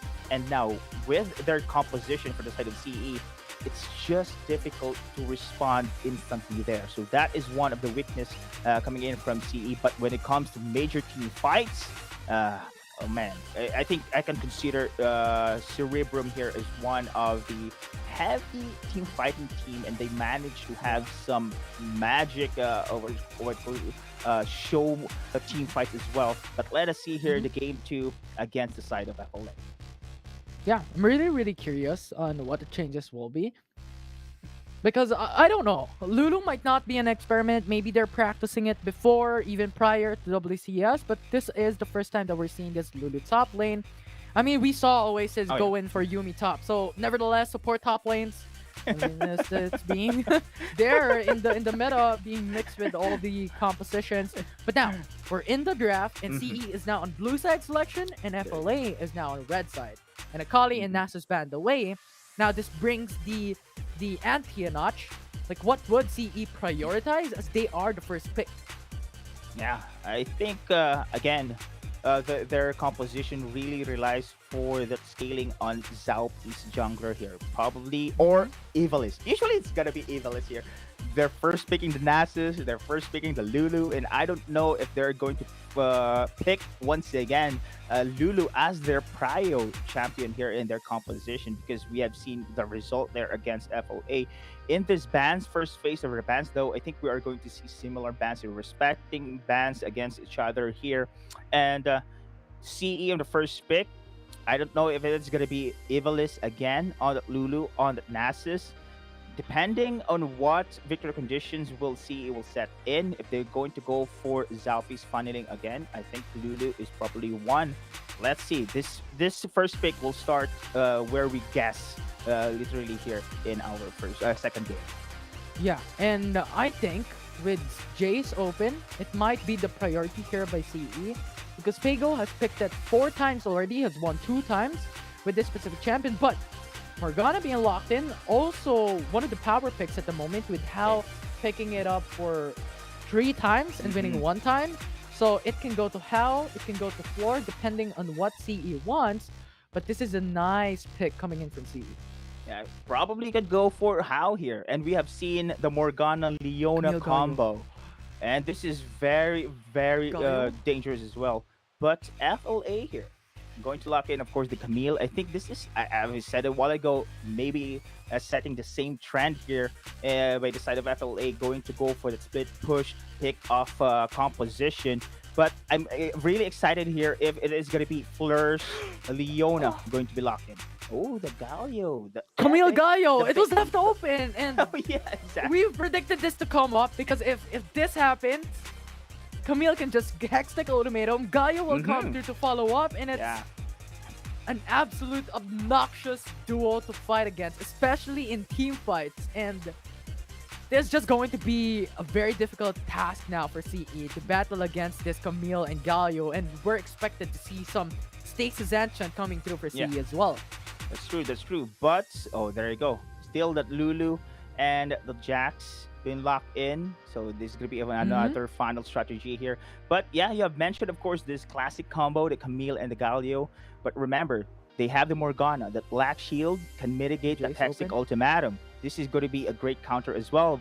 Oh my goodness, the trio Diablo here. Typical, of course, Hextech Ultimatum, Hero's Entrance, and boom, bam, with that Mega Infernal Bomb there. But I'm still trying to see Cerebrum Wildrift drafts here be okay, since they do have that Morgana Black Shield. If timed properly here, the combo will be negated for sure for the side of FLA. Yes, stasises will be secured for sure, but again, CE, they must not have a greedy lineup here. Two greedy champions in their composition with a final Lulu could be dangerous here in the early stage of the game. That's why they need that duo on the bot lane to go online earlier. So Leona is a possible pick for the side of CE here. We have seen Fleur and How here on the combo just stun, just almost 4 to 5 seconds stunning over the Zenith Blade and the Dark Binding combo. But on the other side, FLA going for the classic combo wombo. Yeah, my expectations is I don't know, but this might be just a toss-up CE. But I think Lulu might come in bot lane, and they're gonna pick Darius for top side. That's just a random toss-up thing that CE might do, because we've seen Ivalice play on Darius really strongly. So that is my expectations to at least match up against Camille's pace. And FLA, the interesting part is they're still going for Zed Camille. So they have this split push and they have this massive engage. Oh, there you go. Baron? Could Not be. Darius, but still Baron lane. I think this is gonna be a mid Garen, Yeah, it could probably. Yeah, it could as well. And if you have mentioned, of course, that that Ludo can be go for the support. No, as I said, it is gonna be a Leona Morgana here. This is very strong, to be honest. Infinity. We have seen this in action. It's very scary. And Evil's skill shot here and Fleur's skill shot are no questions asked. They know how to initiate team fights. They know how to go for the pick off. And this is great. This is looking great. I think this is the CE I want to see in their composition. But FLA, again, pick off comp. You have a Camille. You have a Zed once again. And remember, CE's weakness is mobility. And I think FLA will take advantage of that, going to roam around, securing objectives of their objectives. But CE's prio victory condition here is to secure the bot lane, give some space to Zalpi on the Jax, and I think the Garen top right now could have a great defense there to hold their ground until Zalpi's go online. Now, honestly, I think Fennel Adversity has hit the jackpot. The jackpot of their lineup. Because these are like jack of all trades composition, wherein they could go for a split push comp with a Zed and Camille, and then there could be pick off comp because of Kha'Zix and Zed to assassinate alongside with Camille. They could go for team fights because they have Galio, Camille, and they have Ziggs as well. So a lot of winning condition options here for Fennel Adversity. And now that I want to ask you the question here for CE, the opposing side of this game number 2, what will be their winning condition, as we saw Lulu a while ago and now it's here again for game 2? I think the same. So what's great about this one is they negate that Riven in their composition. I have said that was a very greedy composition on game 1. Now without the Riven right now, I think this Garen in the mid doesn't need much items, to be honest. So I think they can concentrate fully on Zalpi funneling in their strategy here. On the other side, FLA, again, I think this is going to be the same strategy as we have seen on the game 1. Go for the split push, go for the pick off here. Do not give that breathing space for Zalpi to go online on the Jax. And what's scary about the bot side, though, is the House, Morgana, and Fleur's Leona combination here.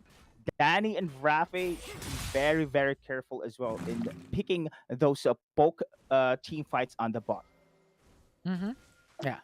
And how CE does it, I actually do like the Scryer's Bloom that was initiated by Pego.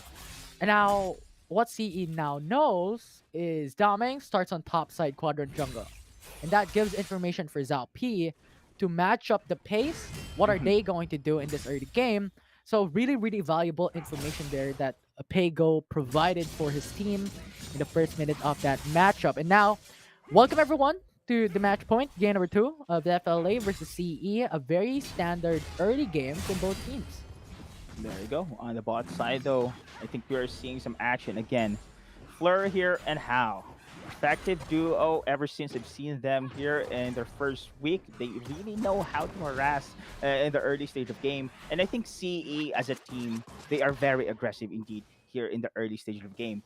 The catalyst there is Fleur mostly on the supporting role, just making opportunities for the side of CE. And look at him waiting for the right moment to jump in. And I guess not. With the poking potential coming in from FLA, is going to be easily mitigated there. But so far, this is a better team for me compared to the game 1 for the side of CE. Oh. Danny is now building up onto that Blue Dance Echo. Built up onto half of the item completed already. So if Blue Dance Echo has been completed, that's going to deal a lot of damage. In similar manner, I like the resets coming through from both bot laners. Because How also resetted, and now that's half of the Leandra's Torment being locked through. So we now know what the first couple of core item prioritizations here for both teams. Yeah, look at the rotations coming in from Fleur. This is the classic Fleur I've seen here. Just leaving there How because he knows that Morgana is going to be easy to clear the wave here on the bot side. So no much threat there. But Fleur is making this some plays. I've said it a while ago that he is the catalyst of making opportunities for early game pickoffs for the side of CE. I think this is what they want here. Unfortunately, though, not yet at this moment. But meanwhile, on the top side, it is going to be Zalpi also going to go for that rotations as well. Will this be the first blood we're about to see? I guess CE is just waiting for the right moment here. Yeah, and Zalpi is ready to go as well if ever something happens. Fennel University has information. They have the ward through that entrance on that pitch, so it doesn't really matter. They know Paygo is there just hovering around that right side quadrant jungle. And now, what I like is now Danny going into the mid lane. This is the pattern that we see in professional scene or the competitive scene, because having the duo come in mid in 3 minutes or 3 minutes and 50 seconds gives you that power to roam into the Infernal Drake or the Rift Herald. So a really, really strong roam here from Fennel University, going for the duo into the mid lane. Yeah, that's true. And with their skill sets here, of course, the Hero's Entrance and the Mega Infernal Bond is going to be easy for them to respond as well in those objective team fights. FLA is now preparing here. CE as well. I think CE's prio objective here is the Herald because they want to, of course, secure the early stages of the game. But possibly going for that Infernal Drake contest as well, because the Infernal Drake is very scary to have for that late scaling potential. And there you go. CE will secure this Rift Herald first. A handshake we're about to see here between these two teams. Yeah. Well, it's not yet gotten, but I do echo the thoughts here. The handshakes here is there. See, getting the Rift Herald in the Fennel Adversity, going for the Infernal Dragon, which means the Fennel Adversity, if ever comes into that mid-game, late-game phase, Ziggs's damage is going to be absolutely insane. Yeah. And so far, this is going to be FLA going to go for a team fight in the bot. Yeah, team fight happens. LP, Wild Girl, not going to be enough. That's a first blood for Fennel Adversity. And now Ivalis is in danger as Arise is slowly peeling and poking him down. Double kill for Arise. Oh my, the burst coming in from Arise, man. He was Ghost Blade already been locked in as well. Additional mobility. But this is going to be defense coming in from FLA in the mid. But the Rift Herald will be able to charge in. Half damage, and now Fennel Adversity has lost in that HP onto the mid lane, but it doesn't matter. C did not secure the tower for his blood, which means Fennel Adversity can still have that injection of gold if ever they come first in getting the tower. And this is great for FLA. Manage to defend that mid turret, which is the most important turret here in the game, because if it opens up, it's going to be easy for CE here to invade the jungle areas across the rift. And FLA right now still looking pretty good, having those double kills going into Arise. And we know when Arise is online, he's going to wreak havoc here. And this is going to be defense on the top side. Yeah, and FLA, nice clear on the wave, but Tower First Blood for CE, nice gold injection for Zalp and Pego. Still, they managed to have the turret first blood here for the side of CE. Great move here for the side of CE indeed. But Doming going to look for kills. I think he's out of position here. But he can just jump. He has the flash. So a lot of outplays that Doming can do in that specific pit. And that is the reason why you didn't see like CE just going all in onto Doming, because of the mobility that it has in this specific game. So a good out there for Fennel Adversity, but still, this game is looking real close. 6 minutes into the matchup, let's look at the gold. Only a couple of hundred gold lead from Fennel Adversity. Yeah. And but so far, look at the gold from How compared here to Danny. It's almost a 1K difference here, and this is what's great about CE, right?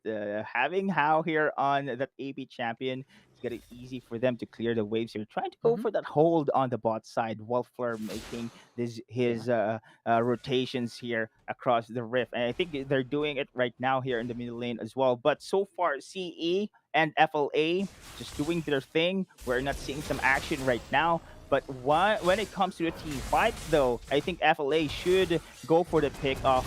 And Zalpi as well as Evilis sticking together right now with Fleur in the fray as well. Probably going to go for the reset this time around, looking for opportunities here for both teams. But look at Pego. I mean, it's a cat and dog fight. Oh yeah, Rice will run away. And I want to tackle on something that you mentioned a while ago. How has this 1K gold lead when matched up against Danny. And I believe what happened there is How is just left farming in bot lane. Exactly, Right? yeah. So Ziggs, on the other hand, roams on top side a while ago, roams on mid lane. So this consistent roams, yes, buys more members for Fennel University, but loses on that gold. And now it's CE going to initiate, as that will be the kill, going for Pego with Flash and Ignite burned out. Fennel University loses their jungler. This is what I'm saying. Once the Dark Biting hits, so many CC will follow up here. And that Zenith blade as well cannot move, man. Doming cannot even use his flash in that moment. So this is what makes the composition of Cerebrum Wildrift scary, is this combination of Morgana and Leona. And mind you, I think Leona this week has been one of the successful champions right now, being used by our competing teams here. And this is going to be again another team fight in the DR objective. I think CE this time around will go for that contest. Yeah, Mountain Dragon in the start of this Fennel University. How is there? Burning the ground. A Fleur is ready to go. The CT we're waiting for is now there. Rafi going in for the two-man taunt. It's now Fennel University getting that Mountain Dragon. Followed up by the Hero's Entrance when the Hextech Ultimatum come up. Now Fleur is down. Traded for Rafi. Two supports are gone. And now Doming will follow through. Kalma's dead as well. This is a triple kill for CE. And this is what they need. But Arise followed up with a kill. And now it's How down, as Arise will try to run away. They've got the even trade, and that is good for them. Still, it is going to be a win for FLA, securing that DR objective in that team fight. You know, C is very strong when it comes to that brawler. We have seen that one great sustain from Pego as well, and they have just picked off How in that situation. And FLA, on that matter, securing objectives here. It's gonna look great against CE, especially they rely for Zalpi scaling here without the DR buffs. They are in a disadvantage here, but now going to go for this Rift Herald this time around. Yeah, but Doming is just around the corner. Fennel University has information on what's happening on the Rift Herald pit. So if ever they do contest, they could go for it, but rather CE getting the Rift Herald uncontested. Twice in a row, they secured this Rift Herald on the side of CE here. They need to break down that mid card here. Yeah. But again, they are going to have this cohesive movement right now in the middle lane, while Pego is forced to defend the bot side. Great pressure once now. A 1-3-1 once again we are seeing here Infinity. There are just too much pressure in the side lanes, but this is going to be a siege in the mid. Yeah, nice taunt coming through. Now it's gonna be Raph going up, and now Hextech Ultimate will lock in onto Zalpi. Stays his enchant, buying some time. Rift Herald punched that mid lane turret, secures it for CE. But here's the thing, Fennel University, big brain. Got two turrets only in trade for one. Bot lane and top lane. Exactly. Same thing we have seen at the game one. Of course, Infinity. Those pressure on the side lanes right now will be a big factor for C, despite they have opened the mid against the side of FOA. Again, mobility is the weakness, to be honest, for the side of CE here. They must look out for the side lane pressure because this will continue for the side of FLA with the Zed, with the Camille once again in their side here. Man, CE should look out for this strategy coming in from the side of FLA. Yeah, and I want to take note of the items of Zalpi now. Trinity Forest and BRK. So those staff is gonna hurt, right? If we use it as a skill, that's gonna put the punch on the HP of Fennel Adversity. So we need to keep an eye on Zalpi in this game moving forward because those items are building up to destroy FLA. Yeah, that's true. And this is what they want. This is what CE wants. They want this proper itemizations here for Zalpi. And because the heavy damage dealer will not rely for how only, but mainly on Zalpi here. We have mentioned, of course, Zalpi is the carry jungler here for the side of CE. They need this guy to deliver the most damage. Again, split push on the top side, putting pressure here, and the rest of CE going to go for the split push as well on the bot. But this is going to be a response for FLA. Yeah, Mega Inferno Bomb, clear out the wave, not gonna be enough. And CE gets that third bot lane, but now Hex Ultimatum followed up with Heroes Entrance, knocks in onto one. CC Chain is flawless, and Ivalice goes down. Now How is down to low HP. He is gonna be dead as soon as he puts up that Stasis Zanchan. Triple for Fennel Adversity, make it quad as Floor dies. And now the only one left, Pago into the mid lane, running away, 6 seconds for the Ocean Drake. Oh my, CE there, flanking maneuver coming in from FLA out of nowhere, Arise from the top, now joining in the fray there. As you can see here, they're just scattered right now. Great combo wombo for the side of FLA, and while Danny on the flanks just giving up those bombs against FLA, and Arise out of nowhere, popping up the heads there against the side of CE, and we haven't seen Pago in that situation as well. They are scattered, and that is going to be a big win once again for FLA, securing yet another PR buff on their side. Yeah, and we've missed the Ocean Drake being taken by Fennel Adversity, but consider how Pago is really, really low on that fight.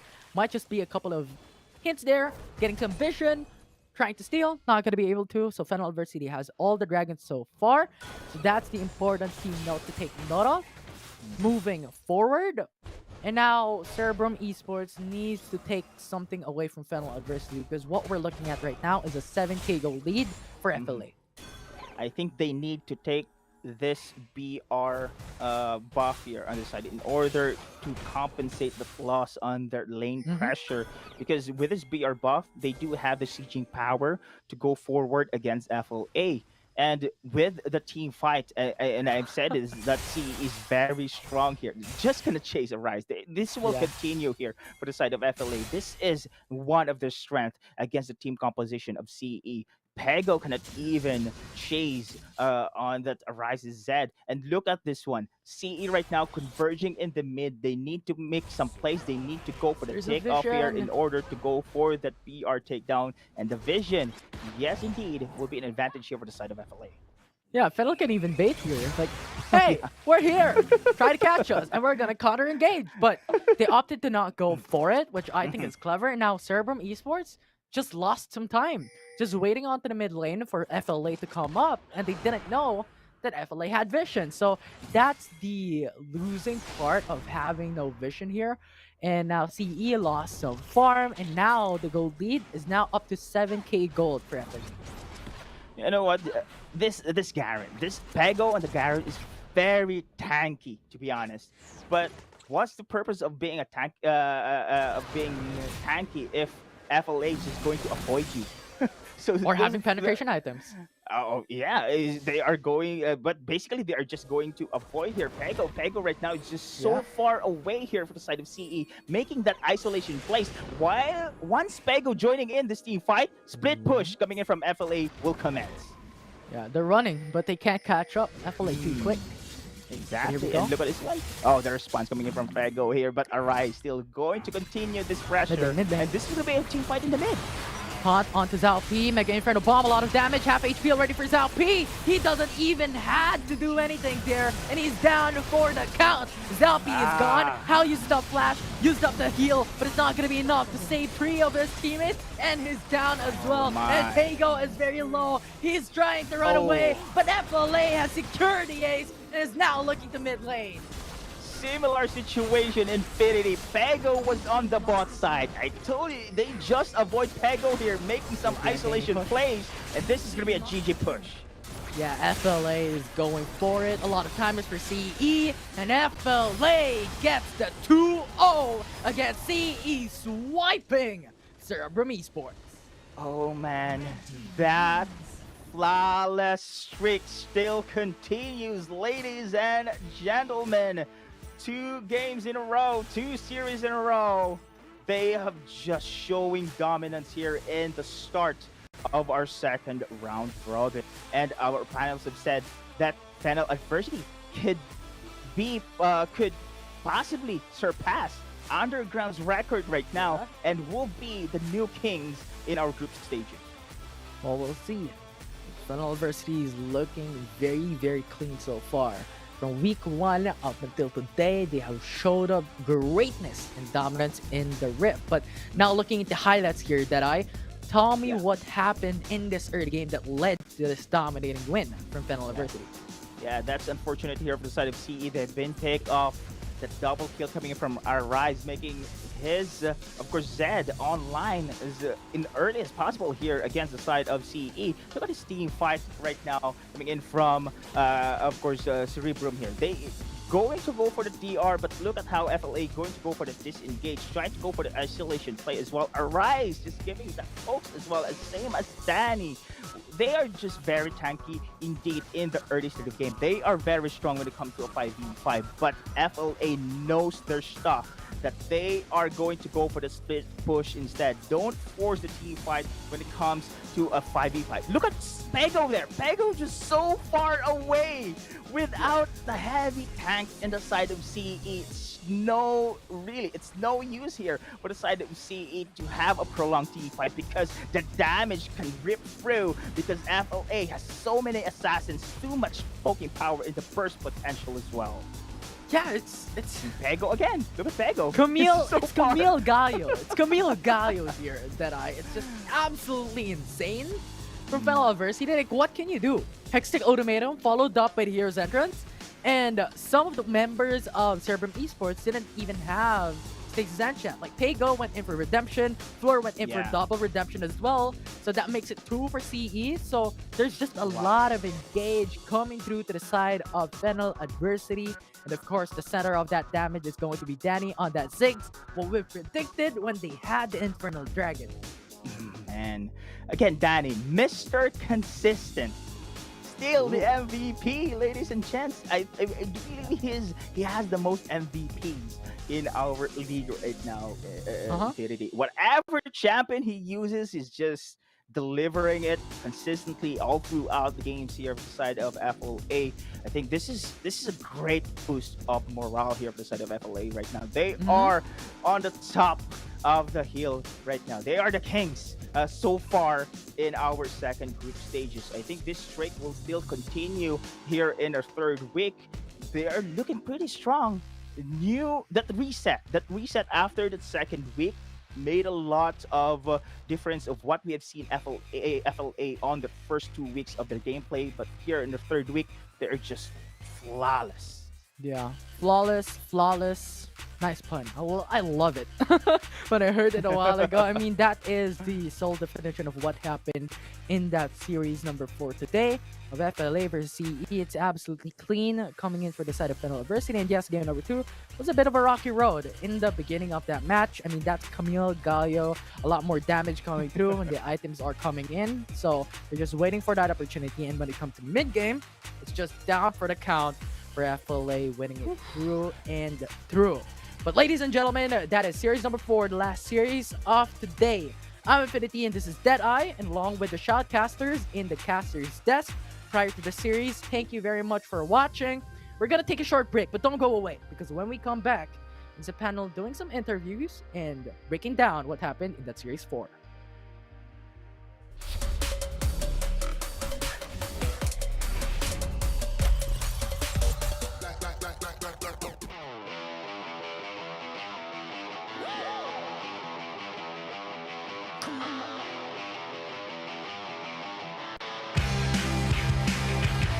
A bright light feels right. I can't lie. I'm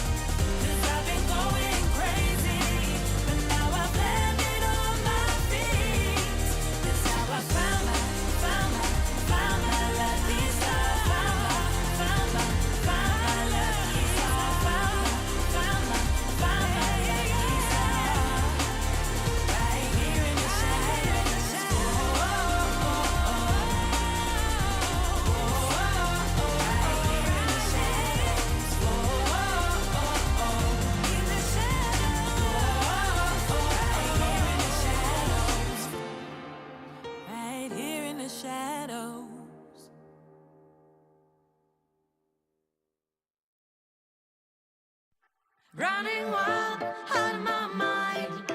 Hold my breath, cause I'm ready to make a move. Got nothing to lose. Watch me shake up the ground. Have you seen a phoenix rise?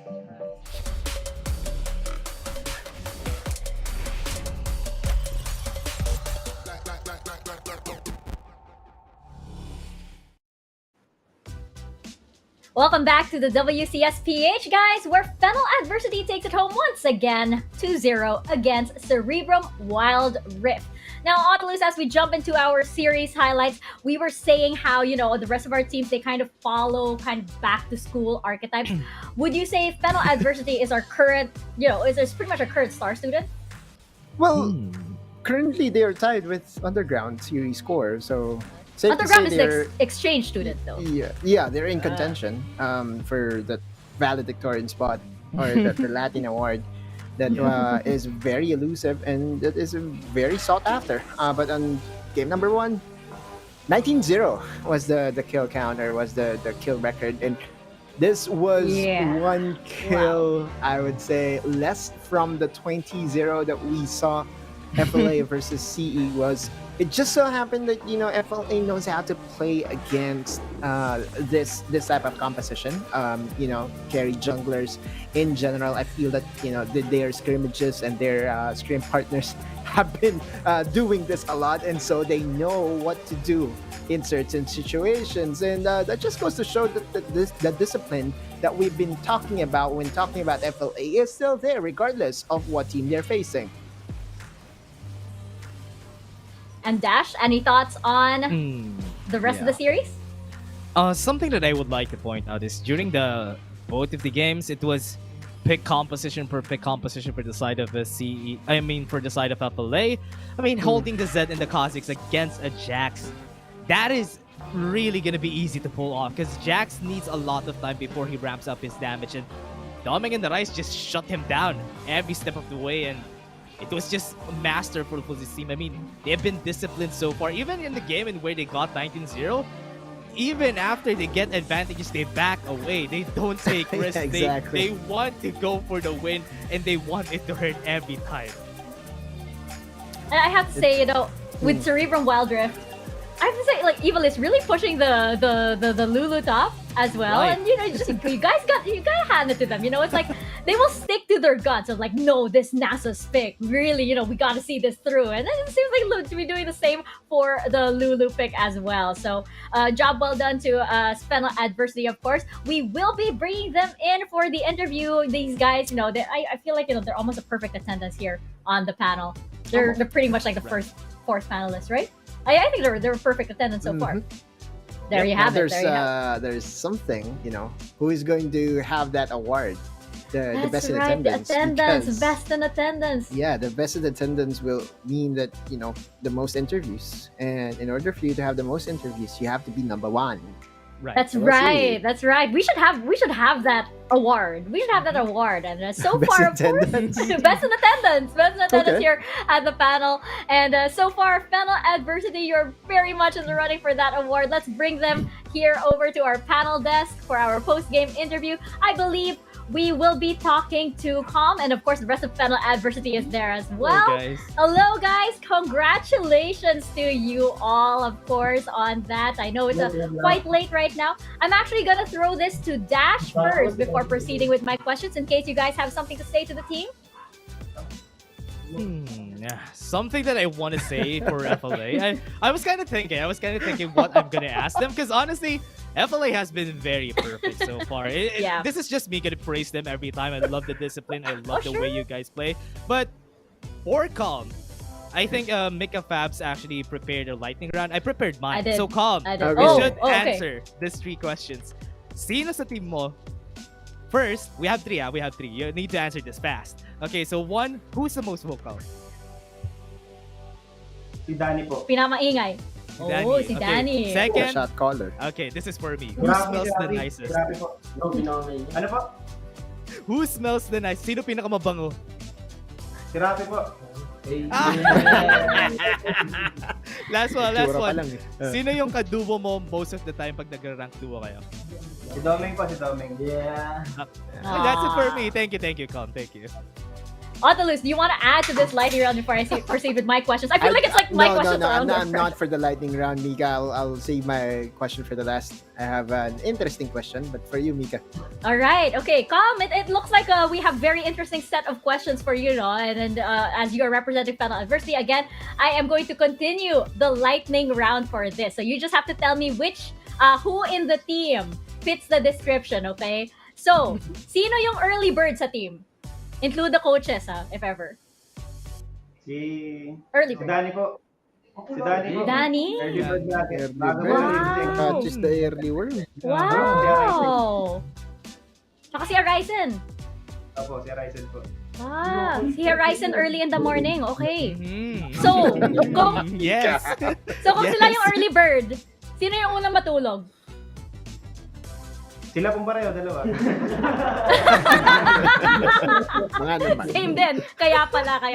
Sino yung pinakamagaling magluto? Oh. Nice question. Wala po dito nagluluto. Si Maneli. Si Manager Eli. Sa manager. Kanino? Si manager yung pinakamagaling magluto. If ever maghihiram ka ng pera, sino yung una sa team na lalapitan mo? You need to borrow money. Si Maynard po. Ay, grabe. Si Rice ba? Tama ba? Opo, si Arise po. Congress Mayor ah. It looks like the whole team agrees with that. There seems to be a story there. Parang lahat ng team nag-agree dyan, ha? Pautang na lang din. And finally, sino yung masasabi mong pinaka-pasaway sa scrims? Si Rafi po. Babalik po lagi. Okay, so Rafi talaga, no? There's Rafi, actually question ko para sa iyo. Wala ka namang kumbaga concerns na ang tawag namin sa iyo, Rafi, kasi we've been receiving, I would say, messages na Raf or Rafe daw yung dapat itawag sa iyo. Pero okay ka ba sa Rafi? Yes po. Okay. Nasanay na din po ako. Pero Rafe Nasanay na. Dapat Rafe talaga. Ayun, sunshine. Medyo mahirap eh. Pasensya ka na, Rafi. Rafi pa rin nagtatawag sa'yo. And meron na ako isa pang tanong. Mika, tapos ka na ba? Yes, go ahead. Okay.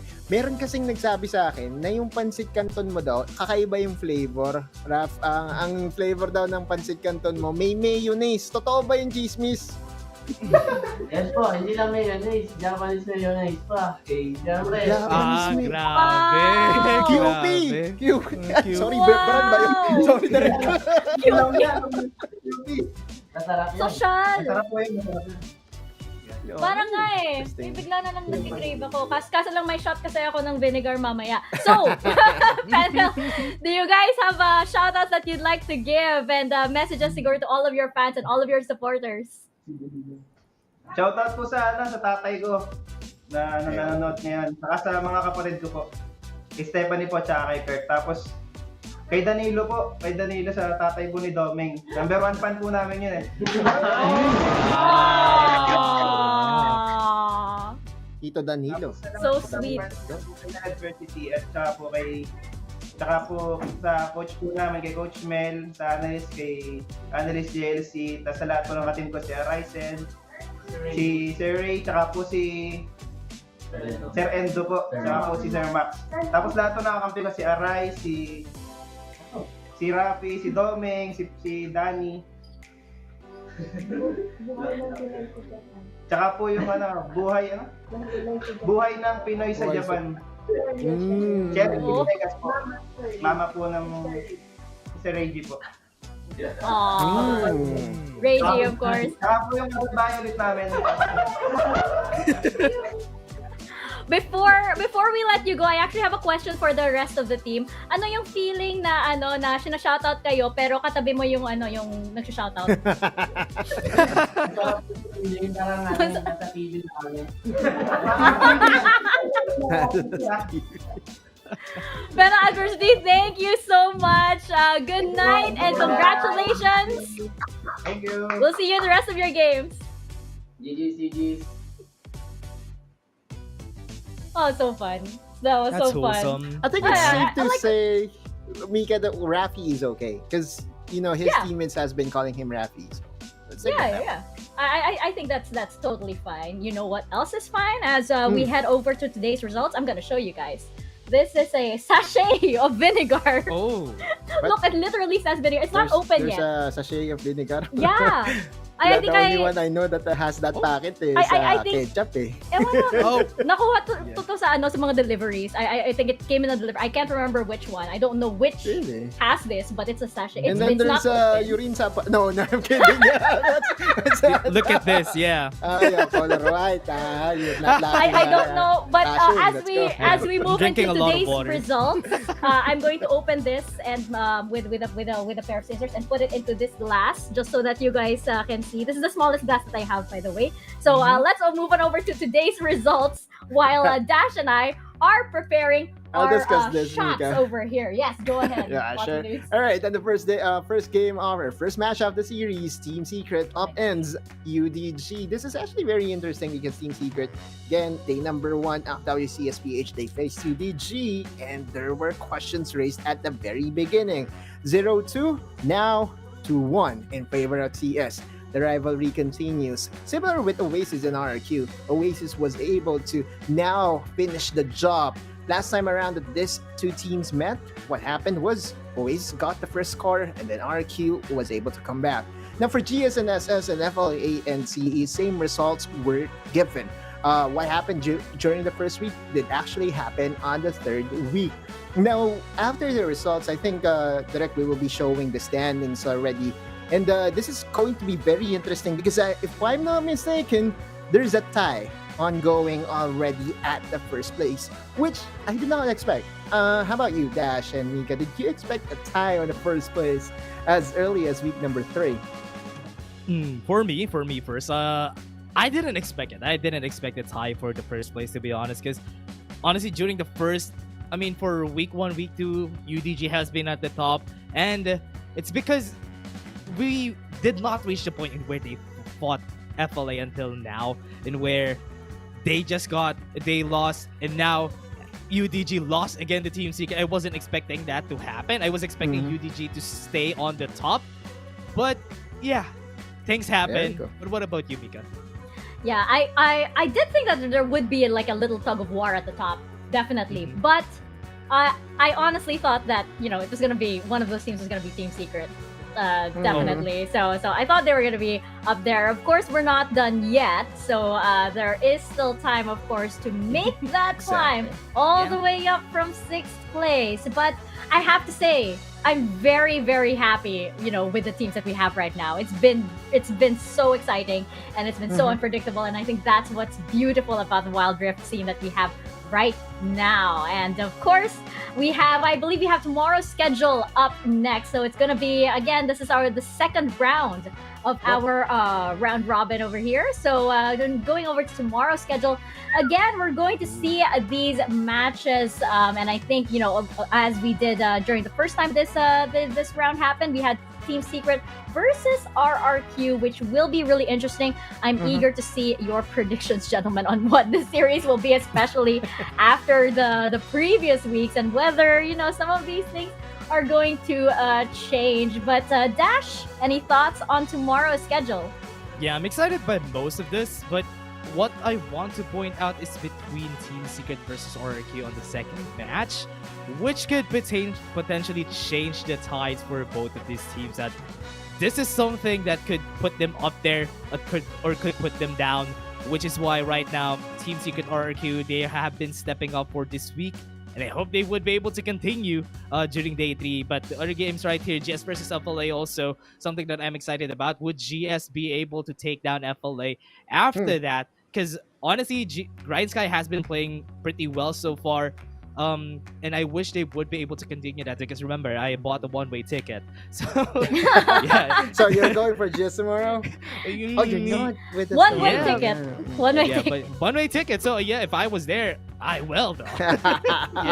You can't say no to GS. For me, I will be closely looking at Oasis and FLA, mainly because both of them are undefeated during week number 3. And I have some fascination about undefeated teams because it makes things a lot easier for me to choose an MVP. So Right. far, I think Danny is running away with things with so many MVPs racking his way, and I think he will be week 3 MVP if they get to win against GS tomorrow.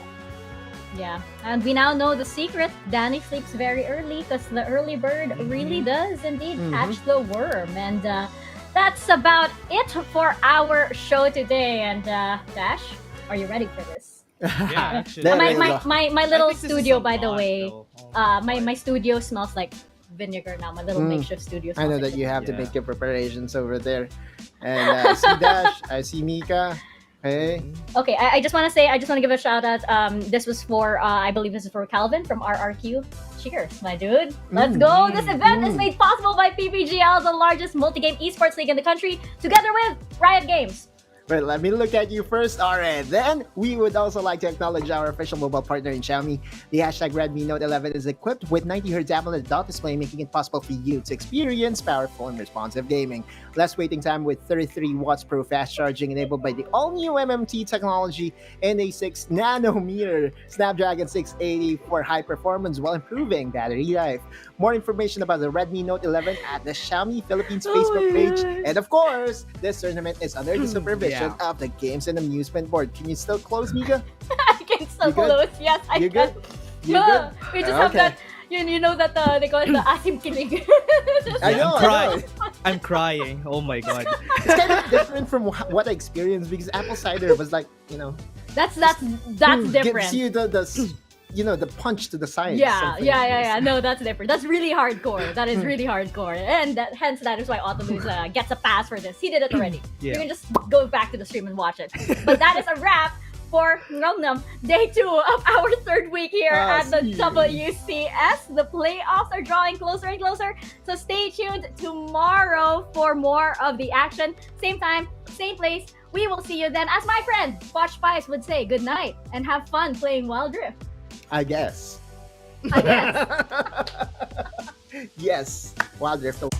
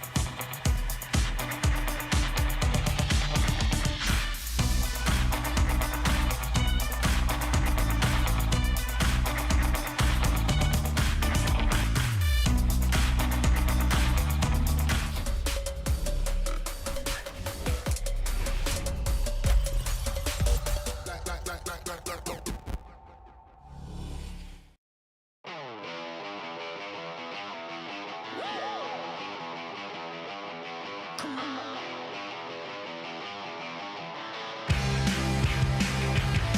bright light feels right. I can't lie. I'm sky high, sky high. It feels like lightning, burning up in the sky, bright as the sun in your eyes. Feeling alright, I can't shine like lightning. Bright light, shine like lightning. Feels right. I can't lie. Sky high, sky high. It feels like lightning, burning up in the sky, bright as the sun in your eyes. Feeling alright, I can't shine like lightning, burning up in the sky, bright as the sun in your eyes. Feeling alright, I can't shine like lightning.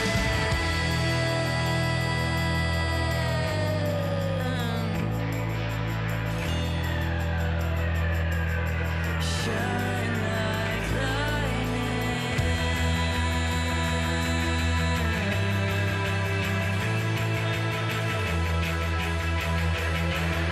Shine like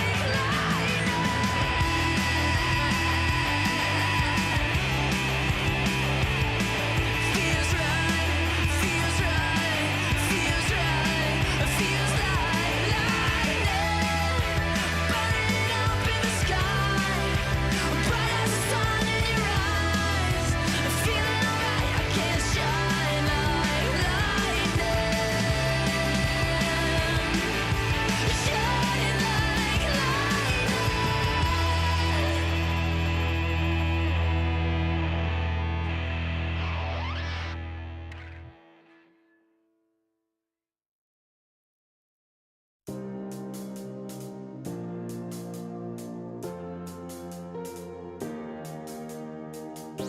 you lit me up as the sun went down.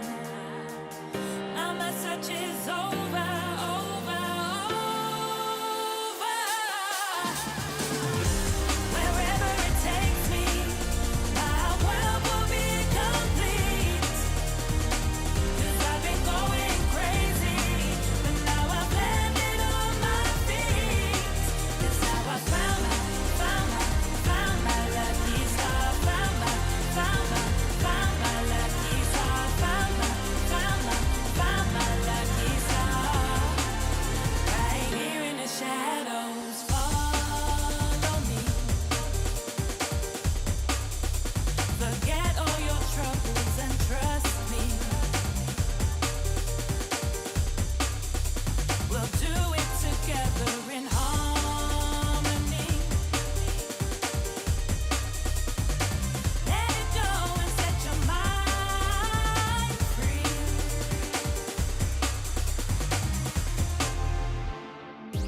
You lit me up as the sun went down. Now my search is over, over, over. Wherever it takes me, my world will be complete. 'Cause I've been going crazy, but now I've landed on my feet. 'Cause now I found my lucky star. Found my lucky star. Found my lucky star. Right here in the shadows. Right here in the shadows.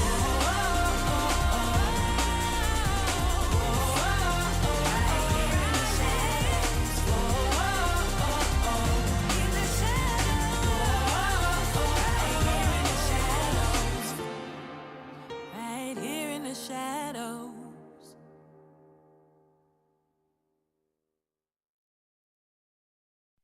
Running wild out of my mind. Hold my breath, 'cause I'm ready to make a move. Got at the ground. Have you seen a phoenix rise? Rising up above the deep blue open skies, knowing that the way is right, guided by the secrets of an undiscovered life. Have you heard the ocean cry? Shallow waters carry silent goodbye, diving deeper than the sea. What you find is what you get, and I find